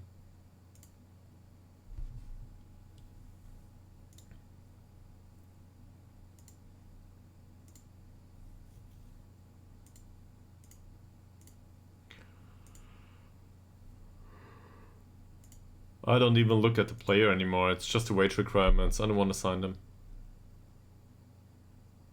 Speaking of wage requirements though, I've got an idea. We gotta go back to somebody. If he's still around and still plays, that is.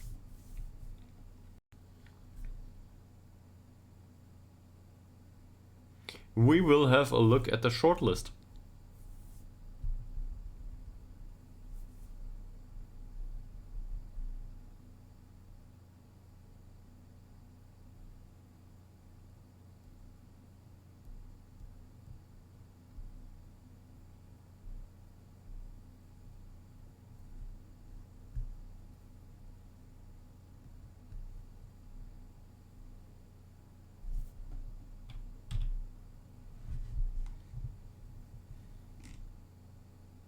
No news.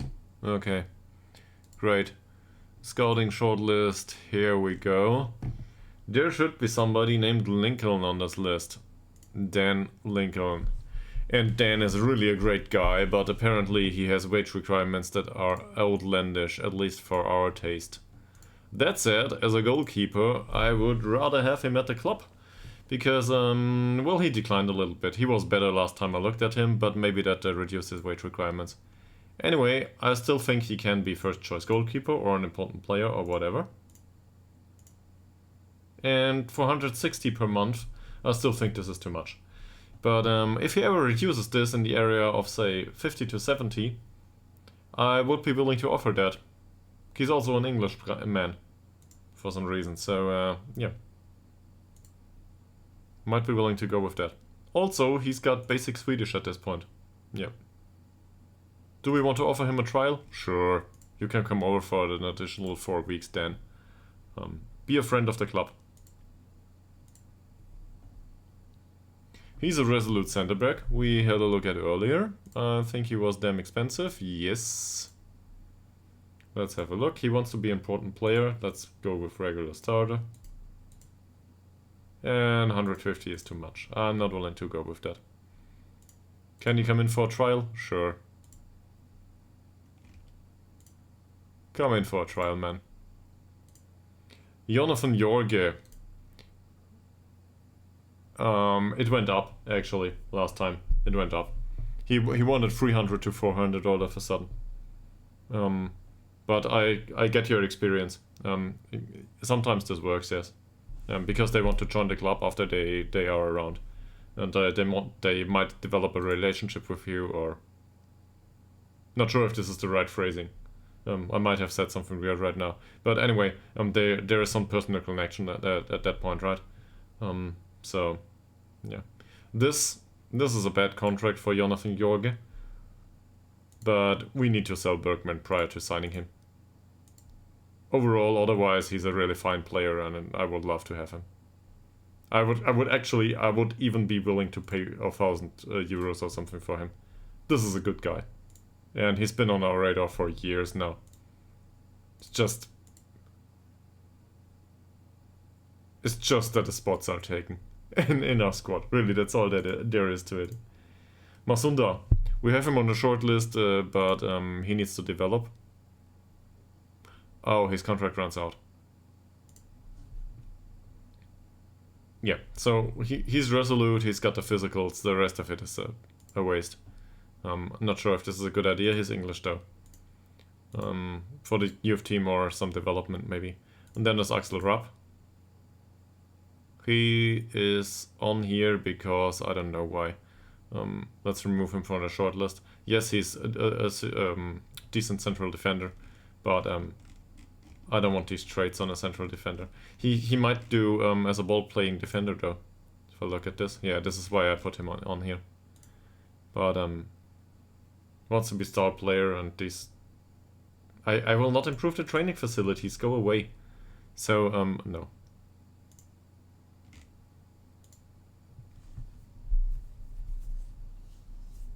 Maybe we can get Lincoln in for, and even if it costs us 80 or 90, which would make him best paid player of the entire squad. But sure, come in. He's not even better than Zetterberg. Okay, he's better red speed wise, doesn't matter much. But he's not the better keeper compared to Zetterberg. I just want an English player in the squad that can actually play, and he is without contract, and he has a good personality. So this is a good package. I also feel like he can play for, I don't know, if we are stuck to this league, he can play for another 5 years in this league with us. Doesn't matter. He's a goalkeeper, he doesn't need to be fast. Even though he has decent acceleration. But he doesn't need to be. He just needs to be goalkeeper. That's all there is to it. So in that sense, I'm willing to go with the old guy for another 5 years. Doesn't matter to me. Might be a good coach afterwards. And squad personality would benefit. The fans would be happy that we have an English player. I can also be really stupid about it and offer him a contract for 180. Whatever.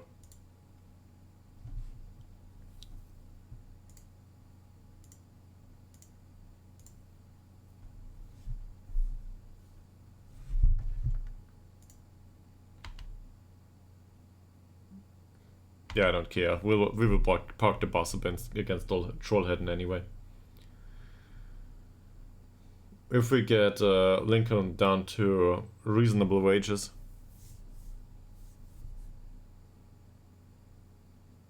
okay, he will sign for 1 season anyway, and afterwards we might reduce the wage. How much are we willing to offer him? How much are we willing to spend on a keeper of that caliber? I don't think he had any obvious weaknesses. He has to trade to start counters with long throws, which might be a good idea for us to have.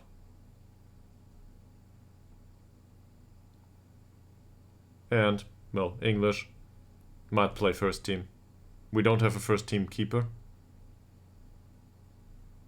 Apparently Goretzka is with Arsenal now. Whatever.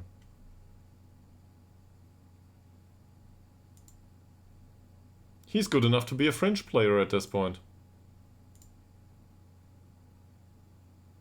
We got a contract extension for him. Oh man, these contracts are sometimes really heartbreaking for the players. Fine. So we just offered him. Let's try again.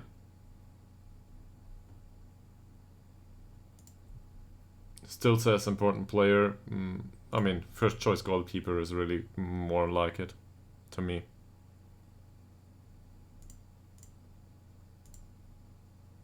See? Didn't go down in this case. It went up. So I'm definitely not willing to offer this. This is weird, right? Usually it should go down.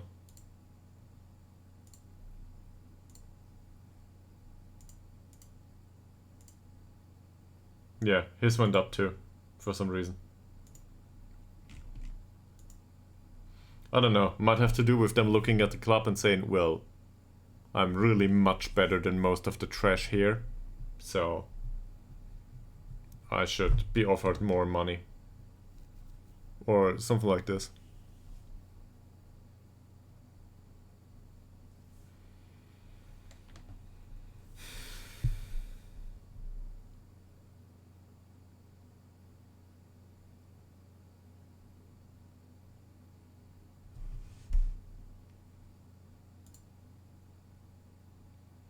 There's new people that want to be goalkeeping coach.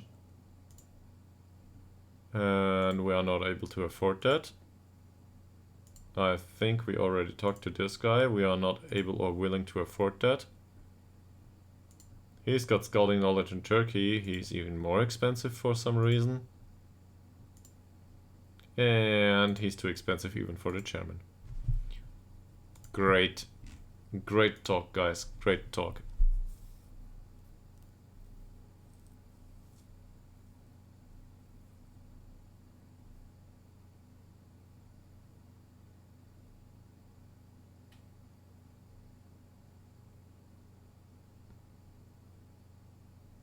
I should always also check on Zlatan at this point. Maybe he wants to come over to be in some role at the club. Still not. I believe Ytterhogdals isn't of the standard of club I want to work for. He would want to be a coach. Well, Zlatan, there's no trials for staff anyway. But I would love to have you at the club.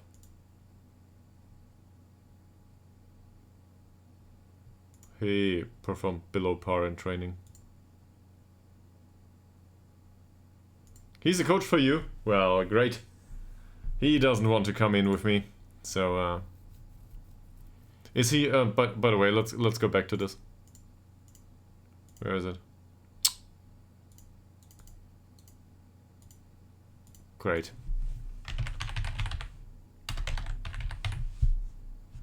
Ibracadabra. There he is. Is he in your save? Is he a good as a coach as this one too? Is he such a good coach? I mean, his best coaching is probably with attacking. Yeah, with attacking. Is he that good of a coach in your save too? Because then I can see why he is still unemployed. Strictly speaking about the Football Manager representation here. I'm sure in real life he's wonderful. He's everything.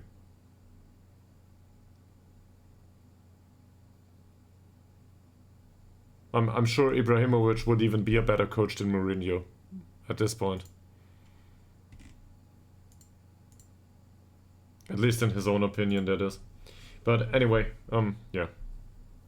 So if you employ him as a coach, I hope he's better.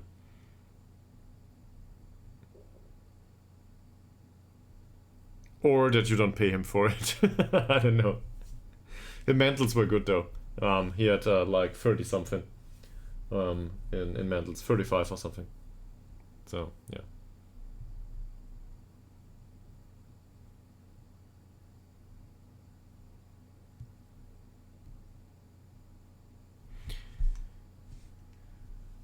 It's funny. Sometimes I think maybe we should have a look into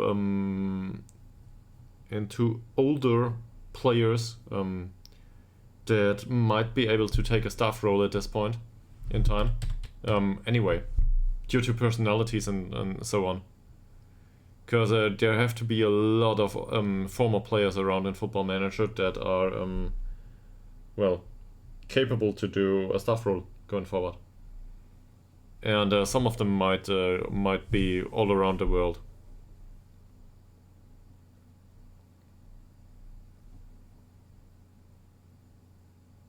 So maybe it's an idea to poach former players and look for them to do some staff job.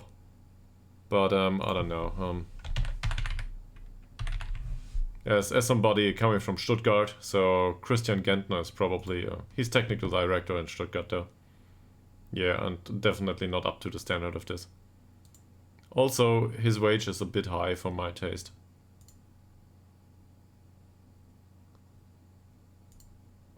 Oh, Christian, das kannst du doch nicht machen. Anyway, yeah. He wouldn't be willing to sign for us.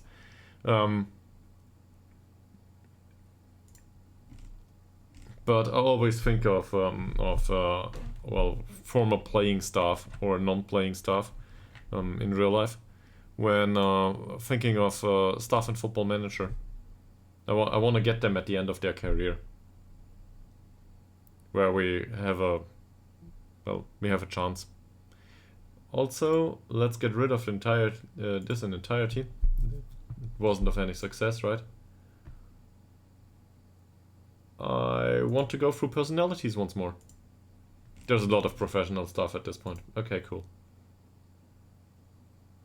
There's one ambitious person.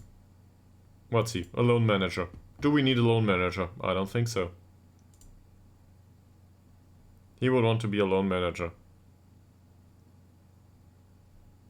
Yeah, also he would want to earn 500 euros a week, so there's that. Cool. Born leader. I don't think this is a personality that staff can have. All of this is not interesting to me. Fairly Pro is interesting to me as a personality, but not one I will go through. That's too much. No, I wanna look if there's, well, mercenary. Oh no, there's mercenaries.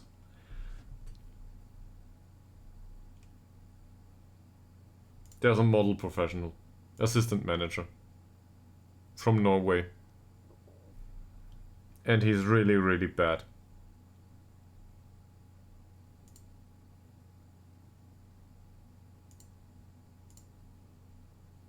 Also expensive.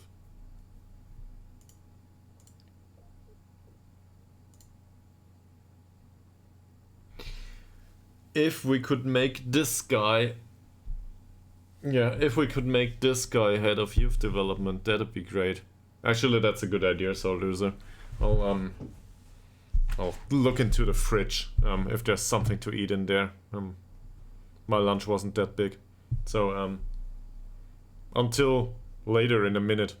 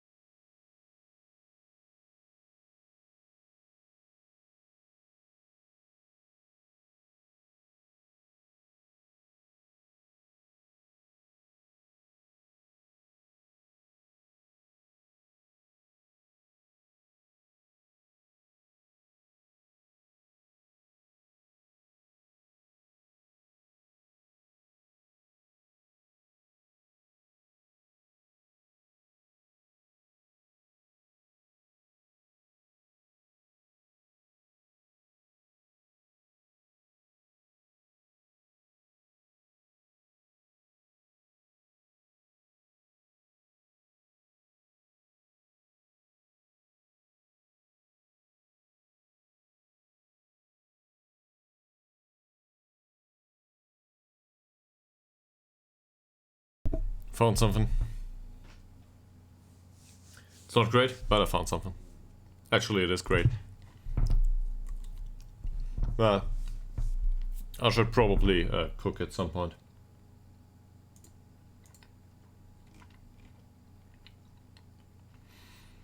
Okay.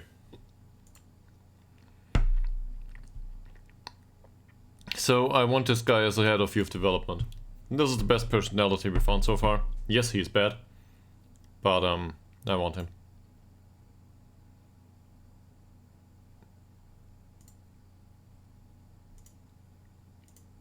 Just for the personality. No perfectionists. A lot of professional stuff though.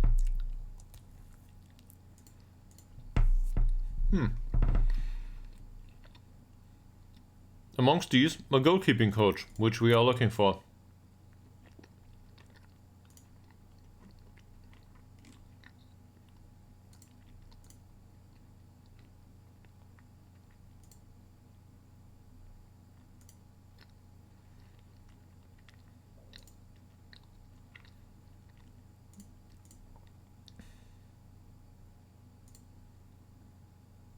This is good. So he's got fitness coaching 1. That's wonderful. This is exactly up to the standard of the club at this point. Because we can pay him. Yes, this will do. This is fantastic. Oh, he wants to be U19 fitness coach. So let him be the regular fitness coach. We might as well put it into a calculator before I waste 35 euros a week on him. But he's got a whopping 14 points here. Is this enough to make it to 1 star? That's the question. Coaches, where's fitness coaching? There. So this is 1 star at this point, and coaching is done by my avatar, which is bad at it. Like seriously bad. But he could make it to 1.5 in both categories, so if we can have stuff that makes it to 1, this is good.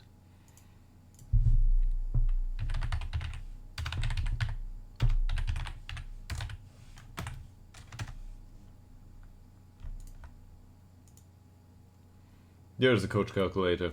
Here we go. fmcalc.com. That's it.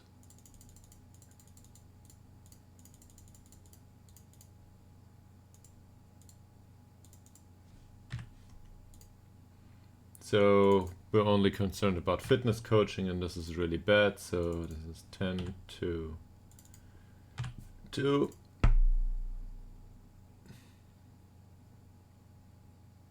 Great, this is all mixed up here.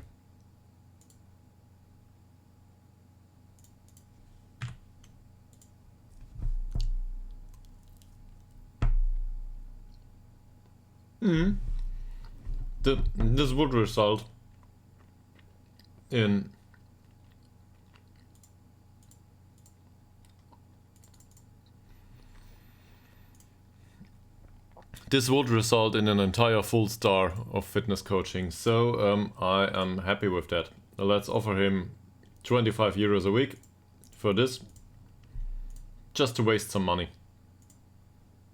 He wants 50. Seriously?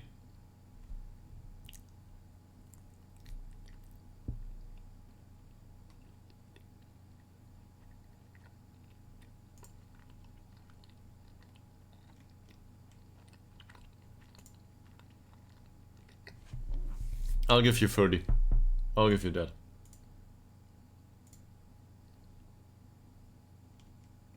$35. This is really expensive for the stuff.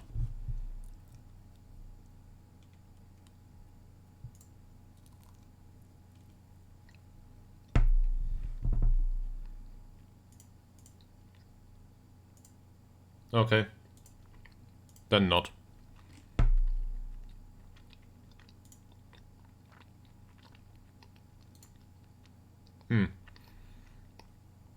He wanted to be U19 goalkeeping coach, and already with that wage requirement, I'm not gonna pay that. There's a scout here.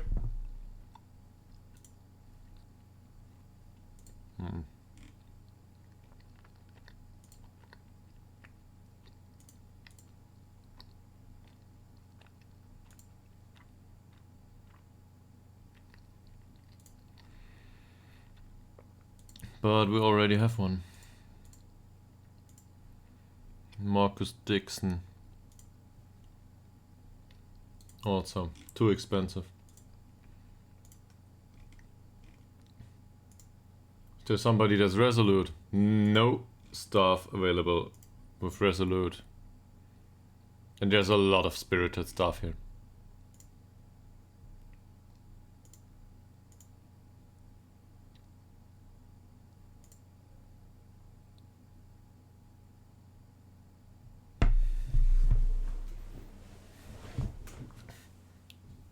Maybe I went about it the wrong way.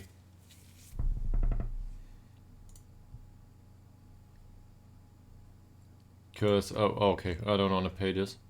Maybe.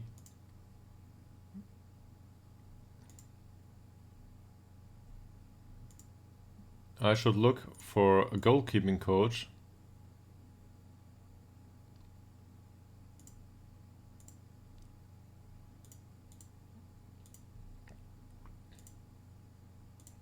With at most 5 in all attributes. So these are really bad goalkeeping coaches. Wonderful. Yeah, he's cheap. Like, somewhat. But for a U19 coach, this is too much.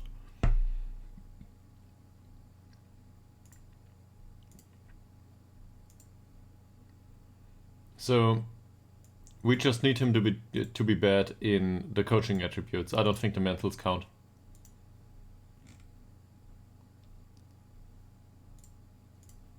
Now, here we have somebody that's absolutely incapable of doing goalkeeping coaching.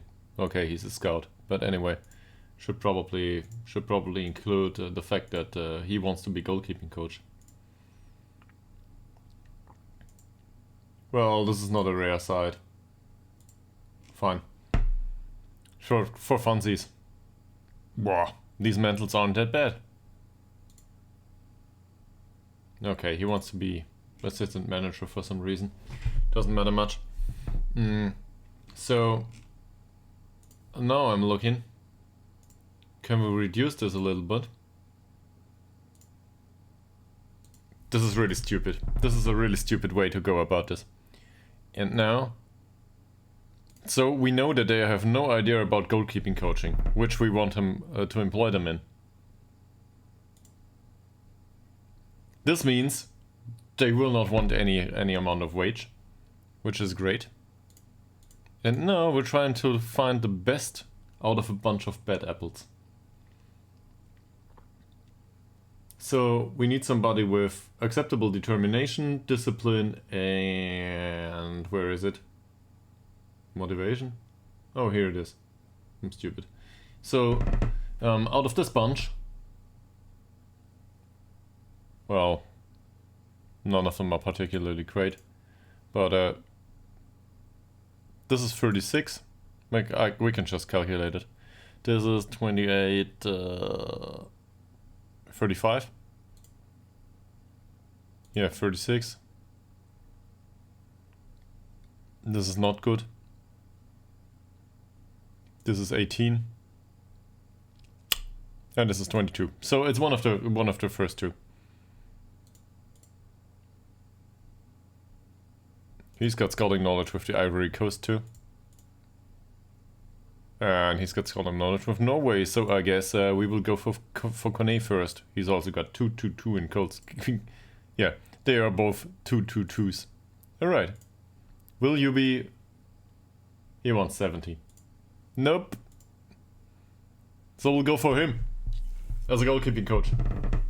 Because he's got the mentals, apparently. And he wants to start to work for 15 euros, even though it's a shitty job that he wanted.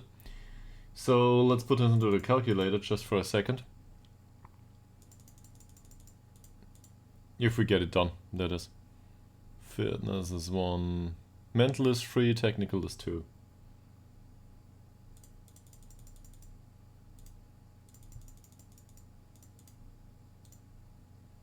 This is all 2. And then we've got 4, 14, and 7. I miscalculated that. That's not good. Okay, anyway. It's 25, not 35.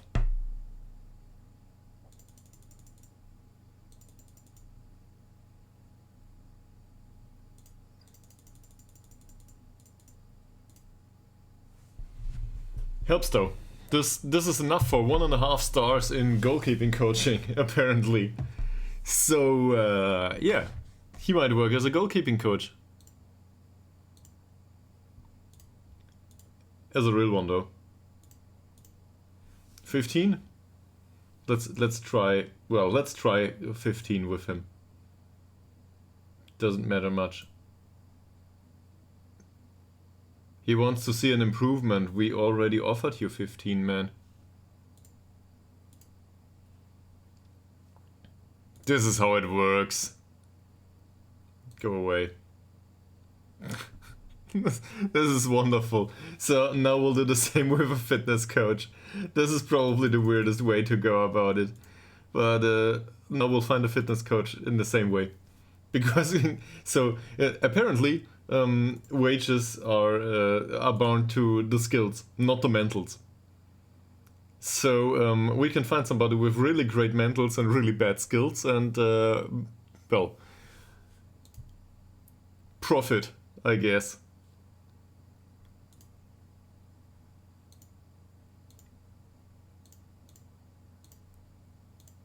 So I want this to be at most 5 for a fitness coach. Preferably less, because I don't want to pay it. There's a lot of bad fitness coaches in the world, apparently. Wonderful.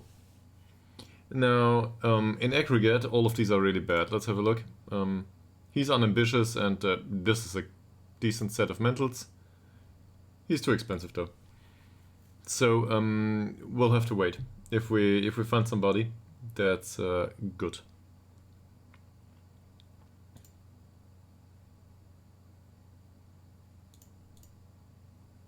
Can we...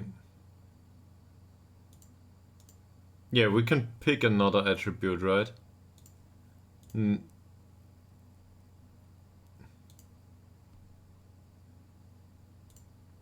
Oh, we gotta do it the other way. Okay. So, motivating level of discipline and determination. Okay. No.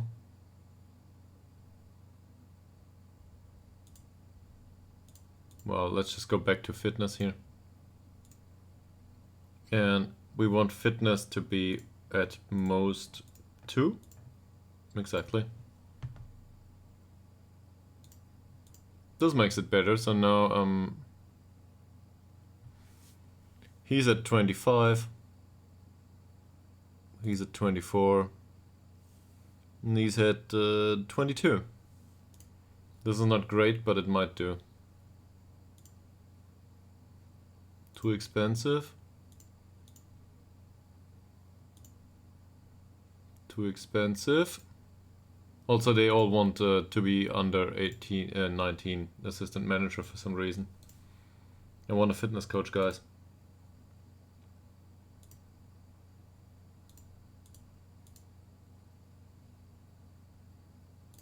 Found some more.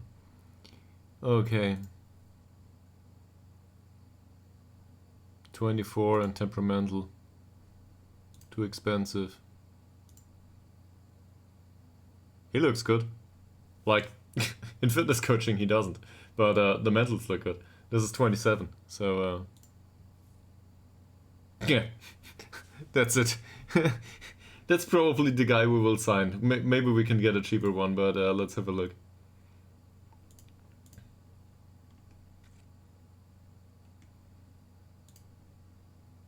Ah, he wants 50. This will end up with 40 at best. No. I won't do this. There will be some treasure on here that has no idea how to coach fitness. He's casual, he will not be in the club. Fairly loyal. Wow, those mentals are really bad. It's really expensive for that. He has scouting knowledge in Guinea. Ha! This is where it comes from. So, in this sense, seriously, I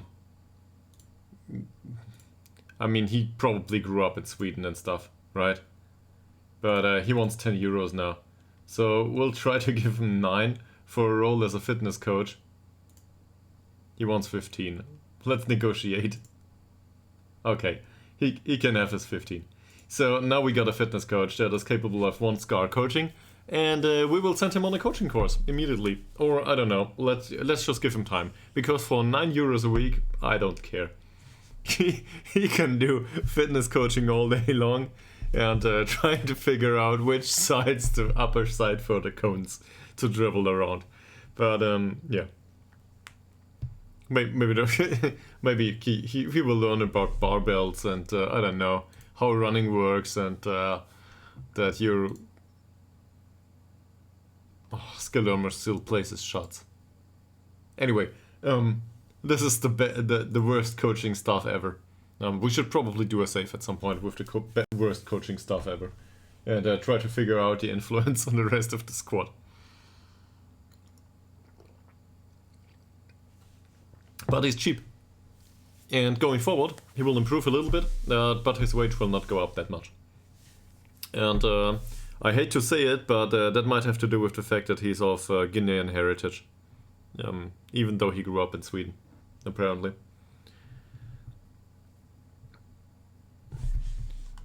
Football Manager is too realistic in that regard. Sometimes.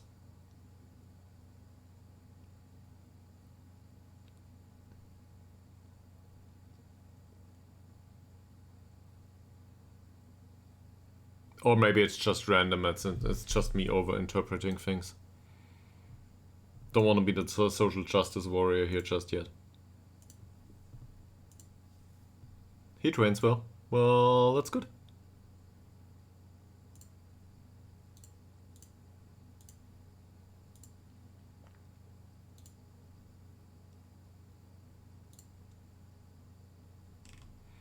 Okay.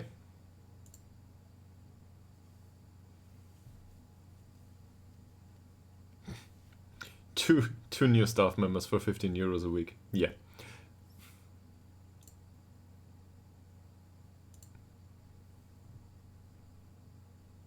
Still didn't find anyone for Hugo Bergman. There's 2 clubs interested. Yes, they made an offer.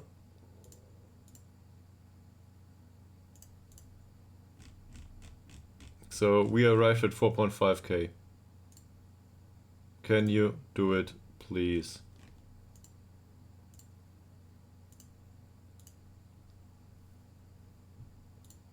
What about Dobrev though? Is he already gone? Oh, he's wanted by United AK for loan. Yes, I remember. Puget is wanted by somebody for loan. So at this point, do we have options? Say Bergman goes.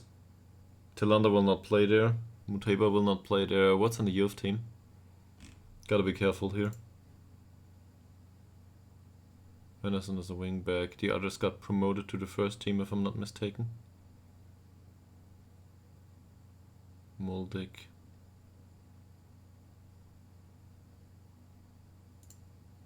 Did we sign none of the weird wingers? Well, Stolt is not the one, that's for sure. Kaspar Brandson is a right back. Bengtsson is a right... He's not a right back. He's a... No. Okay, so it's still wrong wing. So we might need Puget. We might need him. Those 2 might go out on loan though. This is good. I want to get paid for it though.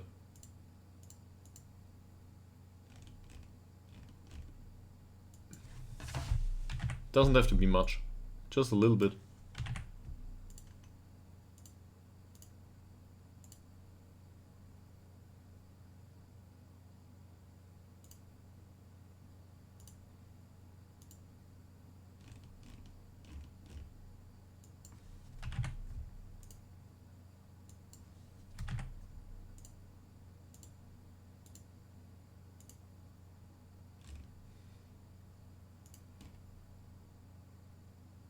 I'm not sure if I want to offer out Ostrom or, well, Skillermo. I can't. Let's do Dobrev again.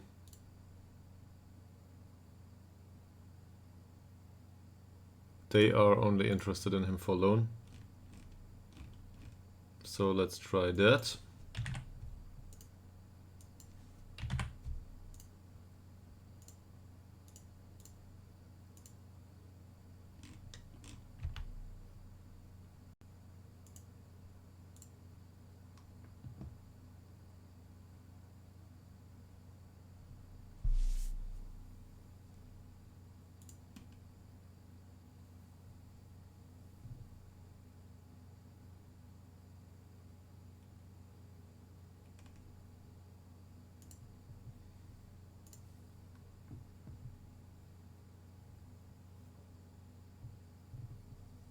They want Bengtsson now. Hopefully they offer some money for him. At least, I don't know, a minor fee would be great. Or at least pay the wages for him. At least do that.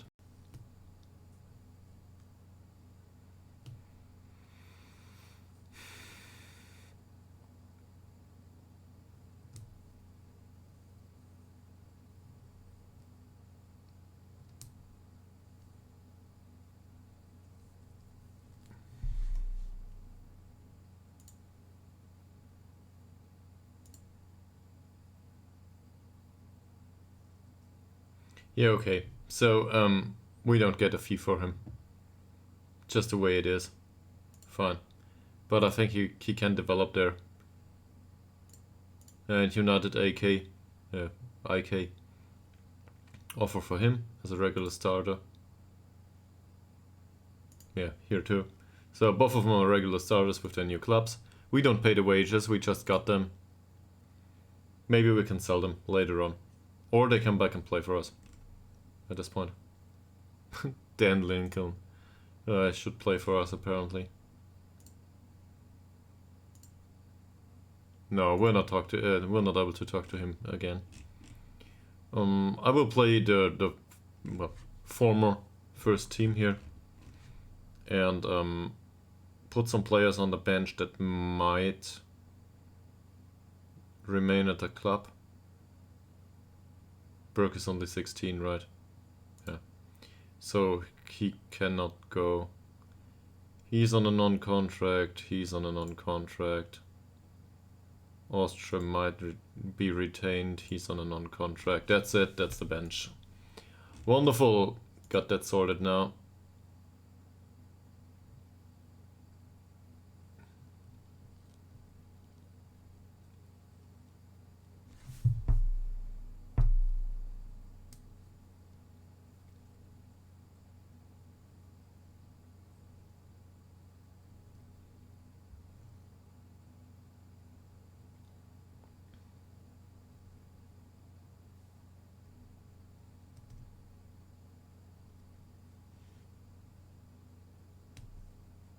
Also, some part of me wants. So this is the end of February. Some part of me wants to check with finance again and with the clauses, even though I know that there is money to be earned over the next few seasons. Seriously.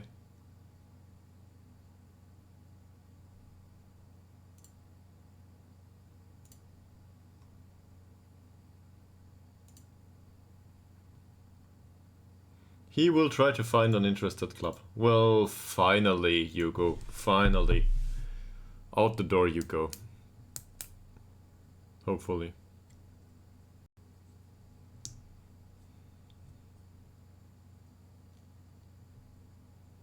So that means we might need to keep Pugedo. That's not a bad thing. I mean, we wanted to play the youngster anyway.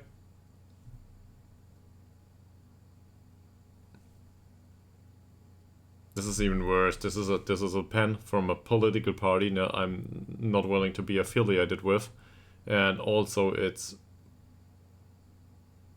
somewhere. I don't know. This is part of my. This is not even where I lived previously. It's somewhere in Germany.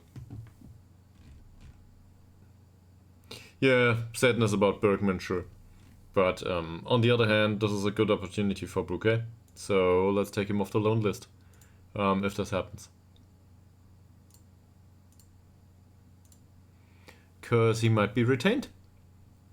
And he might have a chance from time to time to play. Not with that training though. So yeah, he has much improvement in front of him.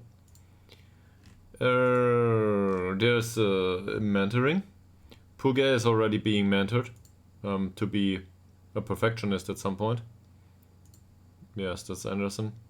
Same goes for Burke. Okay. Hopefully both of them have get some significant influence from this. Are there other players that are capable to do the mentoring? Yes. We got a few fairly professional players. Are there other young players that need some mentoring though? That's a more difficult question. These two, sure. But they will go on loan. There's Dobrev, who will be sold. Berg, who's already tutored. And then that's about it, I think. Because for some reason we had attacking stats here. The youngest players otherwise, Ostrom is a model citizen, no use in mentoring him into anything. Hellstrom is already fairly pro. He would not... Also, he's got traits for a central defender. Bengtsson and these two go out on loan. He goes out on loan too. He might be retained. He is a right wing back on a non-contract who might play or not. Ghislain Gogo. Ngongo.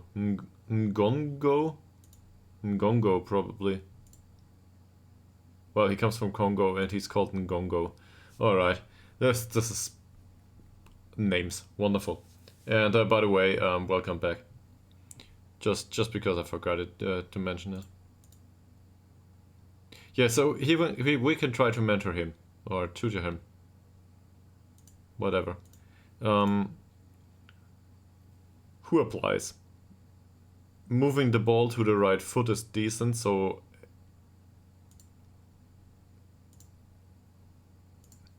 Hellberg might be a good idea. Let's go with this.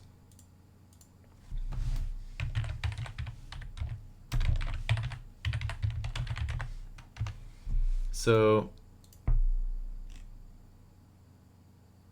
what's his name again?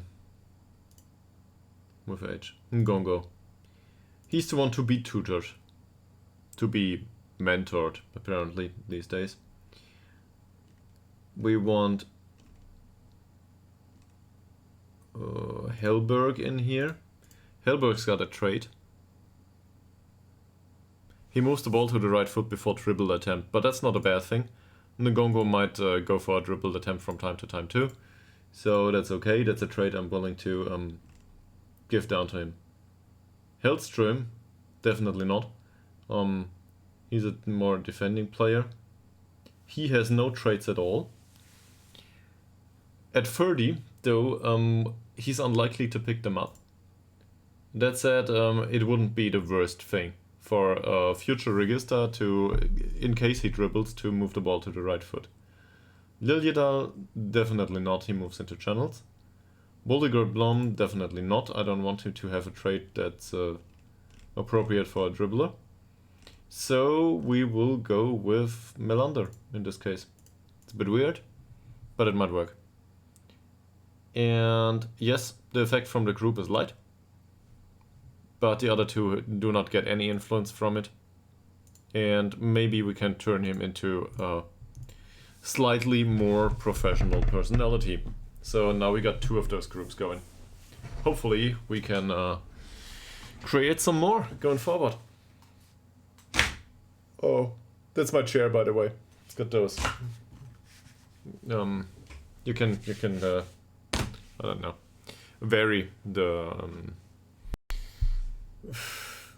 is it armrests? I'm not sure how it's called. Probably armrests.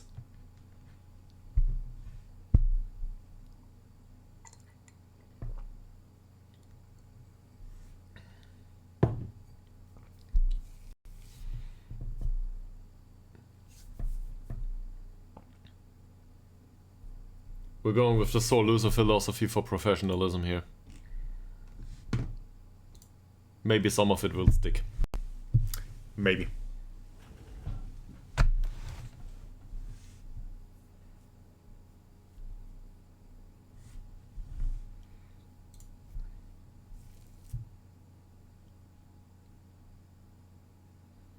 So, Trollhättan it is. First preseason game of the season. If you want to put it that way. Bergman is unhappy and will be on the bench. Actually, I don't think so. Let's put Puget here and make it clear to him that he's no longer wanted.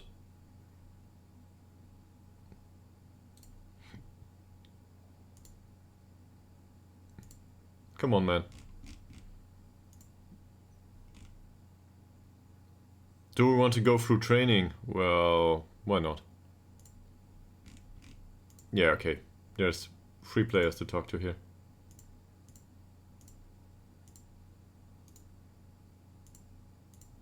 Oh, Ngogo did well though. Fingers crossed for what?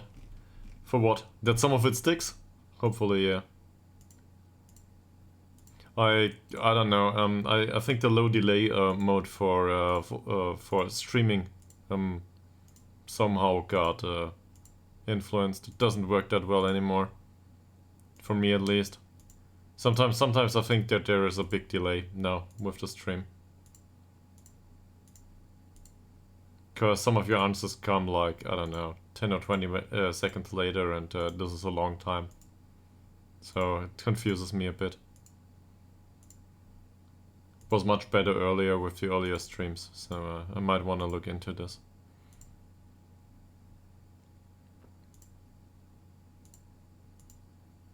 But this also has to do with, I think, Twitch. So I noticed that OBS counter is very different from the one on Twitch.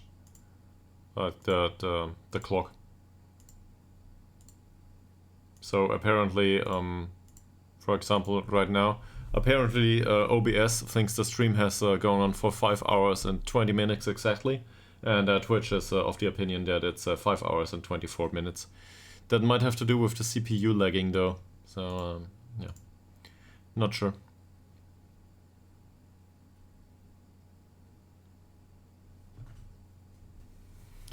Anyway.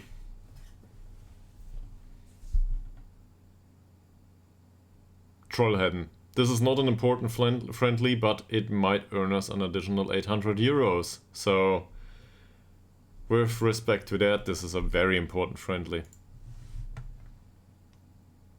Did you realize that we sign a very capable fitness coach with Fitness Coaching 1? No? Well, I didn't either, but we do.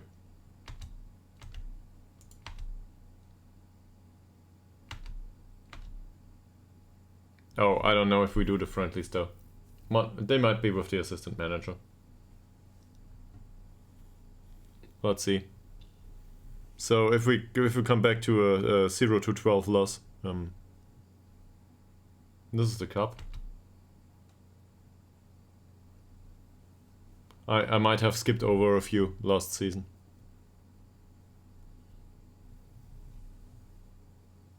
Yeah, see. So it was a 1-1. And Ishak shot a goal. Well, we didn't go to the friendly. We'll go in for the real matches. He can probably recommend a signing. No new fitness coach needed. And we nearly won it though. Not bad.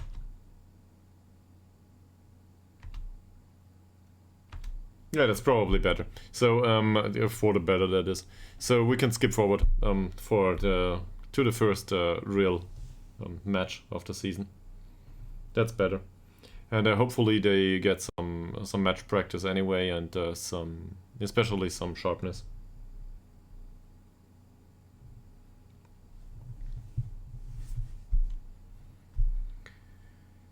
So let us see into training coaches. We'll edit the assignments. He's a bad one.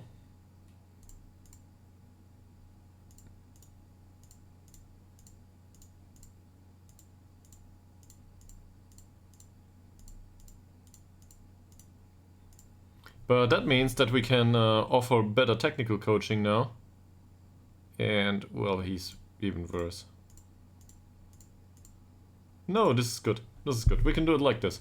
So this is not his specialty either, but doesn't matter much. This is a 31 on mental attributes, and he's not a good fitness coach, but doesn't matter. So now these two can do fitness coaching together, and well, yeah, that's how it works.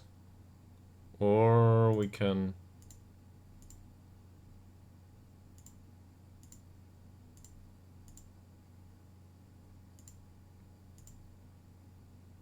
Yeah, no, let's keep it like this, maybe.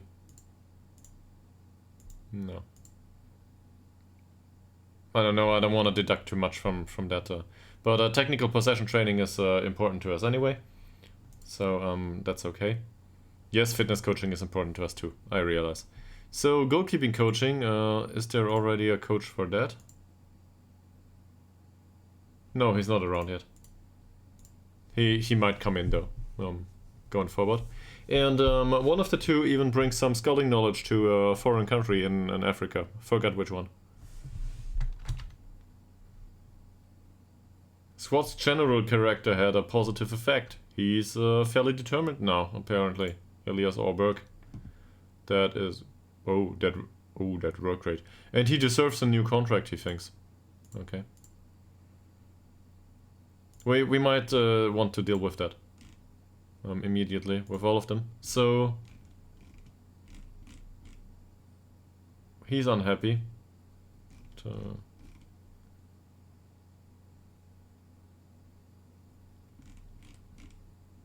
Club. Robin Wigberg is dissatisfied? Why?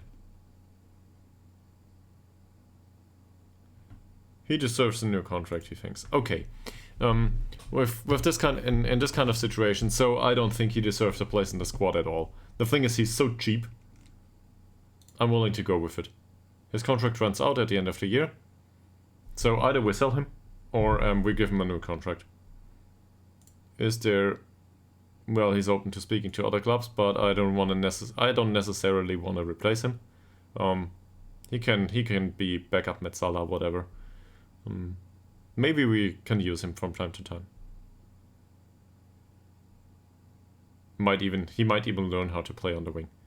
With that long shots, and it's not so far off. Well, okay, some of it is off, but anyway, he might. He wants to be emergency backup. That's fine by him. He wants 20 euros. Okay, so let's try to get it down to 15.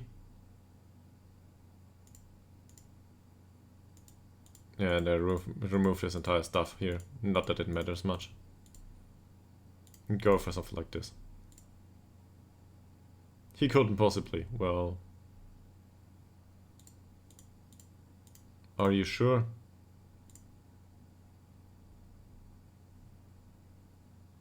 Come on, man. I'll offer you the 20 later on, but... doesn't want it. Okay. No, I will not do it. I will go with 15 and offer you a few more euros. Okay, he wants the 20. So... Let's give him 20, but remove all of that crap. He can have him. Yeah, he's happy with that. So now he's got an additional year of contract. If he plays another 15 games, he might be bound to the club for some more time. But with 20 euros per year, it doesn't matter much. Per year, per month, per week, it doesn't matter much. Yes, we increased his wage quite a lot. Wigberg, what's the problem with you, sir?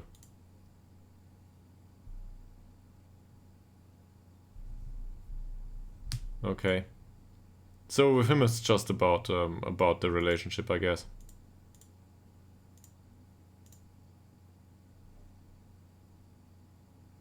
We'll tell him that he didn't develop much.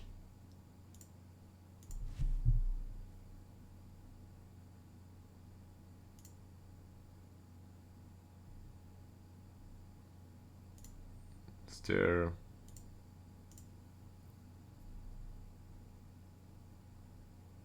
Oh. So he played last game and he won 100% of his headers, so let's praise it.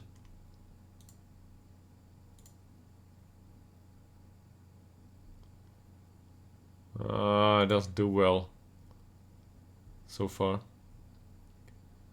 Is there anything that wasn't great about his last game? Not really. He had a solid game.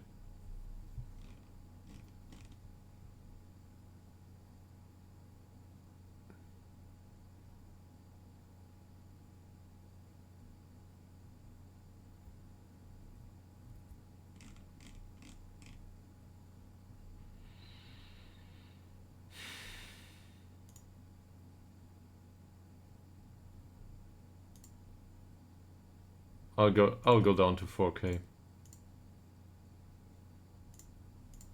This is a waste, but I don't want to have him around at the club.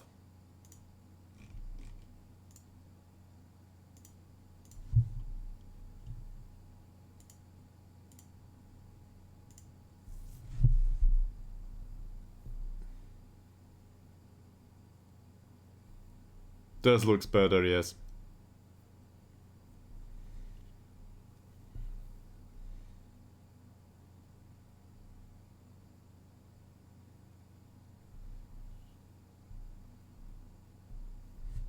Okay, first things first. He will be goalkeeping. He will be goalkeeping coach. Yes. Now with the offers here. So they now offer 1.3k. We already negotiated for 4.5 last time. We offered 4. The price just increased. I don't know if this is viable, but let's try it.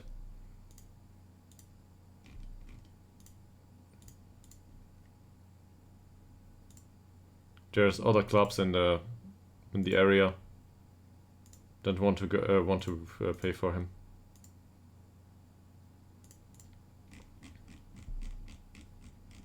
This may take a while.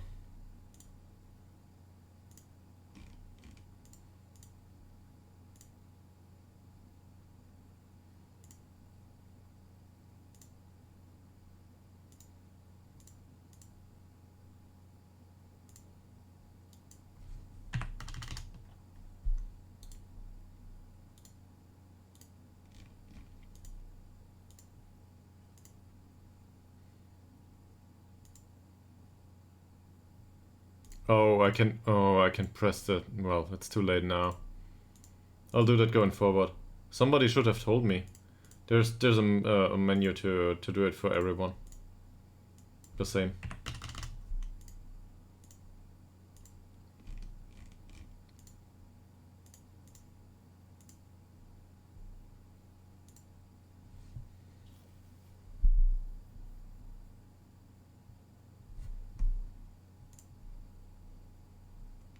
We've got a goalkeeping coach, hooray! Is he any good? No, not at all.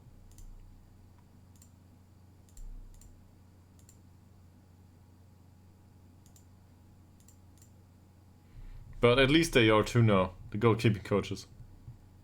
And they are both equally bad. Good. That improved goalkeeping coaches. No more complaining.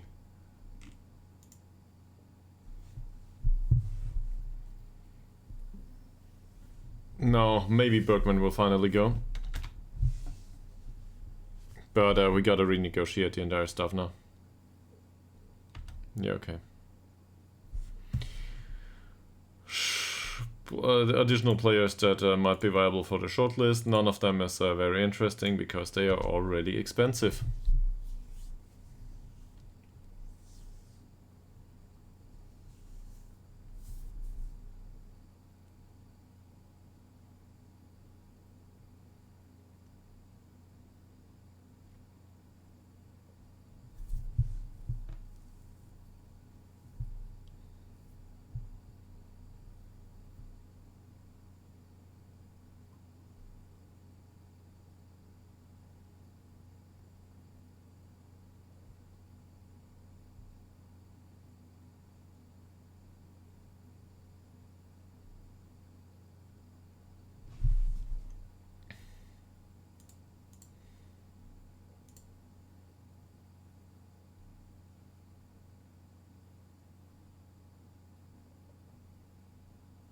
Oh. We made it too expensive for them. They all turned down the offer because we increased in price too much. Okay. He can go out on loan. Cool. Oh. Alright, let's get back to it and offer him one more time.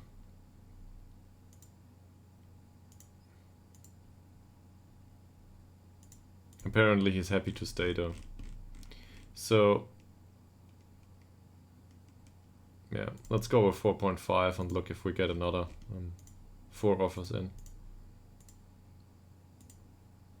This is really annoying. They will not offer for another time now. That we're desperate to sell. So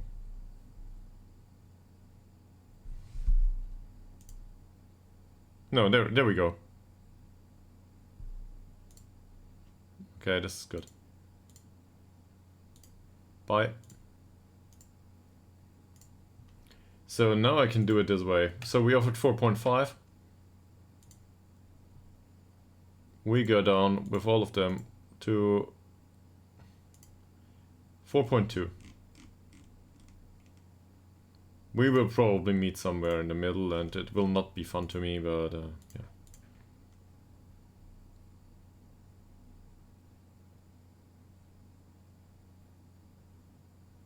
We'll do it like that. Maybe some of them increase.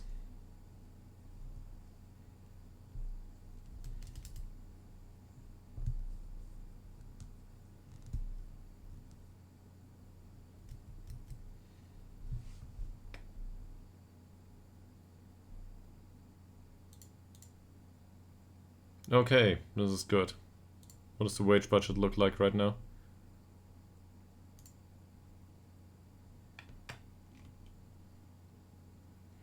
If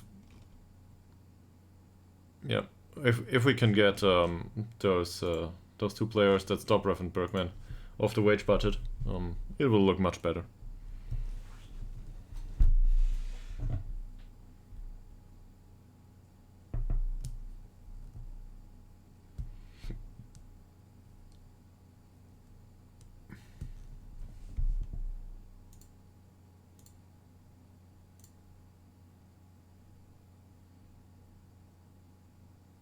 Interesting. After 50 games, they're willing to... Yeah, sure. So they are below. I'll negotiate all and go with 3.9.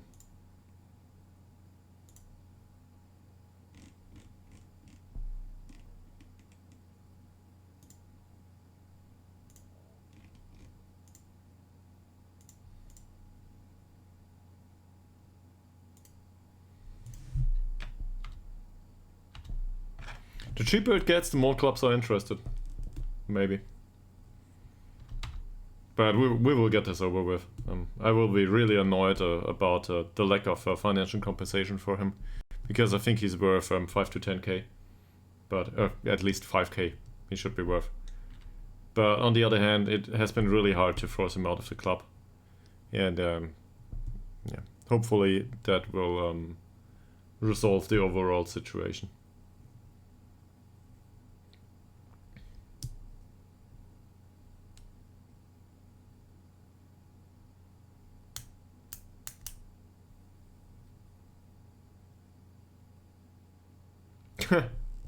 I'll try. Have a nice day, man. And, well, actually it's Friday, so have a nice weekend, yes. I might stream something else on the weekend, or come for another session of Football Manager, if I've got the time. We'll see. Anyway, yeah, thanks for joining me, and see you soon.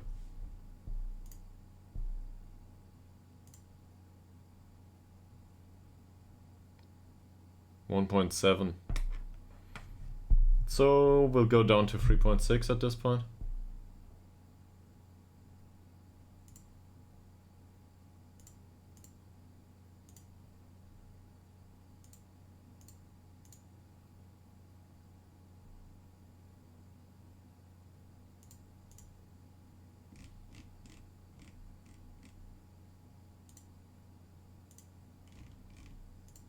He's available for cheap. Also, I've been called mate. It's great. I'm not sure if I've ever been called mate. Feels nice. Lincoln has declined. Not a surprise here.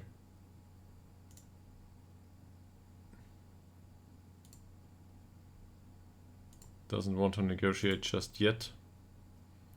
They are all unhappy. Why? Your training seriously. Your training team is better than the first teams. Okay, maybe not.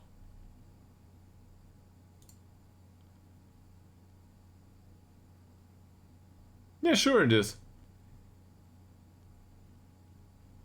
Your training team is better than the first teams. don't get on my nerves.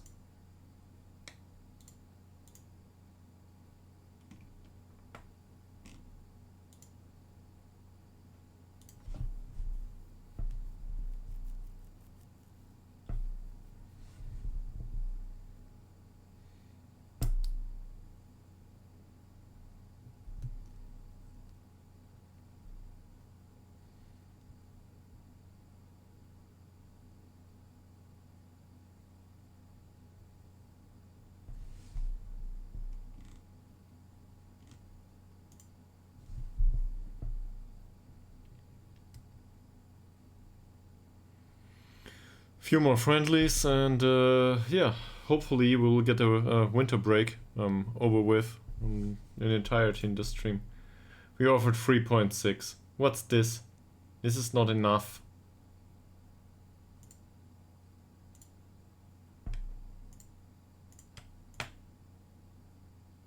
We'll sell him for 2.5, you'll see.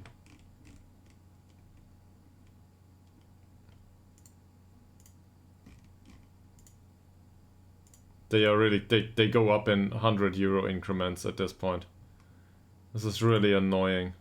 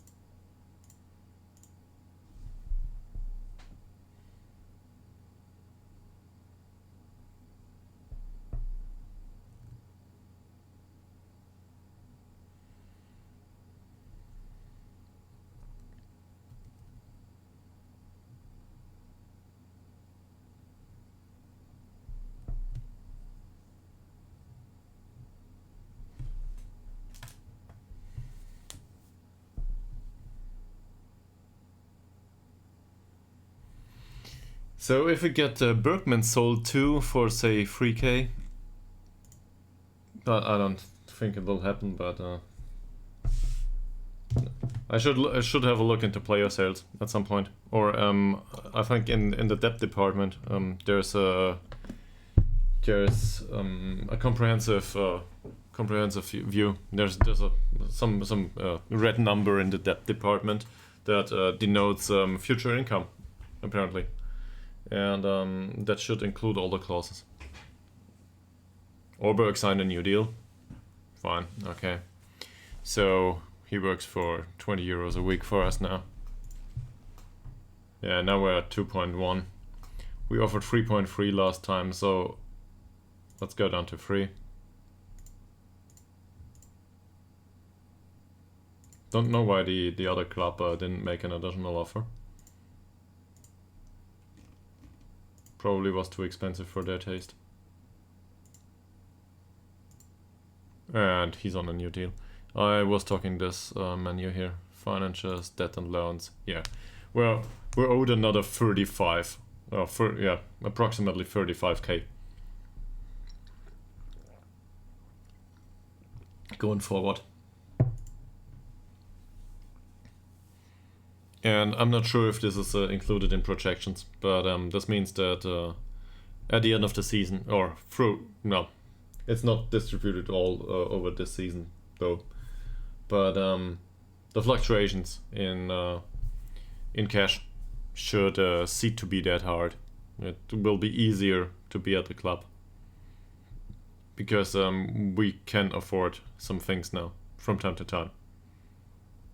Not coaching stuff just yet, and neither good player wages, but I don't know.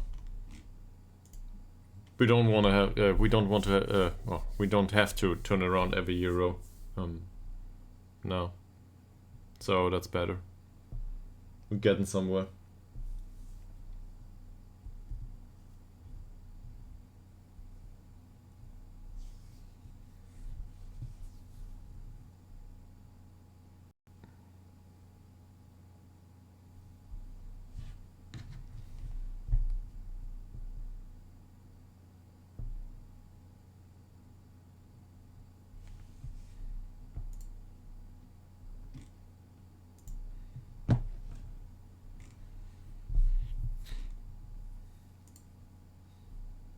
Lincoln is still on trial. Now he's willing to talk to us again, but probably not for the wages we want.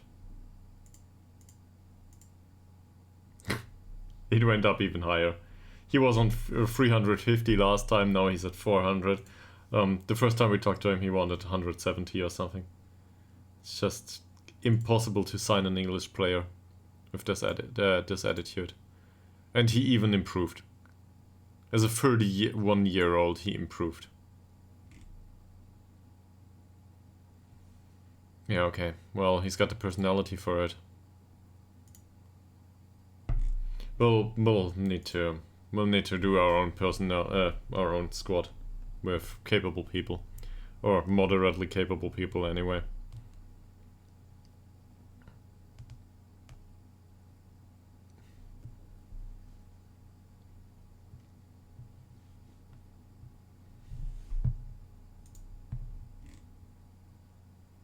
Oh, they accepted it. They accepted it. So, yes, we will go with that. This is wonderful. So now, hopefully he can find a viable contract with one of them. That means we get another 3k in. That makes it 40 that are still open. So we might have had player sales for approximately 40 to 45k this season. I call that success. This is the entire sponsorship budget for the entire season, with the season tickets and all included. This is really a lot of money for us. What's the projection look like? Okay, they still think we go broke. But anyway, yeah. They think we go broke until the end of the season, but that's not how it works.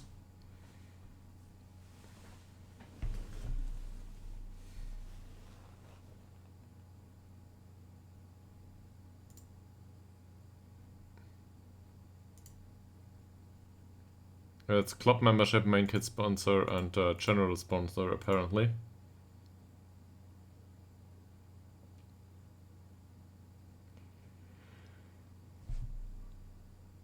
So, this is close. This is 37,000 euros, approximately, a year.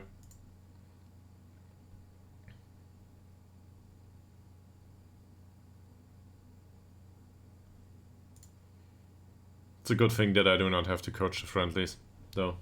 I wouldn't want to.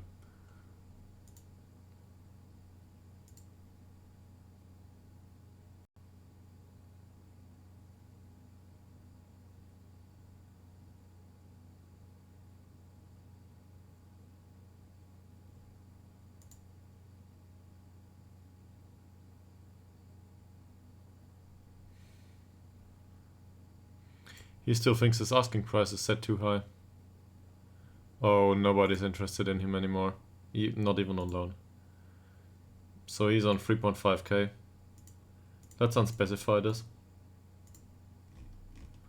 And see if somebody wants to come in with an offer. They probably try to poach him on a free though. I'm not going there. So I'll reject that and re-offer for 2.5k or something. No offers. Nobody wants him.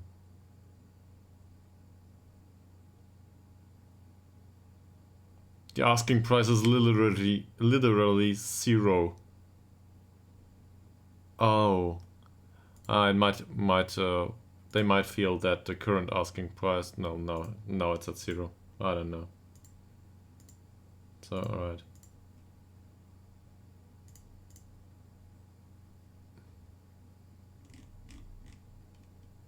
$2.5K maybe.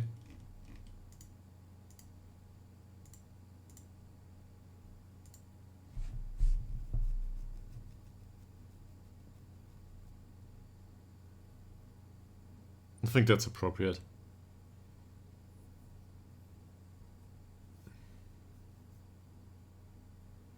Also, they can always lowball it.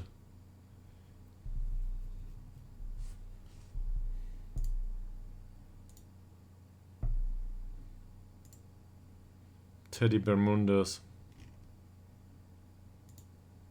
No idea why I should sign that guy now.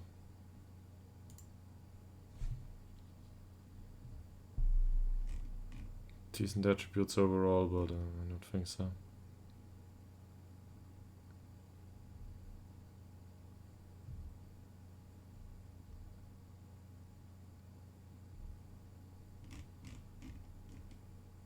So after this is resolved, we will have a nice squad of 25 players.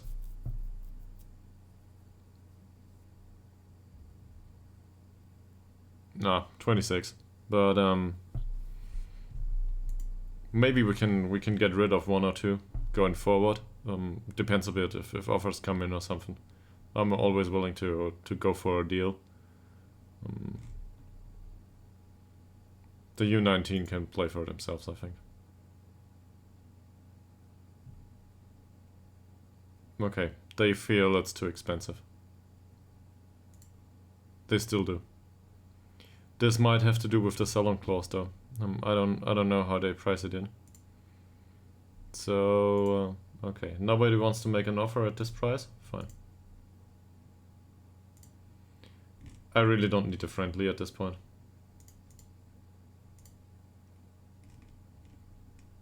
So let's go with 40 on 2.4K.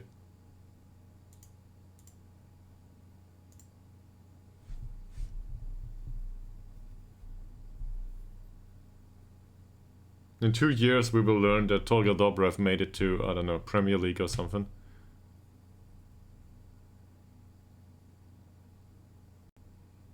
And that he would have been the best wonder kid ever in the entire save. That'll happen.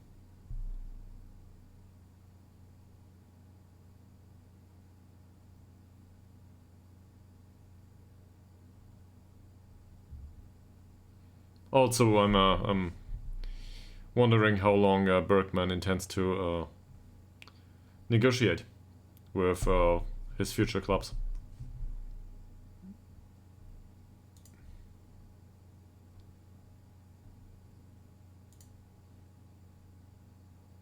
Ostrom, this doesn't look good.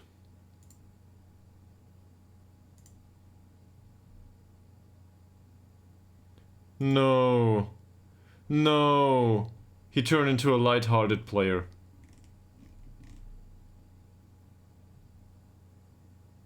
He was a model citizen.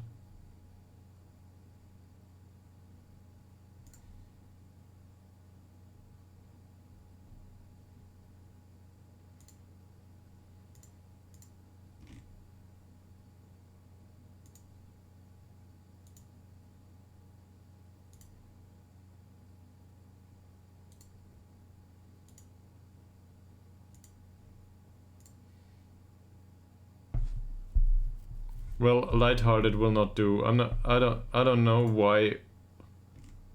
What does model citizen imply?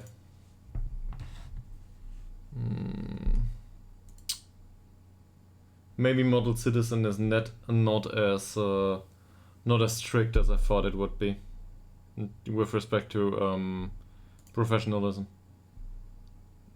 So yeah, model citizen means he's fairly good ambition. He's got fairly good ambition, good determination, loyalty, pressure, professionalism, sportsmanship, and temperament.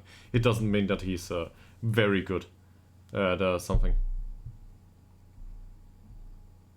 So yeah, He might improve in professionalism, after all. Fairly pro means at least good professionalism.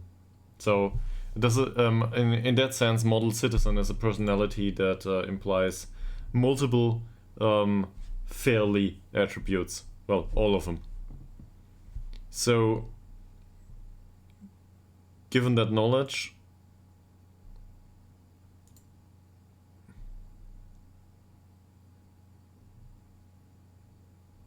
he will not dribble anyway. Given that knowledge, I will put him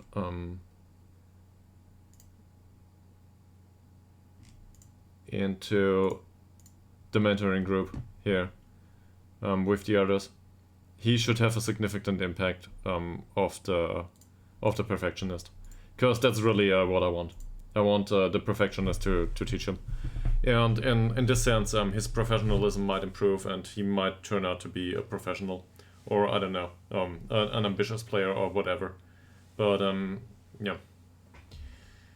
So I shouldn't be too worried about the loss of the model citizen anyway, because this means that he did have a well-rounded overall personality, but we might need to mold him into a better one. It's meld him, not mold him. Mold is something very different. Mold is akin to what I had in my previous apartment. So, yeah.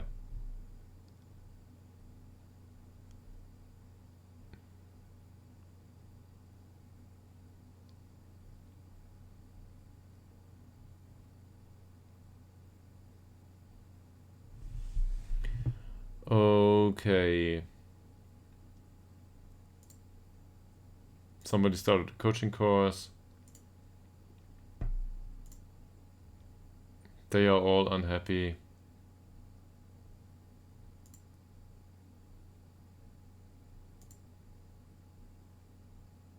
Okay. This is all of them.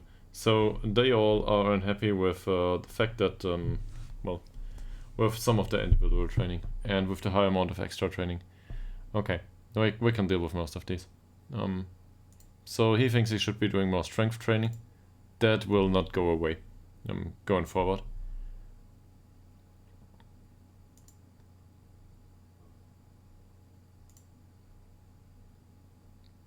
Not sure why not. He's unhappy with the high amount of extra training he's been asked to do. So let's just remove this. He's balanced, so that doesn't bode well for his personality. Orman, he's fickle. He doesn't want to work on long throws.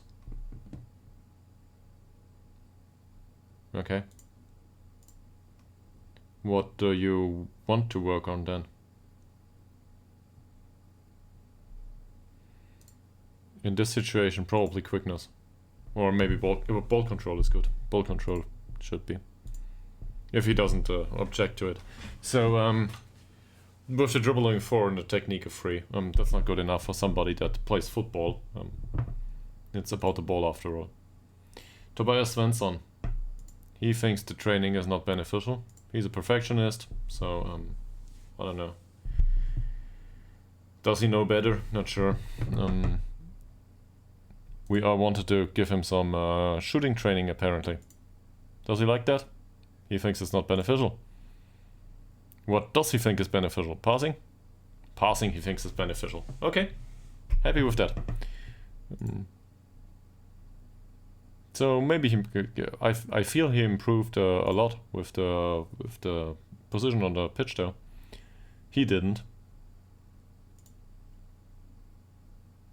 He doesn't like the amount of extra training. Well, then you will not go running anytime soon. Jona Andersson. He's already training in another position. High amount of extra training. Yeah, okay, I get that. So, it's not so much about the throws. And also, I think he will do going forward. I really do.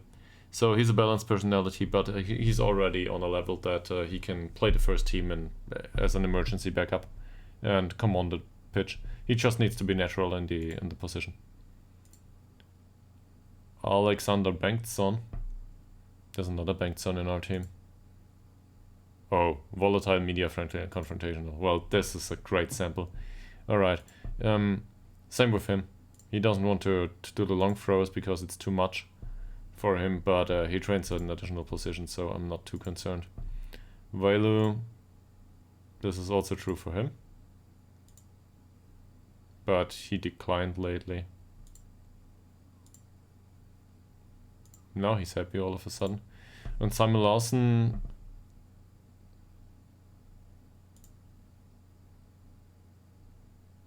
he doesn't like the additional training. How about final third training then? Yeah, that he accepts, apparently.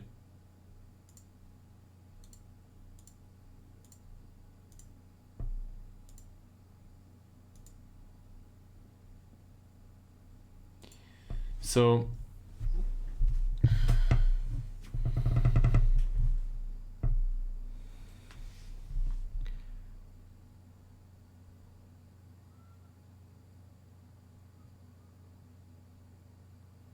we have a lot of squad players now in the first within the team. Once more, because the leading players left the club. I'm sad to see that, but well, it's the way it is, right?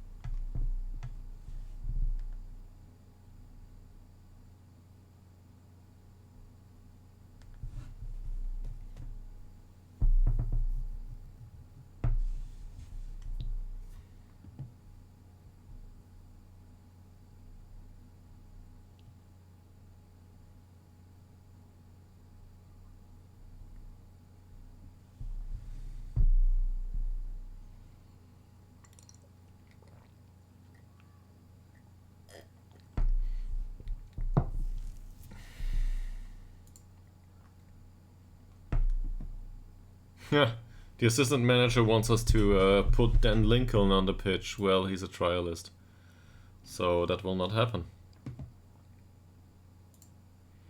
And he wants too much money.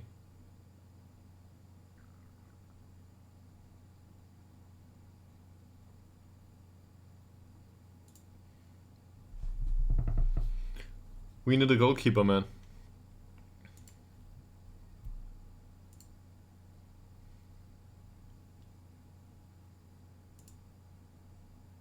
He doesn't know of any goalkeepers. Well, thank you, Dan. Thank you very much. How about you yourself?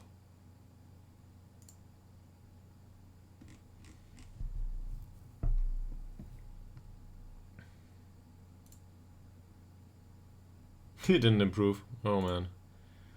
This doesn't go well so far.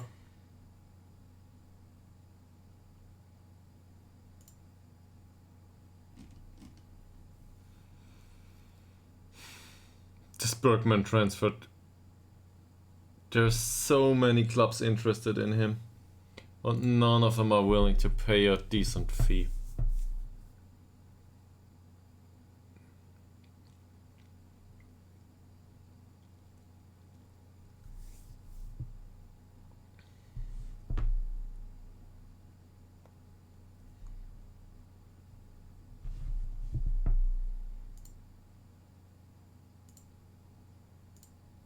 Well done, Eric. Well done. Same for Felix Gustafsson. For some reason, these two are... well, he's fairly pro, so I imagine some sort of... I'd expect some sort of good training performance. For Hagedal, not so much. Not sure where he gets it. That's good. Maybe he finally outgrows his former self. It's really, that's not that bad. Happy with that.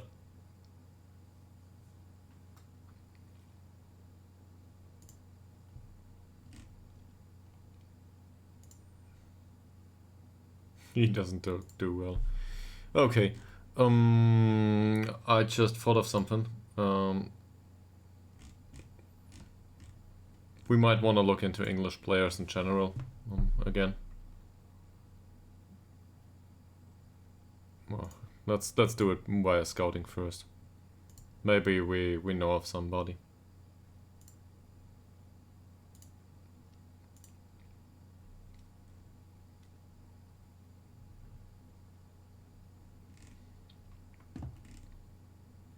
Yeah, we do.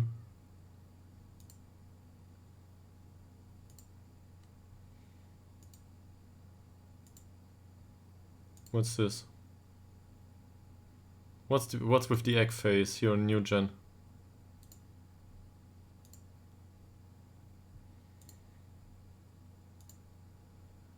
Do I have to do this again? Well, apparently. So most of these are not on a good wage. He's fairly pro. And a striker. And a striker that is not suited for us, but does that really matter? Yeah, maybe.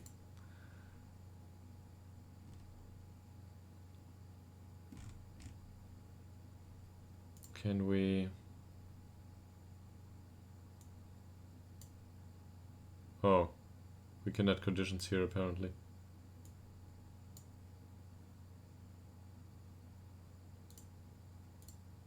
I didn't know that. Great. There's a new part of the menu here that I just discovered. Seriously, this is well hidden. Anyway, well,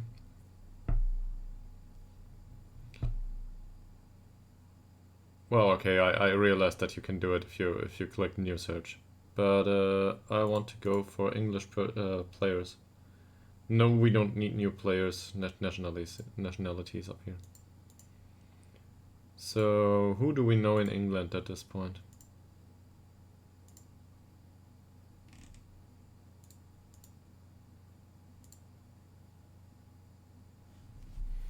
Nathan Hosker is listed for loan.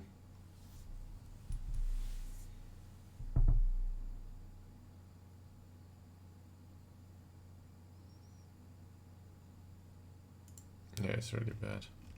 But we have no idea about older players in England apparently.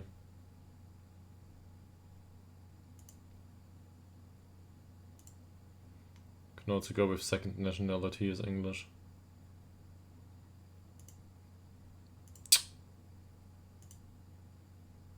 There's some. There's some. For example, this guy. Yes, that's a goalkeeper, I realize, but... then there's... well, we will not sign him. No matter he's got stuff attributes. He's also a Manchester United supporter. We cannot allow that in the club. We already have Stolt. That's enough. Paul Coleman, 18, Irish, fairly pro, really bad attributes though. Yes. Sam McHugh.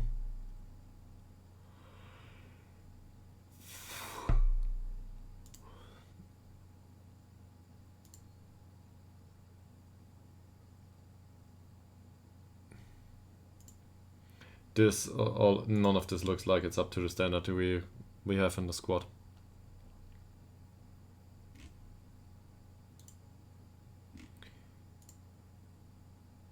We've got a recommendation for an inverted winger.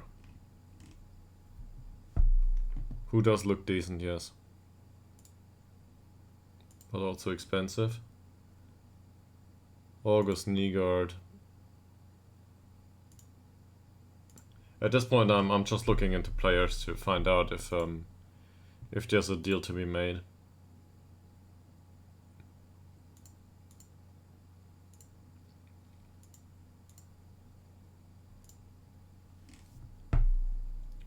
I remember most of these though. Him I do not remember. Yeah, okay. He wasn't a natural.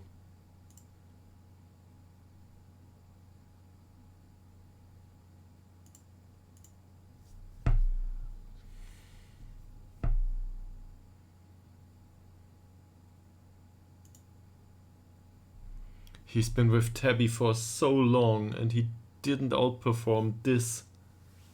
This is really weird. I don't know if they played him as a winger or as an inverted winger. But even if they played him as a winger, he's got everything that's needed for it. Yes, none of it is exciting, but also in this situation, in this circumstance, and he's fairly pro.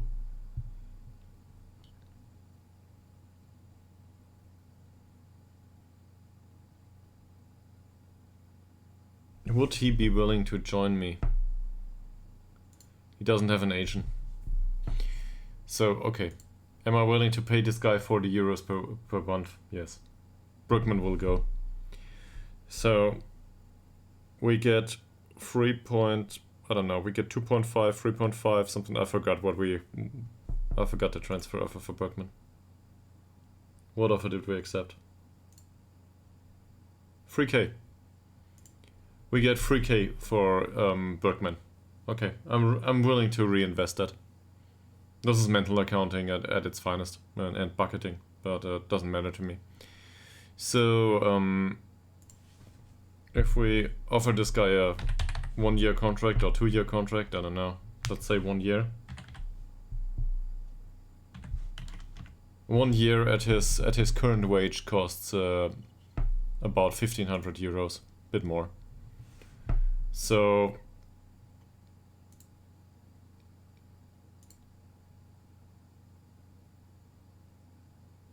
I'm willing to make an offer. Obviously, I'm a really gracious guy. So I will offer them to contribute to the wage.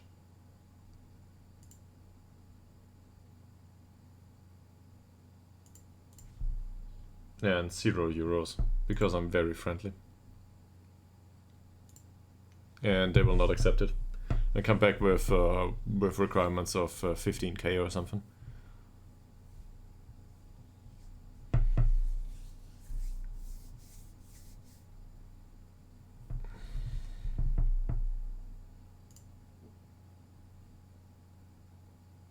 Okay. They don't want to part with him.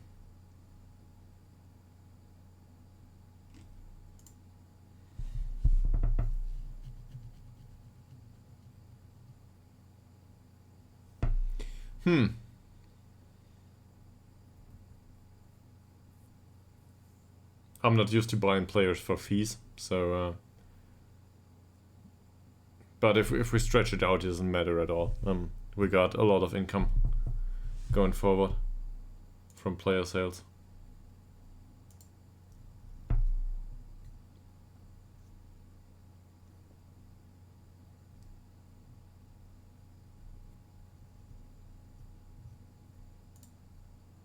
What's the problem here? Bergman is willing to leave.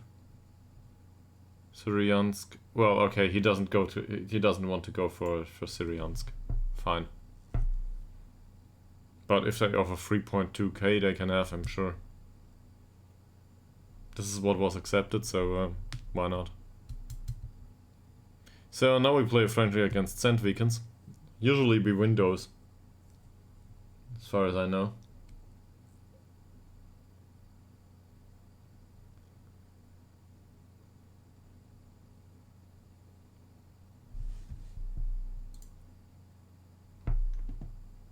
And we won this one too.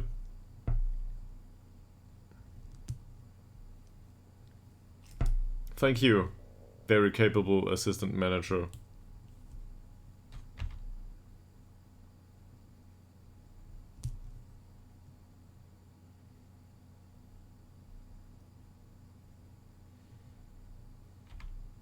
I don't know what's going on with Bergman. He probably, I don't know, because contract negotiations are, this drags on for more than a week now.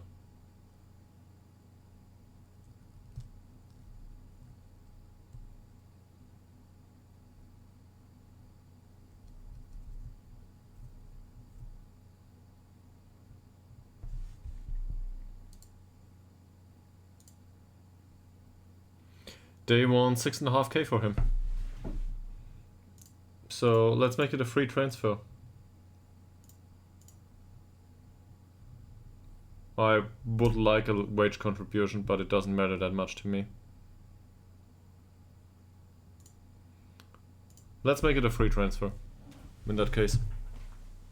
But wage contribution would be really great in that sense, because he's got a long contract.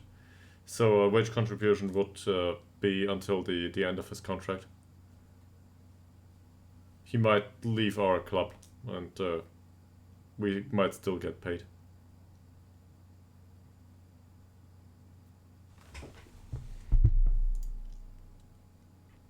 Yeah, okay. That's just a friendly. Whatever.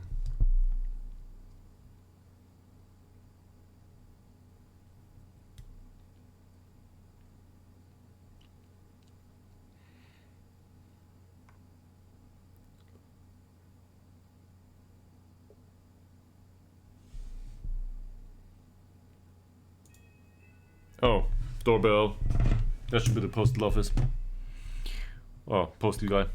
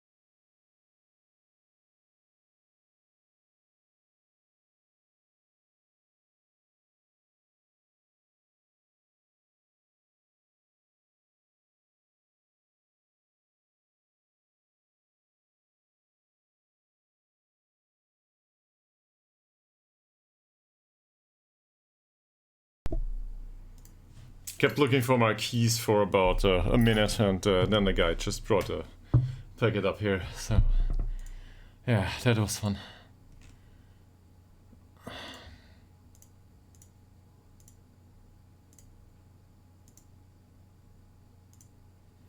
So, how's it looking? Are they match fit? Not yet. But with the next friendly they might be. Against Nybergsund.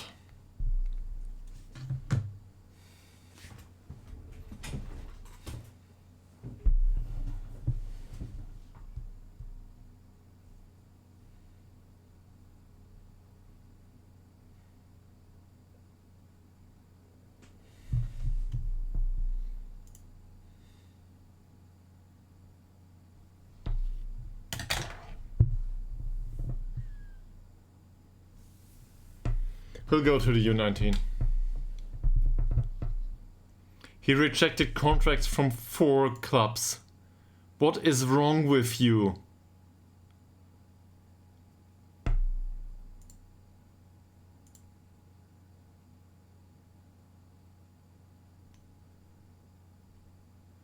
Rumors suggest the player's a bit unsettled.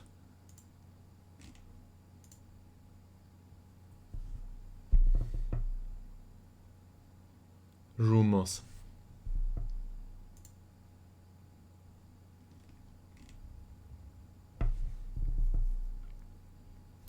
So he's probably not a bad one to have, but I don't want to invest in the midfield. Söderberg.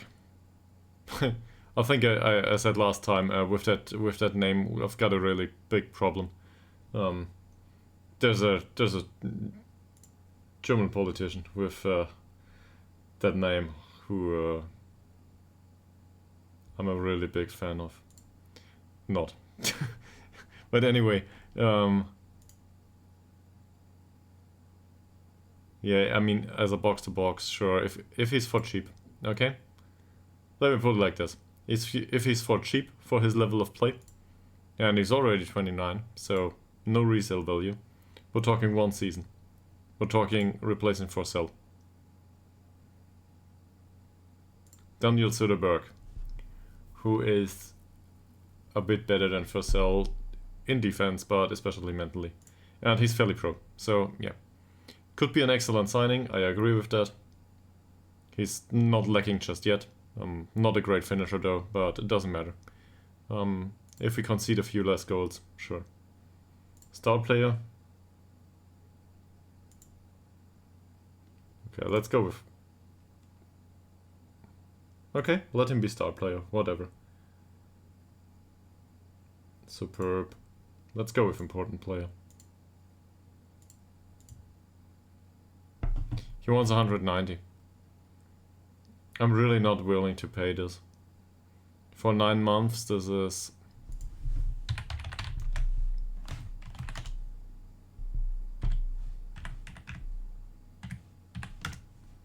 That's 7,500 euros.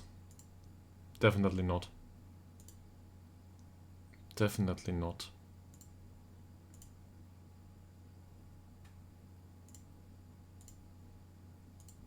If he ever reduces his wage demands, I might go for a deal, despite the name. But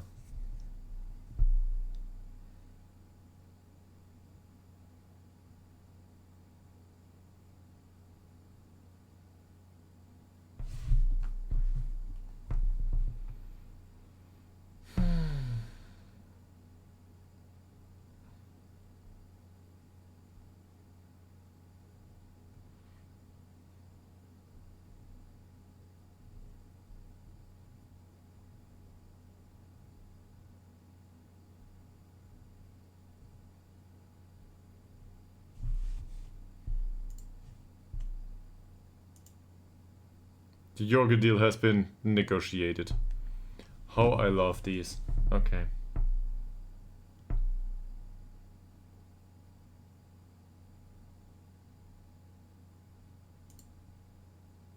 I've got a better idea.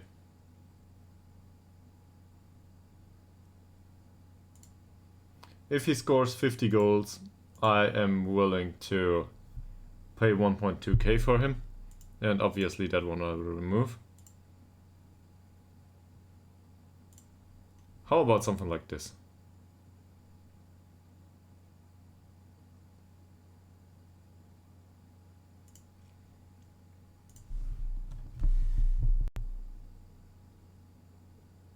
Does this count as a 1k offer? I don't know.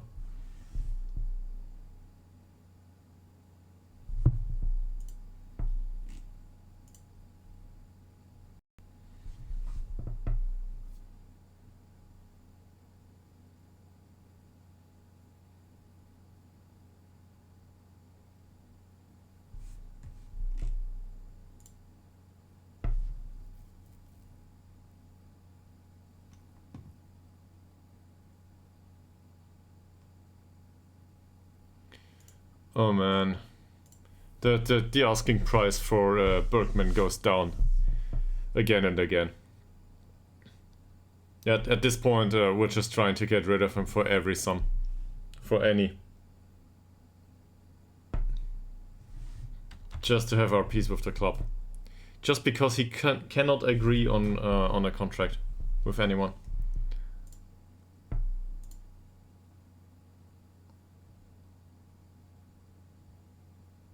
They still want 3.5k for him.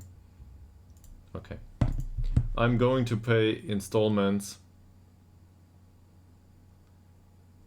after 50 league appearances. I will pay for him. He might reach that though. No, seriously. Let's go seriously about this. So 3.2k. We'll pay installments for... I'll pay 1.2. I want this guy.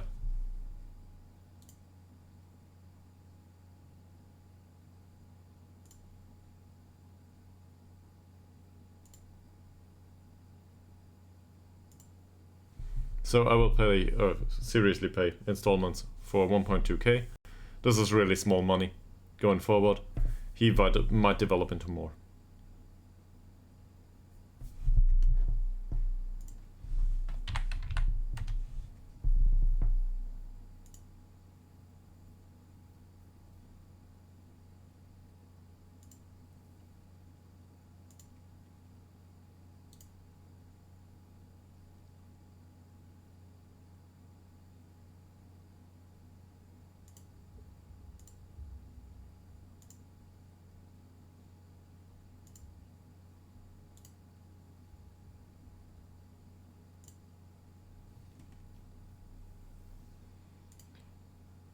Okay.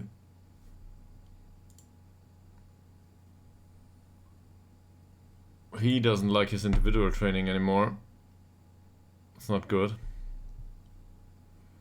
Mr. Sederberg.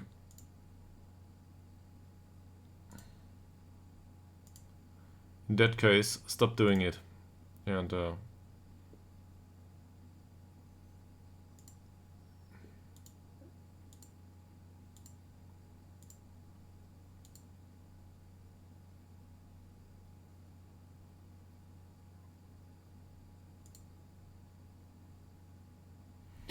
most of them think they should be doing more strength training. Well, great.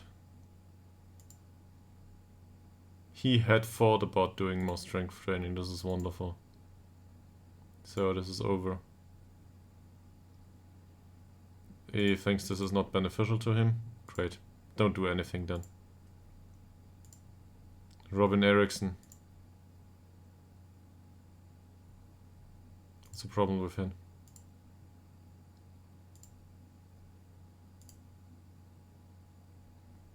Had thought he should be doing more strength training.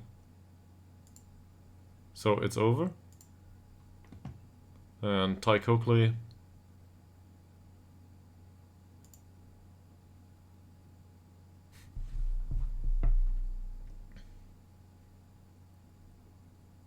Thinks he should be doing more strength training. Well,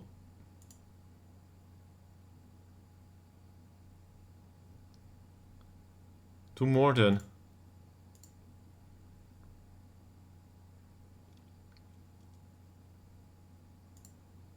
Pedro Lindgren, okay. Well, these are our youth players. And now that we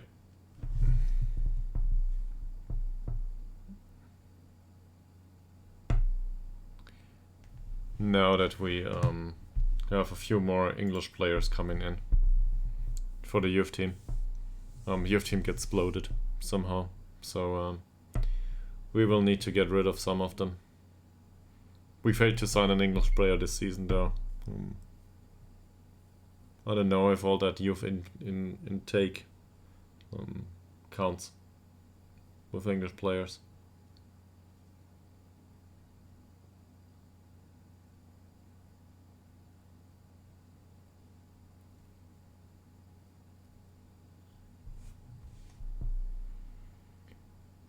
We might check though, right? So Club Vision says nothing about this. High tempo pressing football is all there is to it, and make the most of set pieces, yes. And they are pleased with our signing of English players so far. Okay. The stuff with the set pieces is really concerning. If we look at set piece takers, there's no good set piece takers in here. None. Okay, that's not entirely true.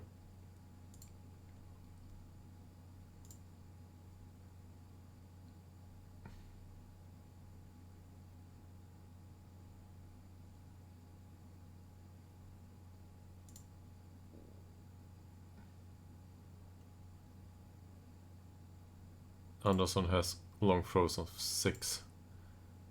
Great. That's what happens if you sign for personality. Everybody that can take free kicks has left the club. Like really everybody. I mean, we can do with Harry Warwick probably.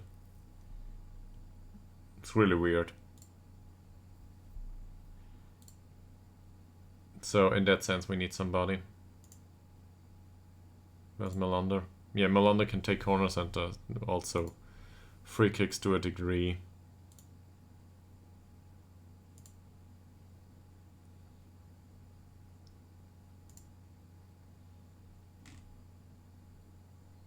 Do we know somebody who can take corners?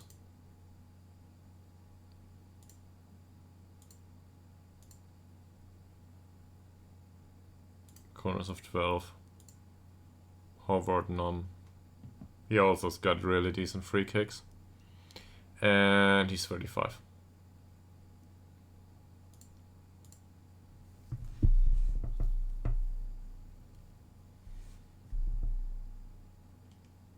We could use a second ball winning midfielder though. But look at this strength.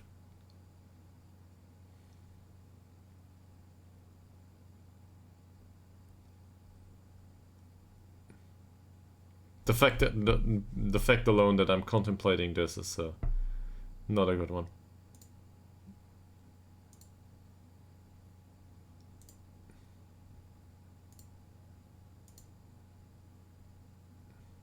Not okay, this doesn't help us anymore.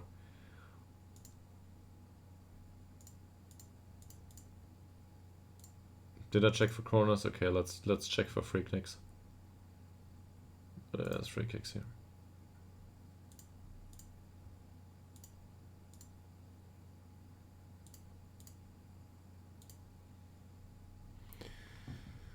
Sead Korovic, yes, his free kicks are good.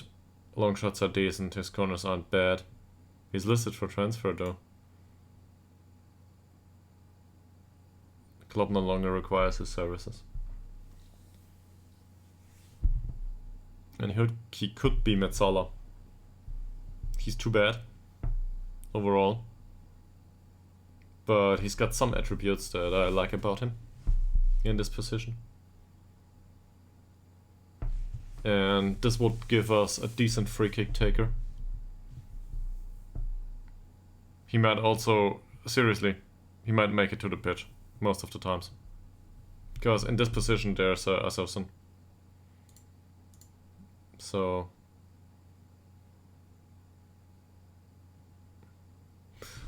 Okay, I realized that I've been on a break 5 minutes ago, but I'll go for a bathroom break and then I will offer a contract to this guy.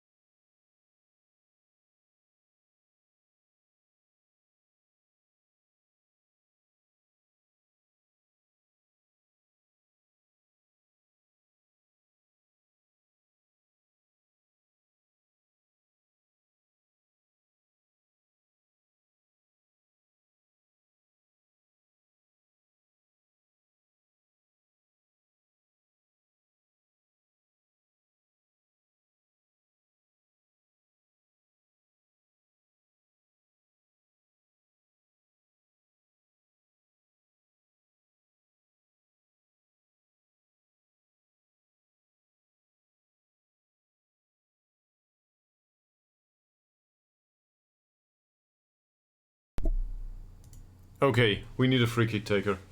It's just the reality of it. This is the one. Maybe. But we will try. And with these physicals, he might not play midfield.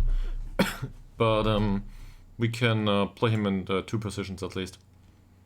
He can try to be Regista back here, which he lacks the mentals for. Or he can try to be Metzala up front here. Which actually might suit him. He's got the flair at least. And the rest of it he might learn. Most of this will profit him as a... or he will profit from as a Regista also. So not a big deal. So he can try to be Metzala going forward, and at 25 or something, or if Egmont leaves us, he can still go back and play Regista at some point. So I'm willing to make an offer. And I'm willing to take him for free. And they can pay the wages.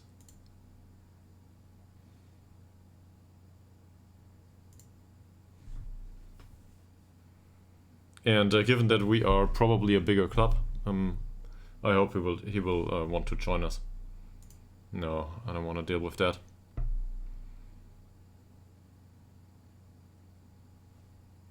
I can't believe that. I can't believe that we didn't sell Bergman so far. This is just wonderful. A player that complains and drags the entire squad down about the sale of another player that also complained and would have dragged the entire squad down.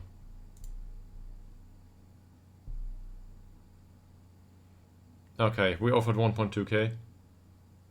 We're getting somewhere.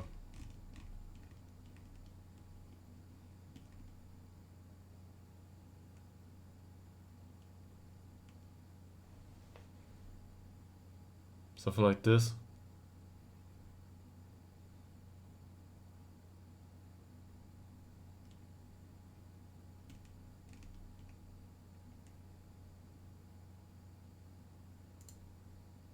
They accepted.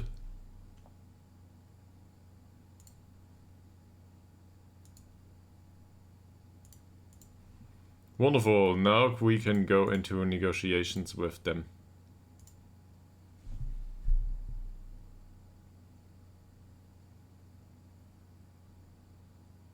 Seriously? Great negotiations, thank you very much. He is not interested in joining us. Because our stature in the game is not big enough. Luckily that it was only Jorge. So he can be with Tabby going forward. Tabby that, by the way, finished behind us for the last 2 seasons. So, yeah, their stature on the club is in the league or in the world is probably bigger than ours. We're just a tiny village, nobody wants to come here.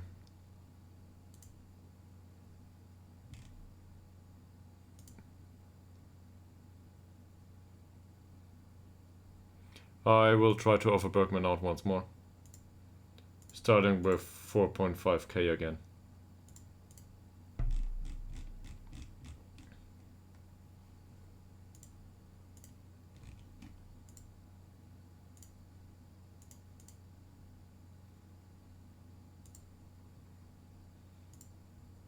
Maybe somebody else will be there. They offered 3k and initially I tried to sell him for 8k and it was about 5 or 6. Now we're down to 3 and he just cannot agree to a contract with somebody.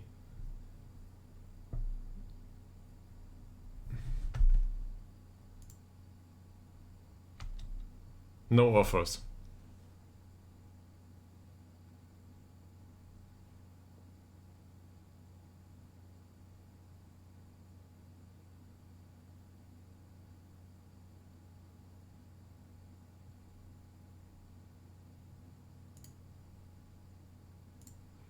So 4.5 was too high? Fine.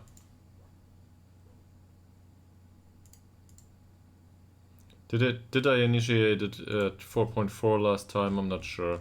Or 4.2 I think it was. I'll go with minor increments this time. We've got the time, seriously.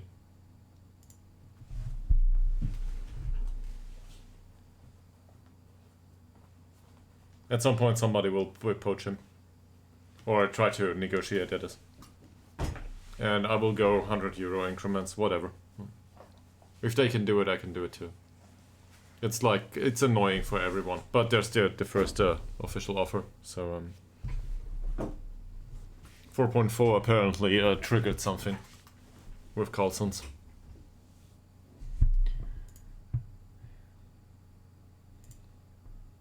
So this is easy. No, I want installments for 4.3 at this point.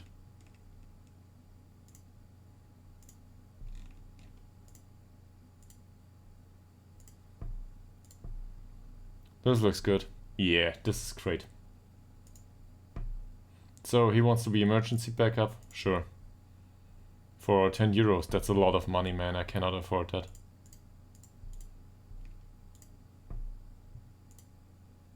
Oh, this is too far away. Fine, you can have that money, but I want a 2-year contract. Seriously? Seriously? About the 2-year contract or about the €2? Should have given them to him. Okay. Well, he will remain on a short list and we will sign him in 2 weeks. Don't know. If we can make a deal. On the other hand, maybe that's just a, I don't know. Maybe that's how it's supposed to be.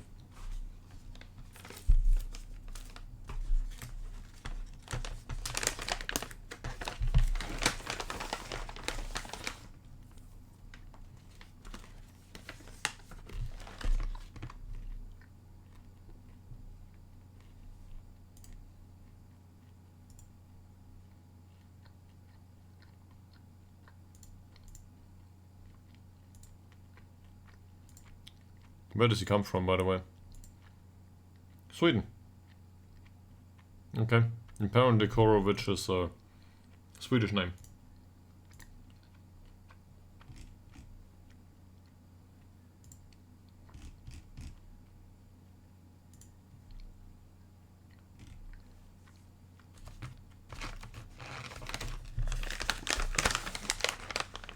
So now some of them are sharp. They're match fit.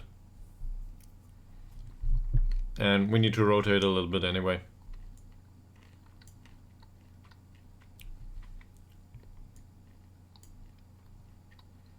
Because the ones that were on heavy load,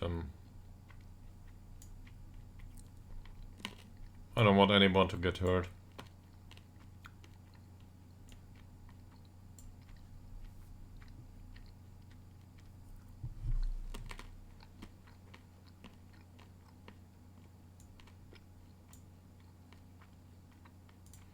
So Oberg in this position will play as a Metzala.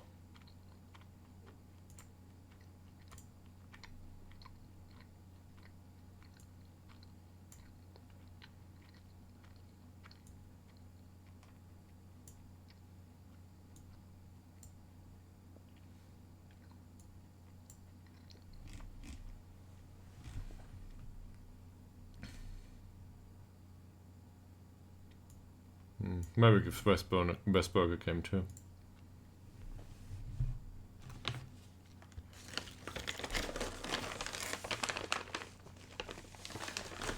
Shouldn't be far off until the first real game.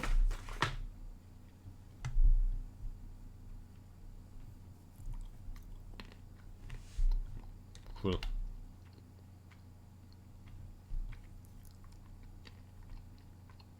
We do not play a direct style though.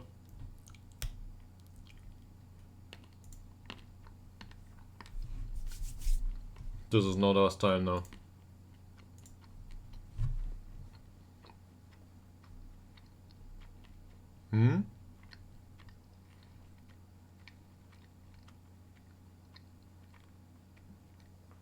We had our problems defending though. So with the last pitch,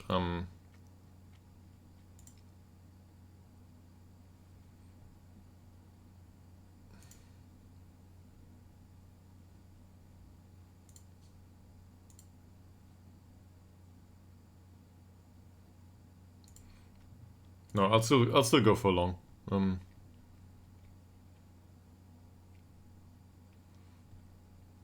We'll make it less wide even, because I think we had enough space.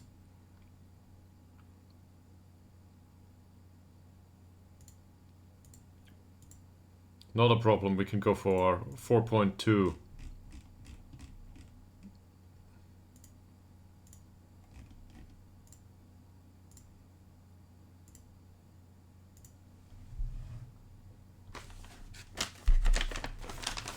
They can do 100 euro increments, I can do them too. This will take 20 iterations. They will not do that.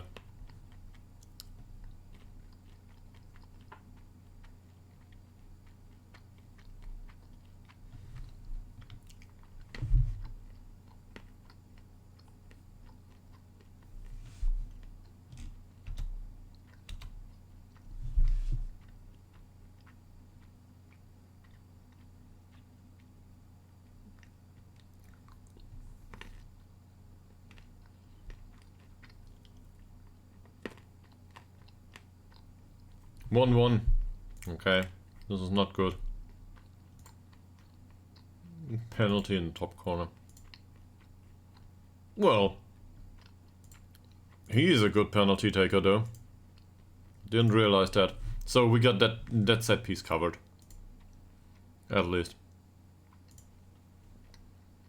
Yeah, they can all go. Let's have a look into this. So it is still Melander. Then Skillermo, who will not play much or at all, and Warwick.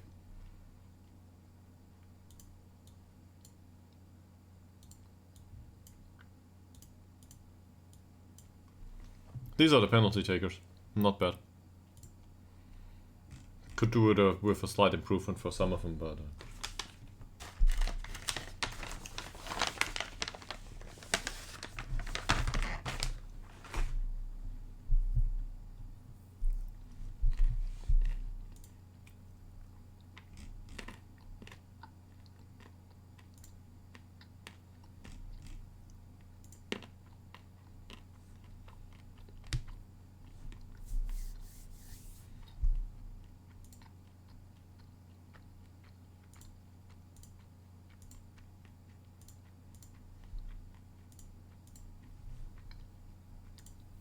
So, question is, did they improve the players in pre-season?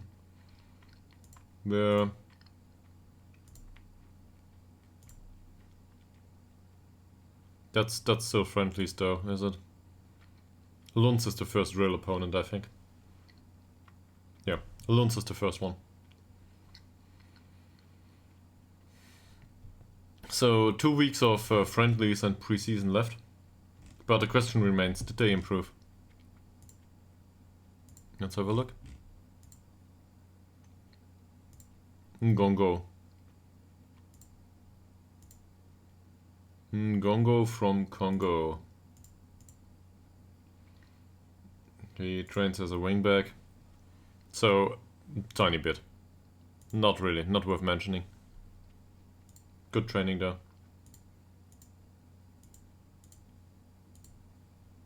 Hagelon improved a lot.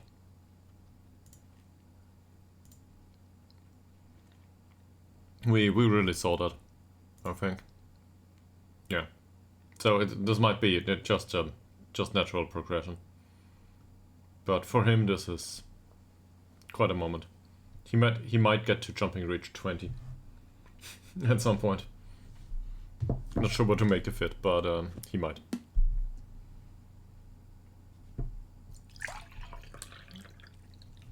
His acceleration got even slower though.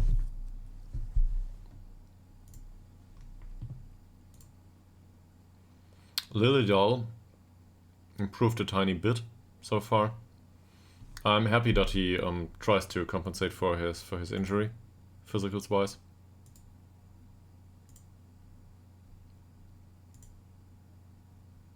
And he's more of an inverted winger on attack duty for us, sadly. So his long shots aren't any good.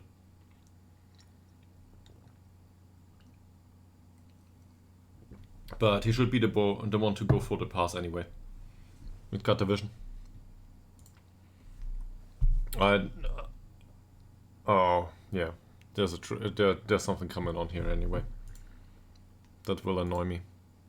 Ostrom, who's no longer a model citizen.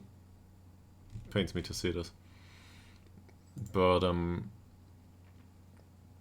he improved as a pressing forward though. He's now accomplished in this role. If we can make him a natural there, it might still not be enough to play in the team at some point. But we'll try. Hellstrom. He is fresh into the club, and to me this looks decent already. This is focused on his training, so this is good. Yes, in a way he improved in his role, and I do not see why I would want him to improve in strength. But pace of 10 is decent. He needs probably heading or marking at this point. The thing is, positioning and decisions are really good. For this level anyway. So for him to be able to outrun the attacker, yeah, that would be great. So a pace of 11 or something that... Also he's 19. So at that age, he will improve on the physical side. He can, at least. And there's not really an application here. I can teach him to go with marking, but then he will improve positioning and decisions along the way. On the other hand, his marking is so bad. He really needs to. So let's try to do this. And afterwards we will go for heading and composure. Just fix the weak spots. Because overall, he's not a bad one. Da Silva improved in positioning apparently. Tiny bit though. This doesn't matter much. Kulafich, I remember, improved overall though. Yeah, it's been a month now. But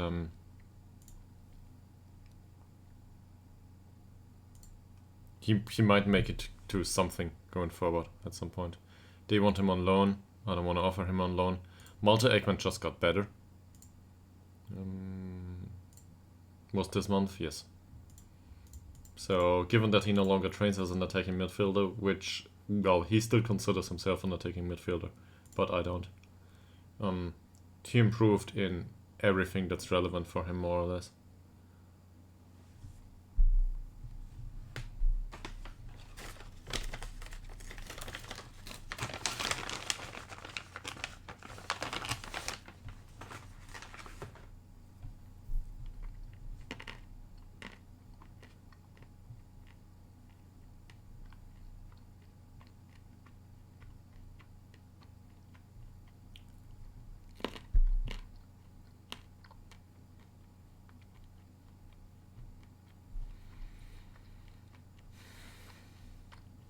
Balance is 10 now.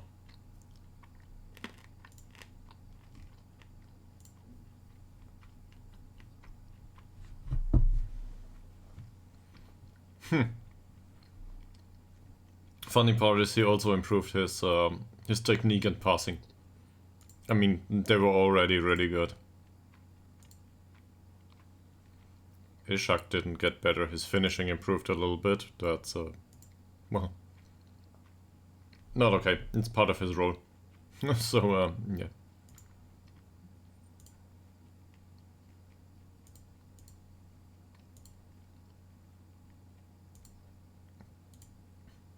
The rest of them, well, Assos on here. I see some improvement. That might be natural progression though. He tries to train free kick taking.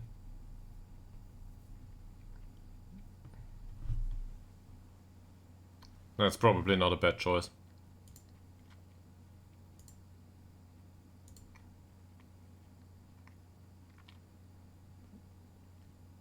He and his crossing. His technique is only average too, so... But at this point, I think his ball control needs more attention than the crossing. It's both bad. He will decline if he doesn't play another 25 matches this season. Puget didn't improve much so far. Maybe I'm too harsh on him.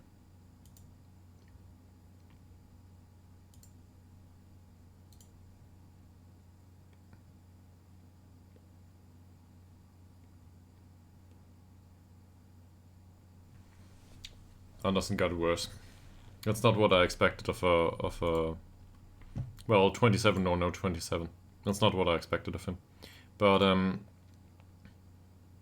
the match experience on a higher level might do something to him going forward.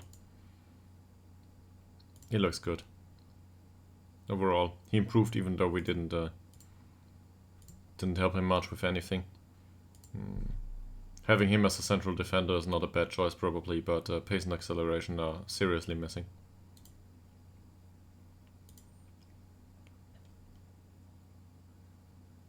Can also play ball in midfield or resolute in the midfield. It would also be an appropriate choice for him, I think. Definitely a player we could use. But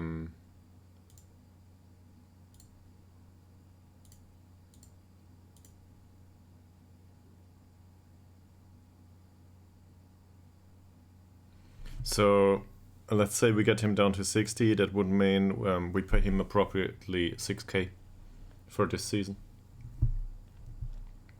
It's a lot of money.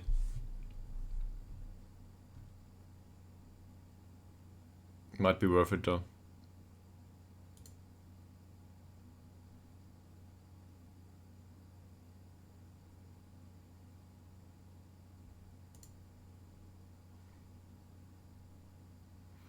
Who would we part with though? Nah. So the thing is, we would not, from a financial point of view, I don't think it's worth it though.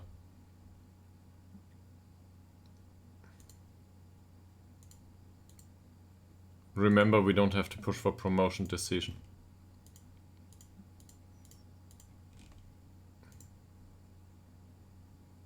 We're not trying to get the best result possible. There is no use in. There is absolutely no use in finishing third, or fifth, or whatever, high up on the table. It's absolutely useless. We need to finish above the drop. That's it. Or for promotion. Everything else is dead land. Doesn't matter. Because there is no.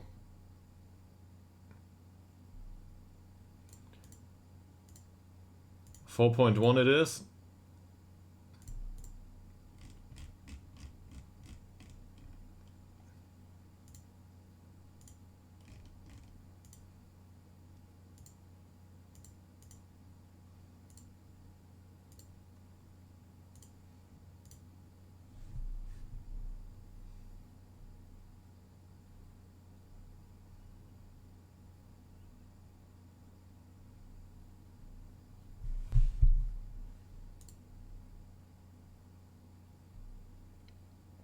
I recommend offering him a contract. Yeah, sure.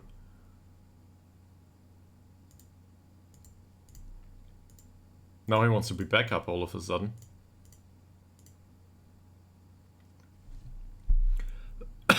That's still too expensive though.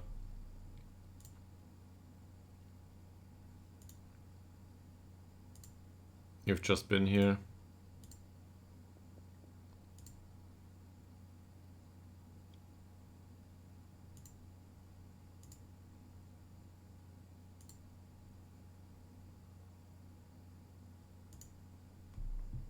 Can we talk to him again? It was about 10 euros, right?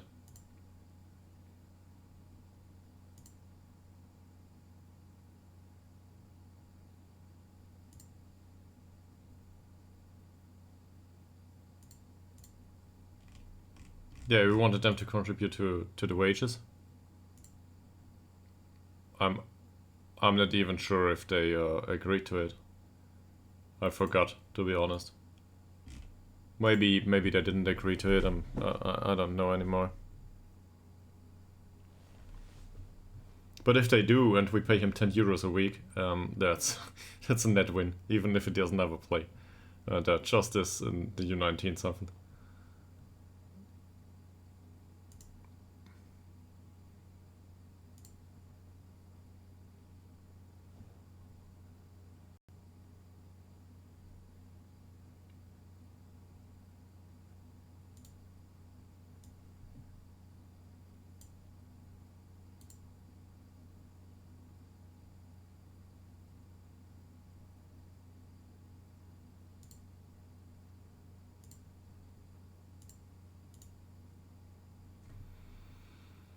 Okay, he comes in and let Eggman welcome him. That's sure, why not?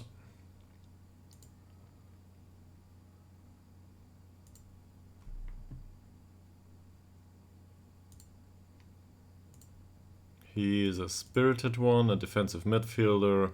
I feel he has the stamina for box-to-box though. But he lacks some of the attributes. As a defensive midfielder though, well, ball-winning midfielder probably. He's not that good either. Might as well teach him how to play box-to-box. Going forward, and if it doesn't stick, well, doesn't matter much.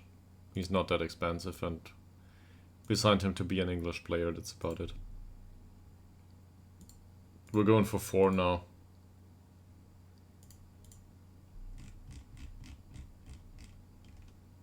Let's make it 3.9 because we're really, really grateful to have an offer to get rid of him at this point.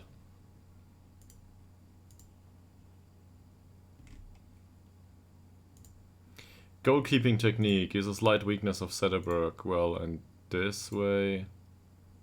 Is it though? His composure is bad, yes. I will not add Bergman to anything. Arsoson can be a free kick taker, but I will adjust that once the other guy comes in.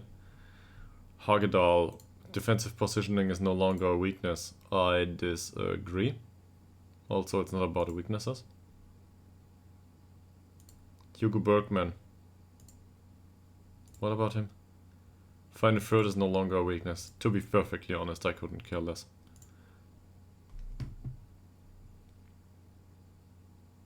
No. Yes, remove this.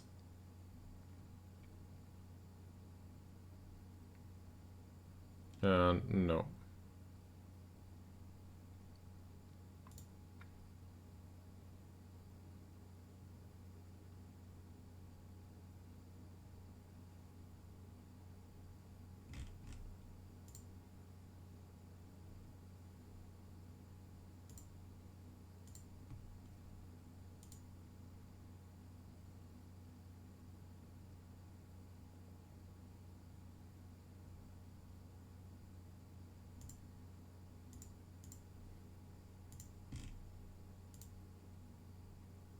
So this improved a little bit, right?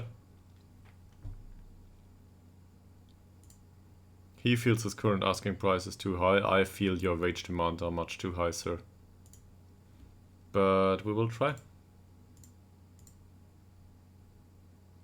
With 2.3, why not?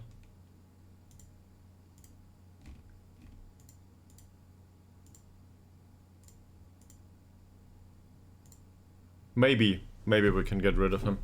Of Thorgal Dobrev too. Bergman and Dobrev. 2 long-time servant to the club. One more successful than the other.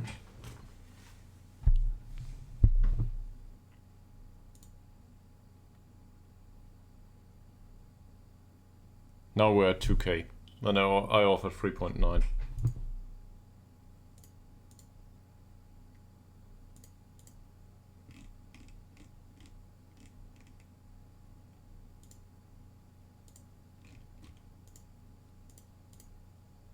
These have dragged on forever.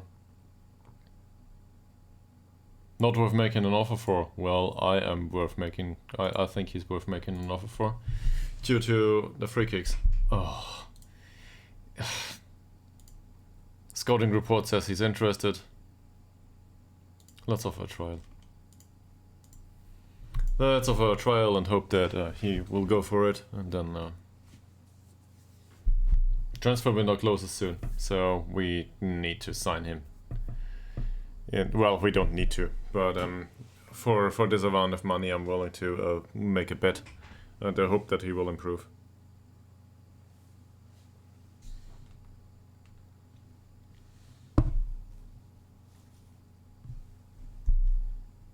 There's the trial, finally. Then Lincoln leaves, so let's have a look if he's willing to sign for us. As a backup, that is. Now that he left. For a decent wage. Still 117. What about him? Oh. Maybe if this decreased somewhat.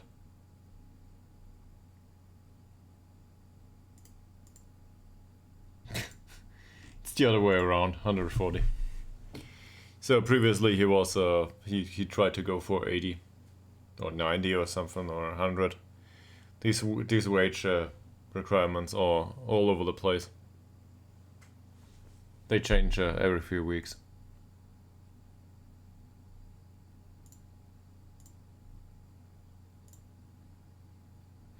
So with Korovic, again, I think we should sign him.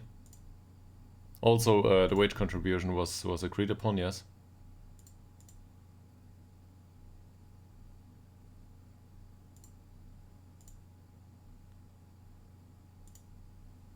So I will do the same.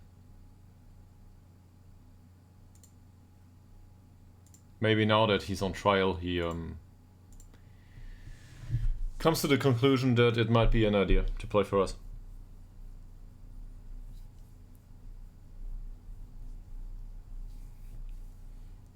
And this is about him being Mezzala / Register / box-to-box midfielder. Probably not box-to-box though. No, we played 2-2 against Carlsons, okay.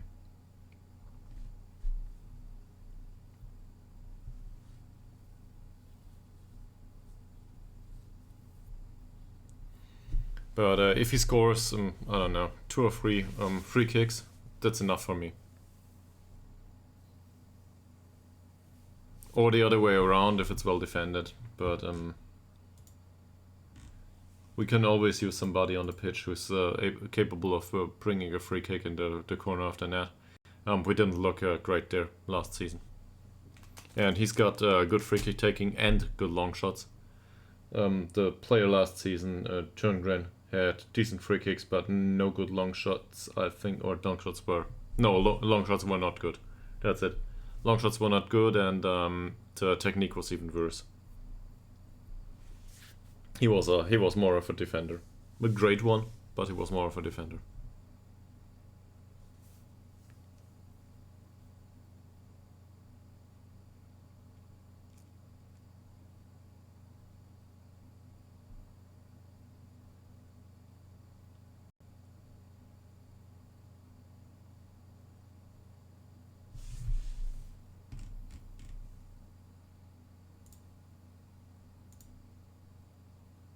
We're at 2.2. I think I offered 3.8. Well, now it's 3.7, I guess.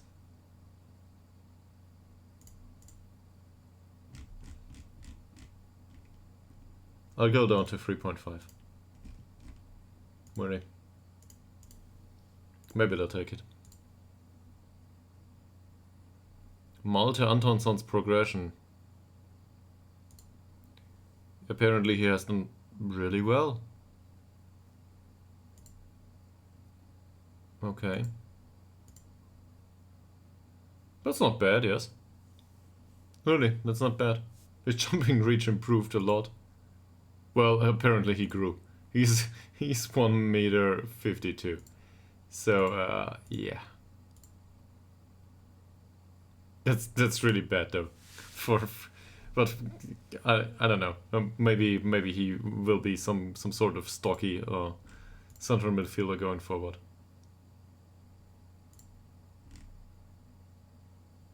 No.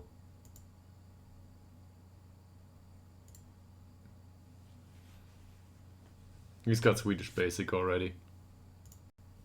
After 2 days, he'll make it. Now he's very in. Oh, and look at the wage requirements. They get reduced. Maybe. No, it's 15 to 25. It's 6 though. Okay, fantastic. Will we accept this? Yes, but with a longer contract time. And this can go. Don't let me do the same again as last time.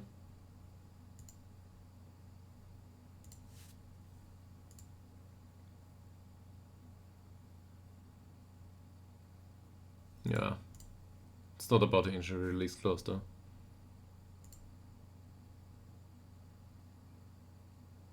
Okay, you can have this. I agree.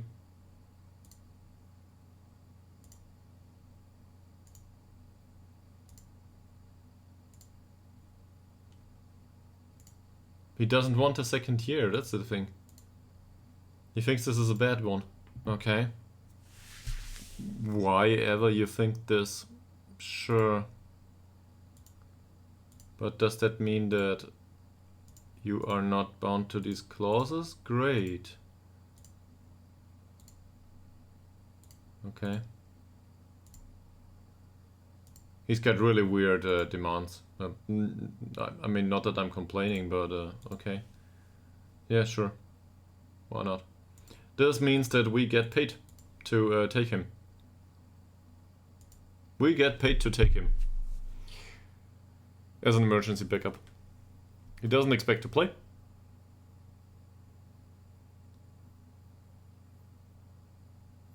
They will contribute to his wages going forward.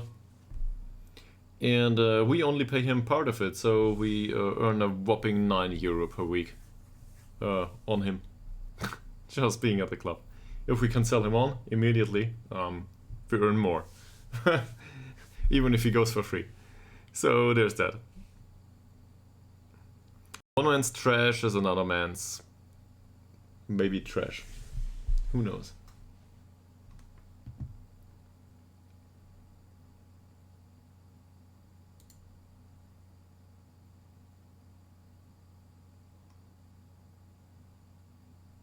There's a loan for Dobrev here.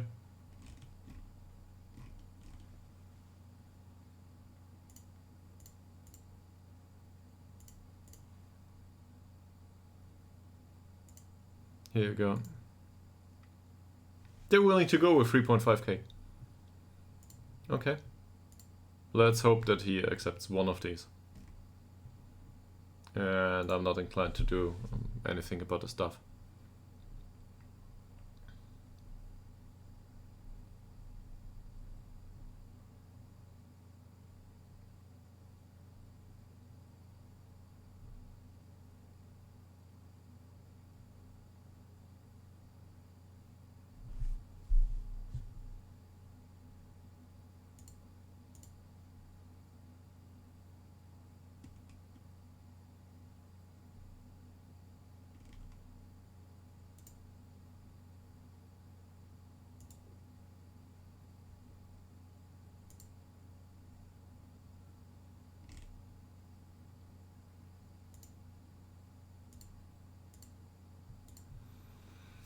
Morale in the squad overall has been not that great, I think.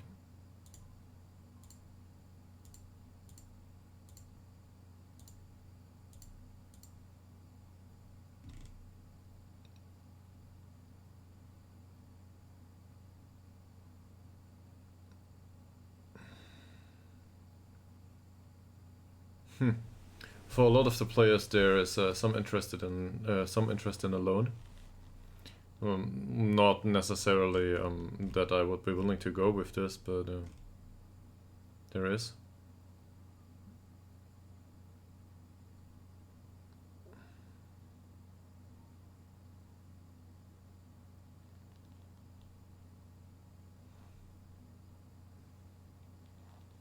Some of these might not come back ever and play for us, but it's not that important. The thing is, we're lacking the young prospects at this point. Well, it's not entirely true, but the young prospects are not within the team right now. The 18 to 22-year-olds that will develop really well and go for a high fee. We're more about smaller fish this season. Yeah, okay. There's a lot of players with expiring contracts, I realize. No recommendations.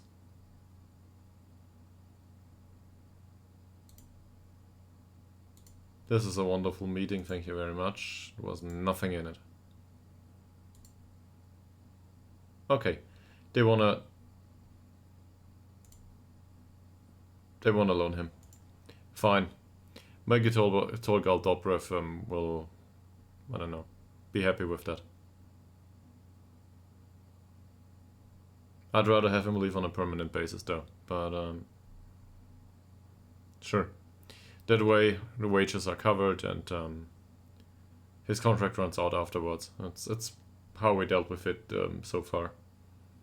We actually extended his contract 2 years ago for a €6 per week contract because we thought he might develop into something and we might make some money on him.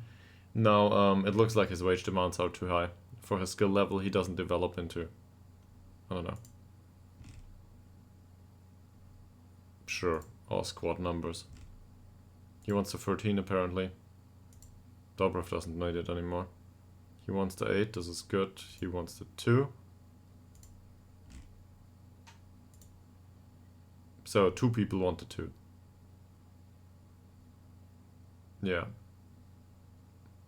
That will remain like this probably. And auto number the rest, yes. Because, well, I mean, some numbers are just gone, right?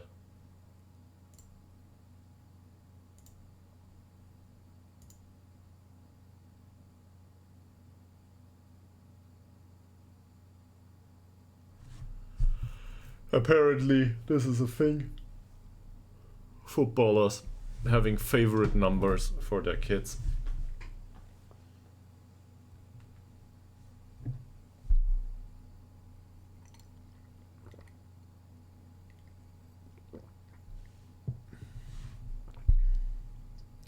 So, there's one thing that is moderately concerning, and that's contract run times overall.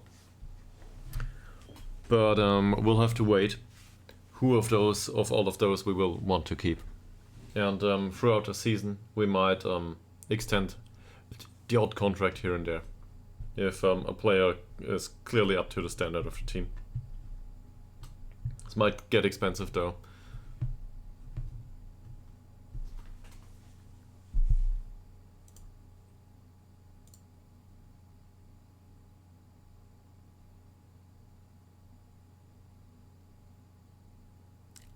Oh, what is happening? Oh, this has been accepted on our behalf. Now we've got a problem, because all of a sudden, well, we lack an inverted winger on the left wing. And but this is great money. I accept this, sure. Ha! So we get 14k.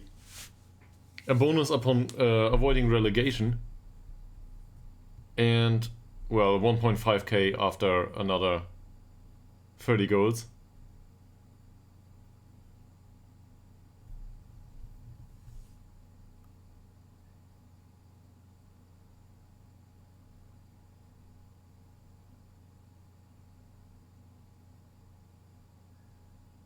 No, I will not ask to renegotiate this. I don't think we will get a much better deal for him. Where does he go?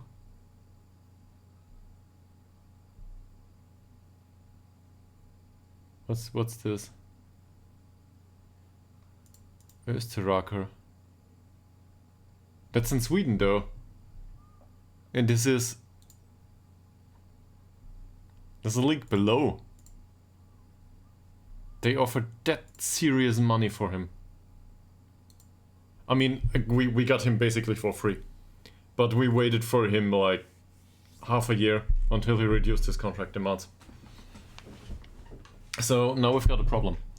He played in the friendlies. If he goes for that club, which is not granted, Ytterhogdals suddenly is on his own. On the left wing. And there is no one there to play. Well, there is. Skillermo. Where's Skillermo? Skillermo is still around. So, whatever. We can go into the season with Skillermo.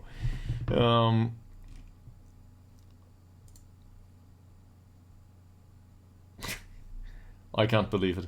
But 14k we cannot decline, right? This is great. And nobody's around to celebrate it. But this would imply that we got like something around the lands of 60k as transfer fees. This break alone. And we sign Korovic and get paid to take him in.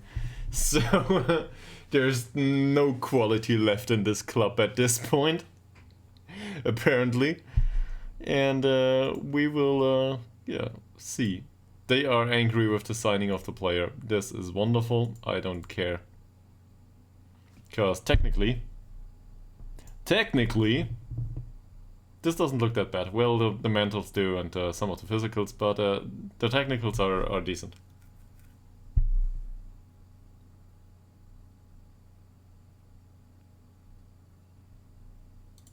We'll try to teach him composure and decision making at this point.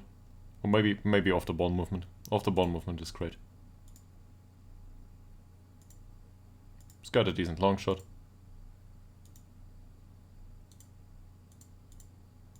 I mean, I expected Puget to be sold at some point, but the initial offer for 14k is really much.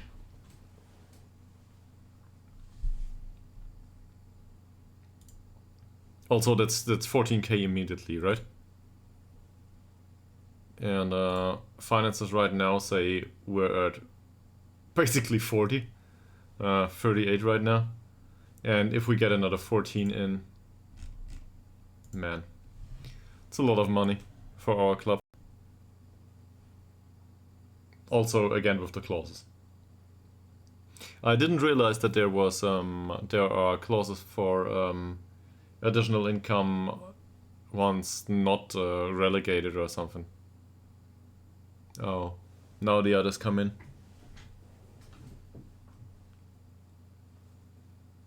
They will probably offer 3.5 too.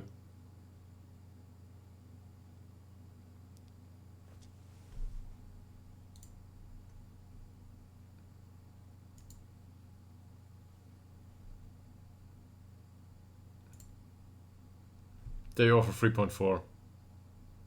After 50 league appearances.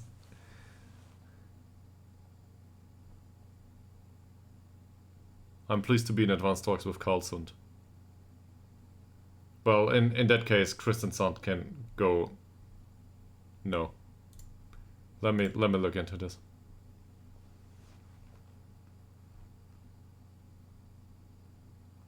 This is not appropriate, no.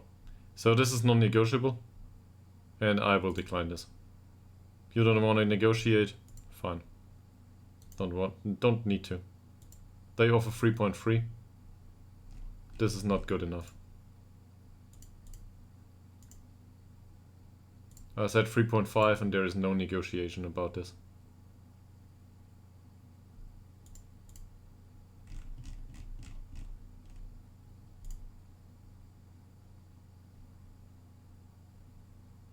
You can have the same offer. That's okay.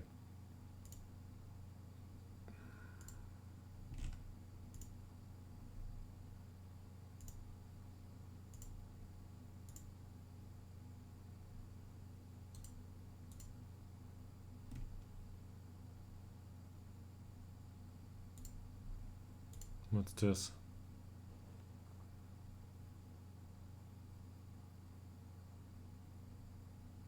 Now somebody else wants him for loan. Sure. Pay me, I don't know, €5 a month for him. At least. To make it worth my time.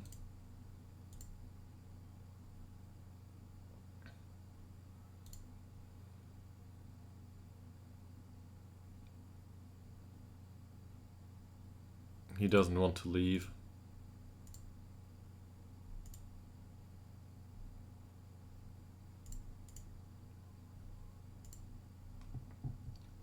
And I think we had a look at him and decided to go another way. Some time ago. Jonathan Jorge though.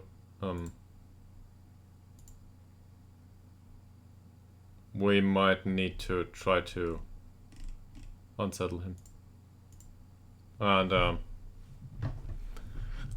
maybe he wants to come for the club at some point.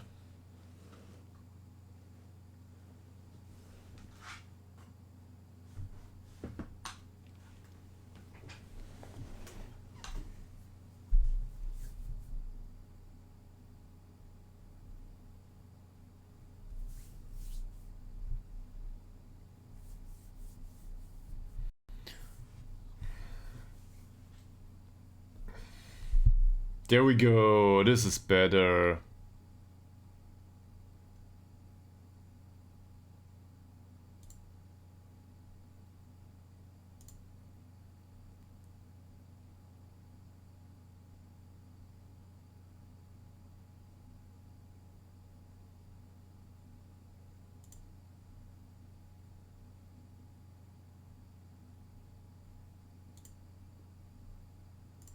I'm off now, why? Oh, well, okay.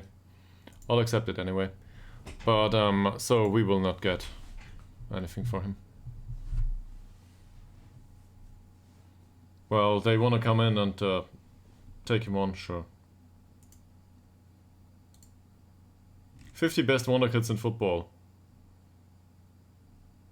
That's great. Yosete of Atletico Bilbao. Oh.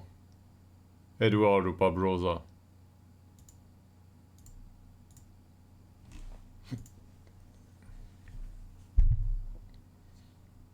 So, no. No wonder kids for us, that's for sure.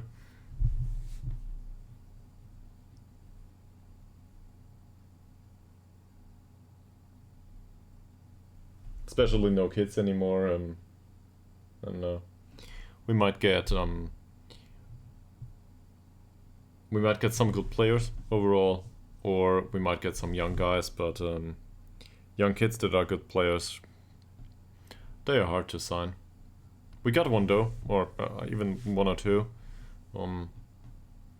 but it was it's like we poach those that get released by other clubs, so they will not make it to I don't know, world stage anytime soon. But some of these. Oh, Robert Lewandowski's contract runs out. We will take him in. Let's have a look. This is not serious.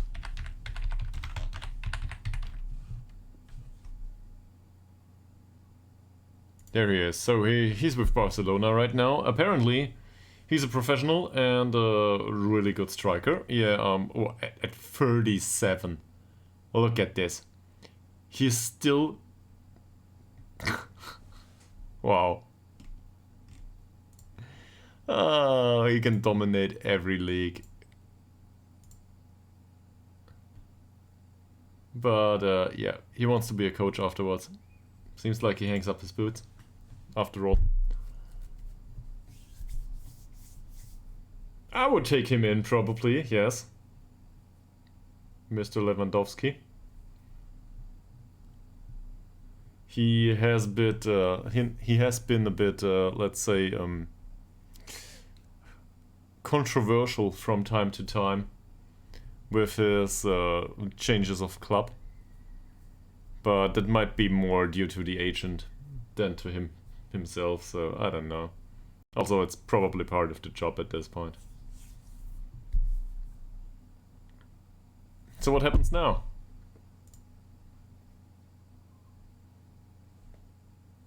we made a loss, a serious loss throughout the last throughout the last month.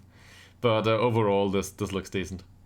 And if we look at the amount of decline here, this is good. We can deal with this, and some income will come in.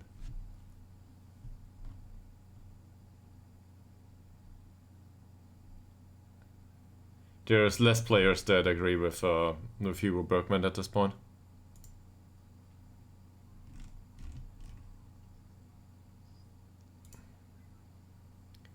So Bergman is in talks with 2 clubs, and we rejected one.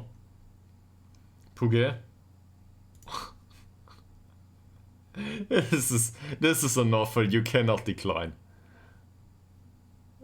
Really. At least not, well, the chairman felt he couldn't.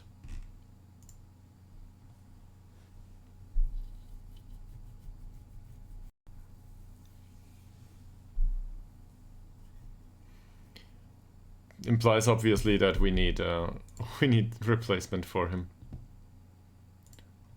So this is the training report for Asarson. No, this is still the he improved a bit, yes. Overall. So we have somebody on the short list for that position. His name's Jorge, but I don't think he's willing to come. And now that we sold all the players that can play there,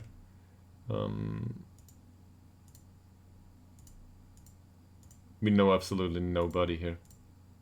Great. Drake Rossington, though. He's got low determination, and he's left-footed.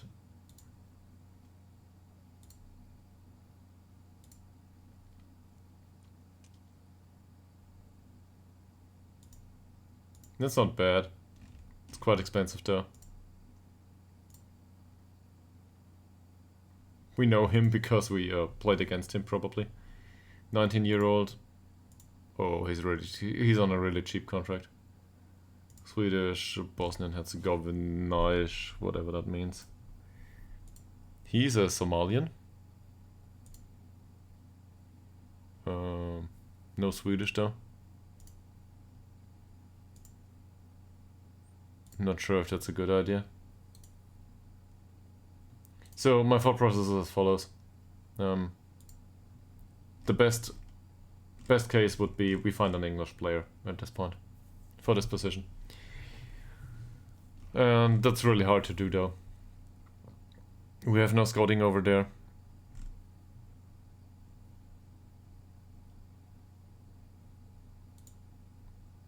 He's with Carlsberg. He's really weak. Passing isn't great.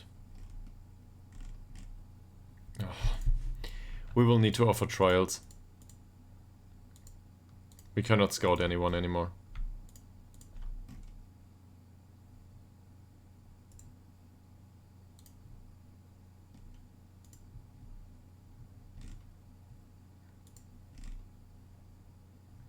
Okay, worst case, Skillermo.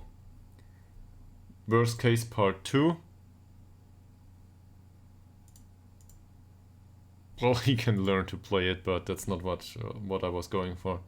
Worst case part 2, what's in the youth squad? Per Stahl. He's left-footed, I don't want him there.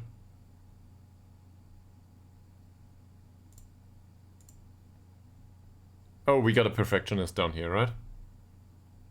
Is it Gustafsson? No, that's the Iraqi guy with low determination. Well, we had a perfectionist down here. Who was willing to play this?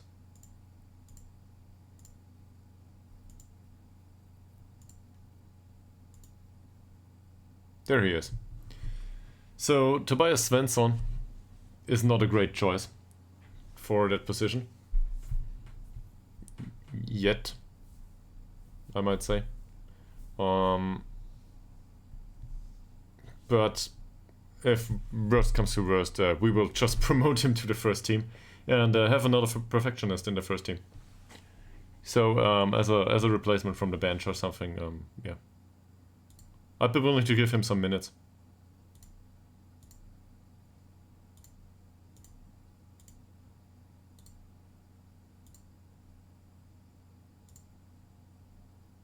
This is totally weird, but okay. Hopefully this all goes through. Ytterhogdals, that doesn't matter to us right now. Yeah, we need trials here. Maybe one of these will do, and will come in for cheap. Sakharovsky will not come for us, okay. And he just has no interest whatsoever joining us.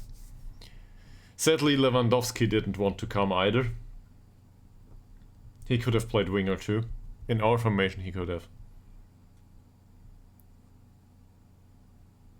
Probably also score 60 goals in this league, or even more.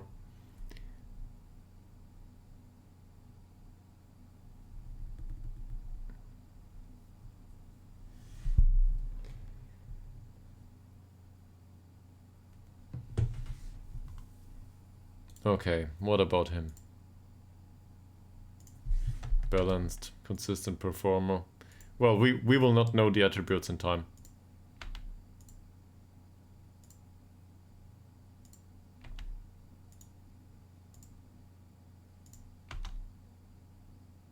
So this means yeah, this means Skillermo is probably the way to go for it anyway. He's got good acceleration, apparently. He's really weak though. Well, I got Massimiliano. Or whatever. Press speculation, we have no idea yet. Seriously, we don't.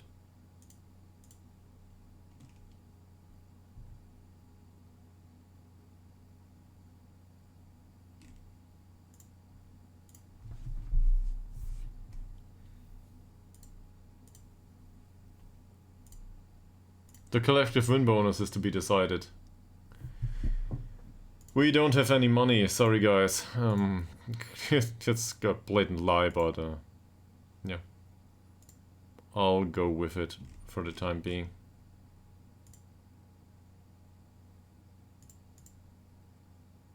The supporters are very happy with the amount of English players we signed, apparently. That's probably because sometimes an English player plays in the first team. Harry Warwick, that is. Who, for some reason, started to decline recently. And, well, might be due to the amount of English players, or the count of English players in the team down here. Henderson, he's also left-footed. And really slow, by the way. Is there anyone else? Luke Collins? More of a box-to-box guy. Ty Coakley. Metzala. Yeah, he's right-footed. Also, he's really slow. That's small and slow, so no. He's Greek and on a really expensive contract.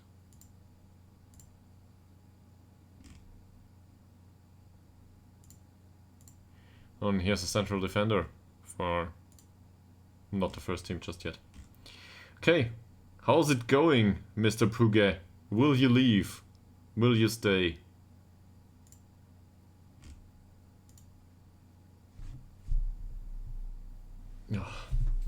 No, it's 4 days to transfer window, and we have the problem that we have 4 players for this position. Well, 3.5, and we might end with 1.5. And need to play Skillermo after all.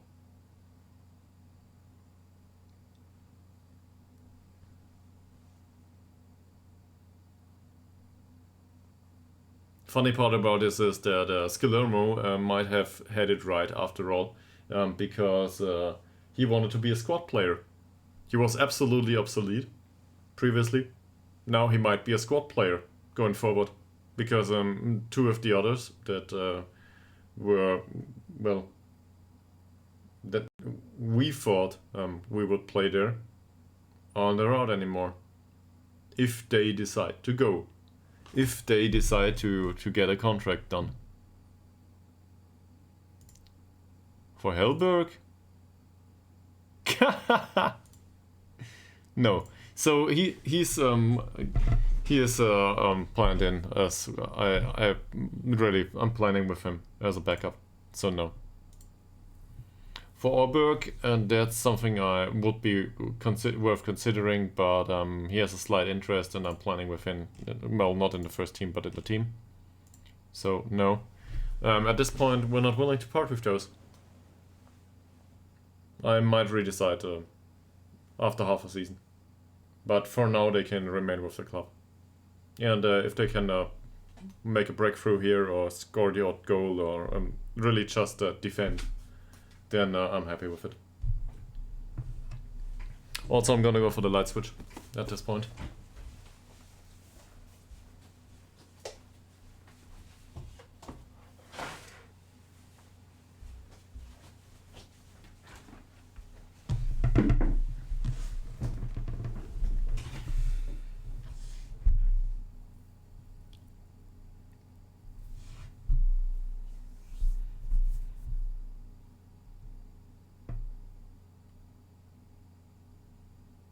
Well, it looks like we can finish the preseason this session, and then maybe next session we can go for the first match of the season with a bunch of people that have good personality overall, or better personality than previously.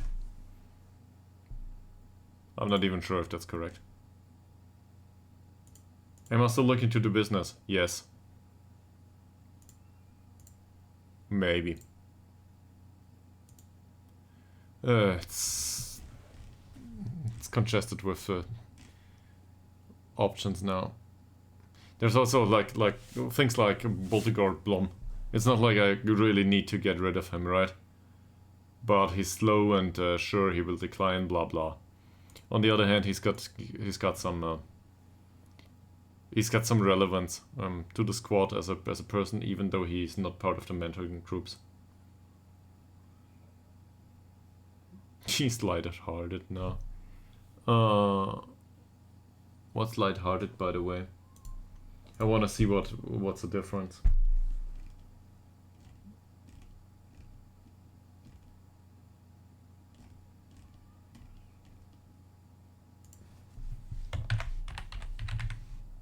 Lighthearted. No better than very good determination, at least good pressure. No better than very good professionalism, at least good sportsmanship, and at least average temperament.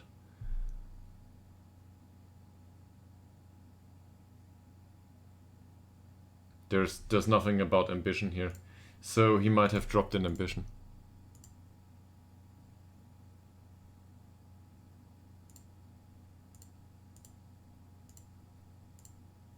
Ngongo. Oh, he got even faster.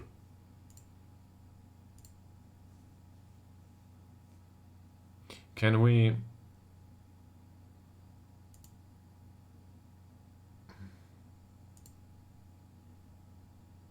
I want to offer him a real contract at this point. 55, 8, 10, that's less than he earns right now, right? No. Well, yes, it is. But I want to go for a part-time contract here. For, let's say... let's say 15.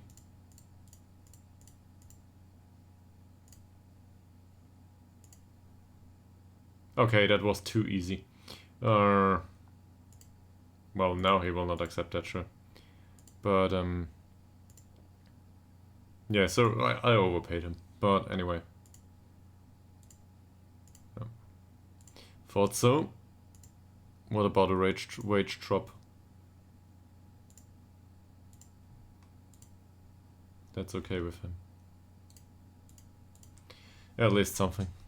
Yeah, but because he was not on a real contract, I cannot loan him out to anyone else. He's got most of what I want in a wingback at this point. But there's Anderson and Da Silva. Da Silva doesn't want to leave, I think.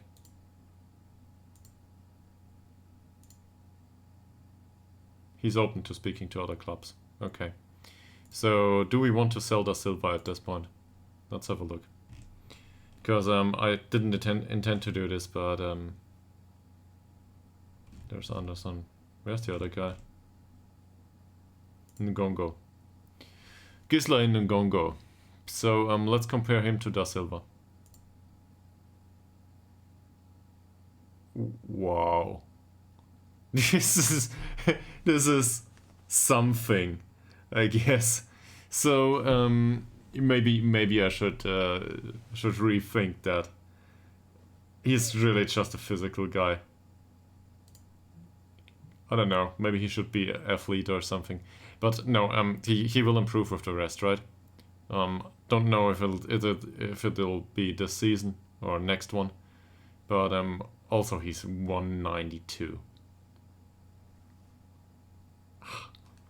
As a wingback.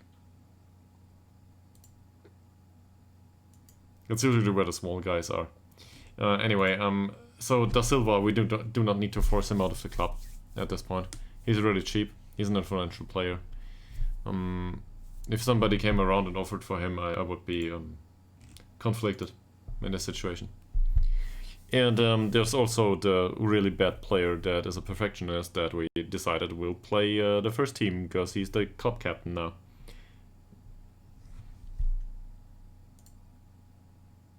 No.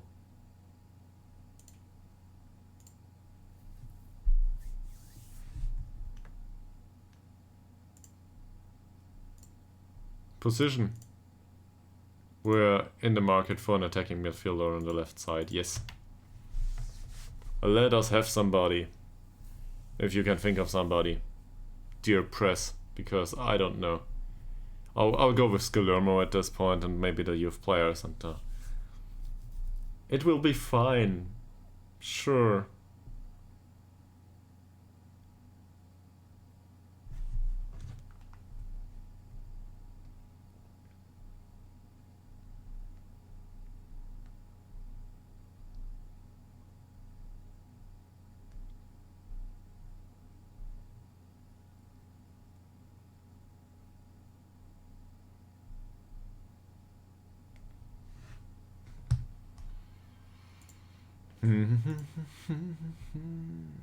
Okay.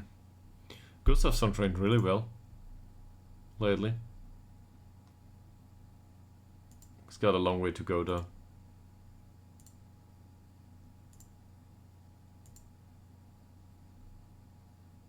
There's no use in criticizing any of these. And with Alp, I really expected better. This is highly concerning to me. Does seem to fit fairly well with most of the squad though, so that doesn't look well, or doesn't bode well for the rest of the squad. They want him on loan. Okay.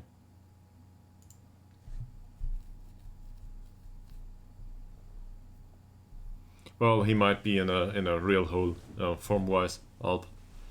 We'll need to dig him out, but he's got the time. He will be on the bench most of the games. And Muteba will play. If Muteba gets injured, then we've got a problem. But really, 2 players for every position should be sufficient. We can rotate a lot.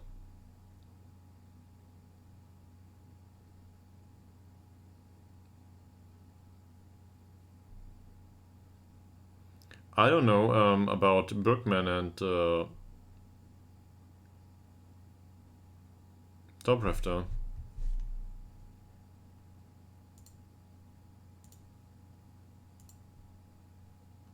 No. Especially not for 80% of the wages. And I'm not willing to offer Alp because we signed him for the first team. Or the team, at least. So that's where he'll be. It's weird. Usually I try to get rid of the wages immediately. But in this situation, no. They might think that he's not good enough for us. But I think he should play from time to time. For us.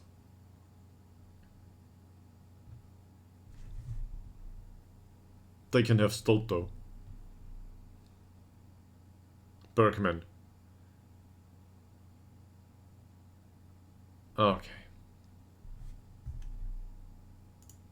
Goodbye.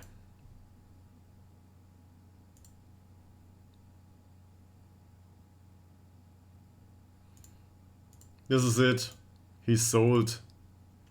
He's out.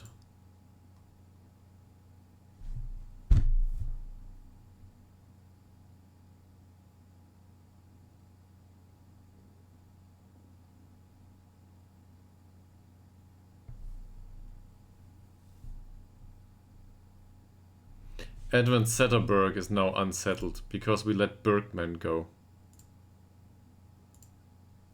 Are you kidding me?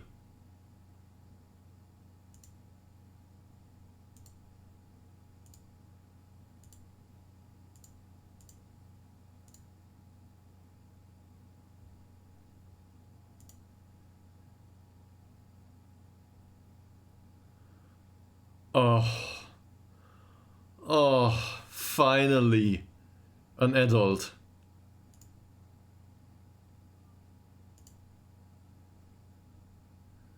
Finally. So will Dobrev get his shit together and leave? Please. Yes, he will. Goodbye.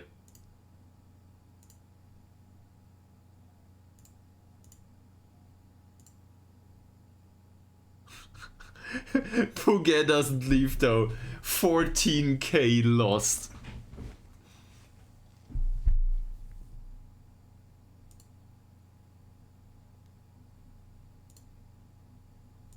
And at this point I'm probably happy with it. Because look, he improved.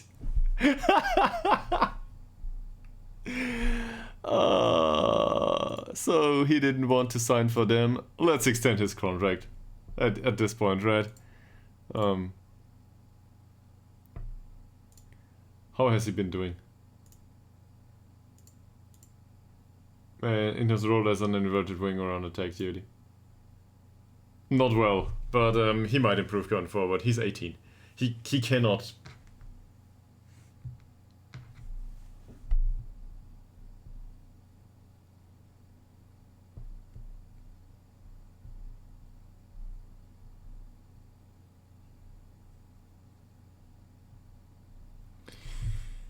So I think he will improve to a degree if we play him sometimes. And pace is decent. Agility doesn't matter much. So well, it does, but anyway, in this role, what we will have to teach him? Seriously, what's missing? Passing, decisions, and composure. So the physical side we don't need to teach him. He's fine, sure. An additional point in acceleration or pace would be great, but we know of the Tillander case. He will get those just with natural development at some point. He needs decisions and composure, and he needs better vision and passing. That's it. The dribbling is good. Long shots are decent. He will acquire those going forward if he continues training in this position. So, yeah, this is about mentals basically, and a bit of technicals, crossing and passing. Otherwise, he's good. And in that sense, I'm willing to renegotiate the contract. So to bind him till 2027 or 2028 at least.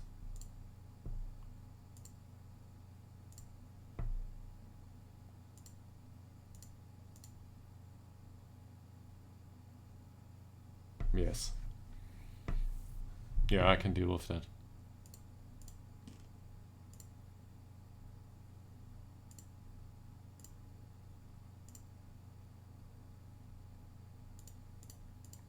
This I will not allow. Neither will I allow this. The 15 per week he can have. And I'm willing to increase this. Nah, let's get rid of it. Whatever. Let's try it like this first. Just a 1-year contract extension. Yeah, here we go. We accepted the base wage, and the rest of it was unimportant to him.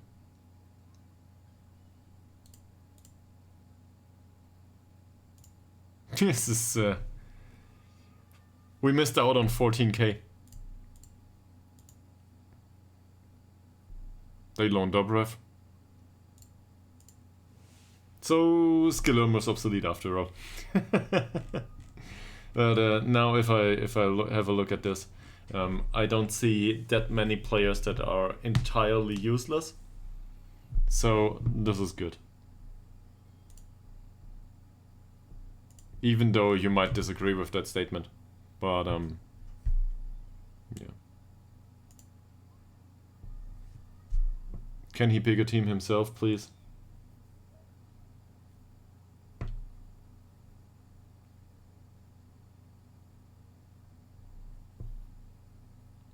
This is the last friendly of the season, and afterwards we will be in the real meet.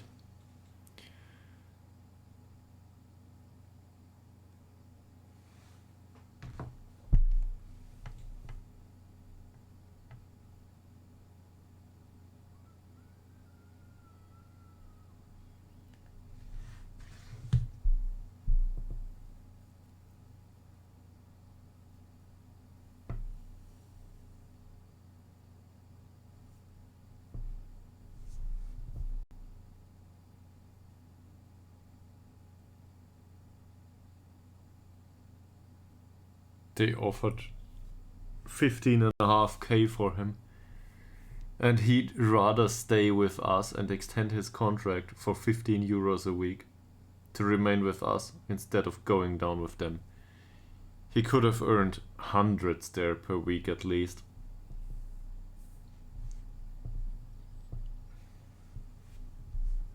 That's it.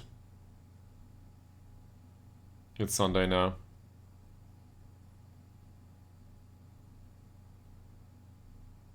One of the biggest deals was Simon Turngren.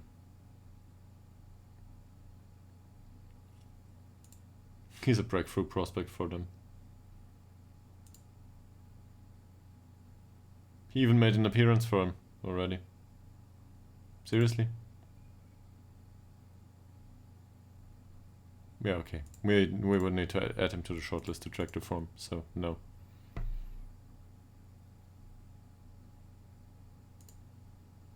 Jordan Toru Nariga apparently went to Malmö at the age of 28. I wouldn't have known.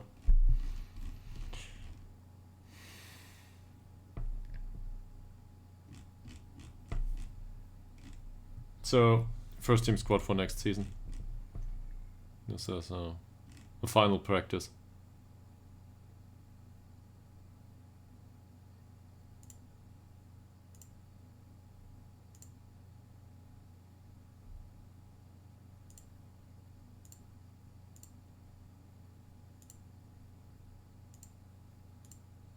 We gotta talk to everyone anyway.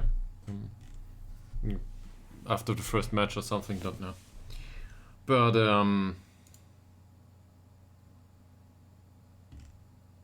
yeah, let's go through the friendly and wrap it up afterwards. So Ytterhogdals is probably fine here. Wickberg would be fine too. Hellström is the other one. Hellström will play going forward, but he's already match fit. He's sharp. I think we can keep him there, and even if we don't, he will be match sharp after next match, so that's okay for me. Muteba, is Muteba match sharp? Where is he? Muteba could need the additional, could use the additional match. Then there's a lot of players here. So Ekman could use the additional match.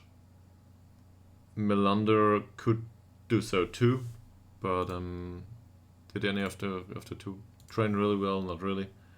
Oh, he didn't do good. But anyway, so both of them could need it, or could use it. In Baldwin in midfield here, probably Asarson going forward.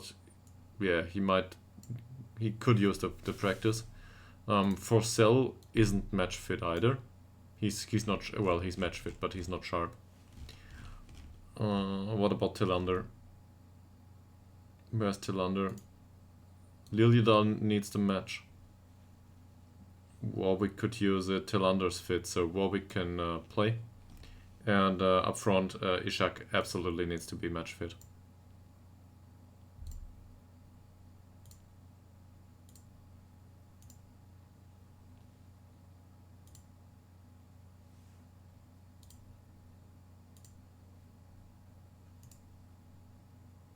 Kulovic is ready for it though, it seems. Somehow.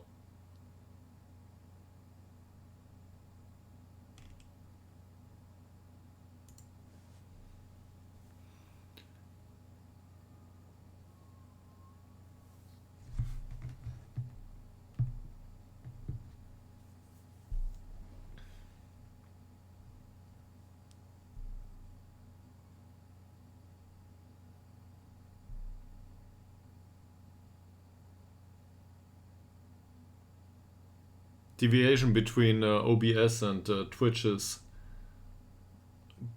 time protocol is 6 minutes now. 6 minutes and 30 seconds. OBS thinks we're exactly at 8 hours in 4, 3, 2, 1. Here we go. And Twitch thinks we're at 8 hours, 6 minutes and 40 seconds. So there's more than a slight deviation there. I have no idea what this is about. Probably lags. Might be down to my hardware.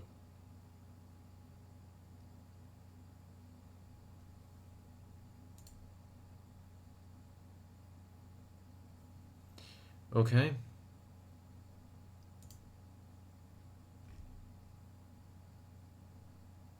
He's still wanted by them, yes. But he turned the contract down. And we made him another offer.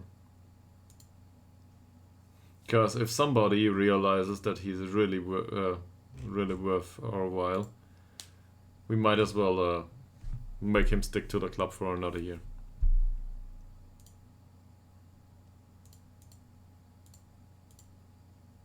Especially now that he can be, I don't know, he can be taught by Liljedal, or maybe not even Liljedal. I think he's with the fairly professional guys that teach how to dribble with the right foot going forward. This is okay. That's fine with me.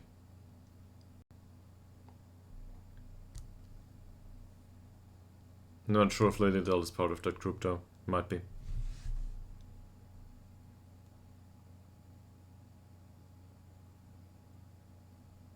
Yeah, we'll keep it at that. Is there... Hellstrom could be vice captain, but he's 19. And Anderson will retain his captaincy too. I don't even know this guy. Ah, he has been removed from the not interested list. Okay, he might develop into something, yes. So I have no idea how the friendly went down. Doesn't matter much. But the squad should be match fit right now. We got no mails about injuries for the entire preseason, so that went well.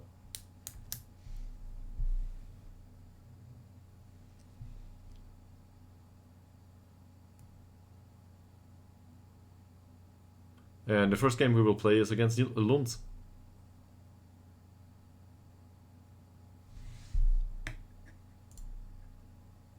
Alright, this is it. So while I'm really interested in doing this, I think it's time for dinner at some point.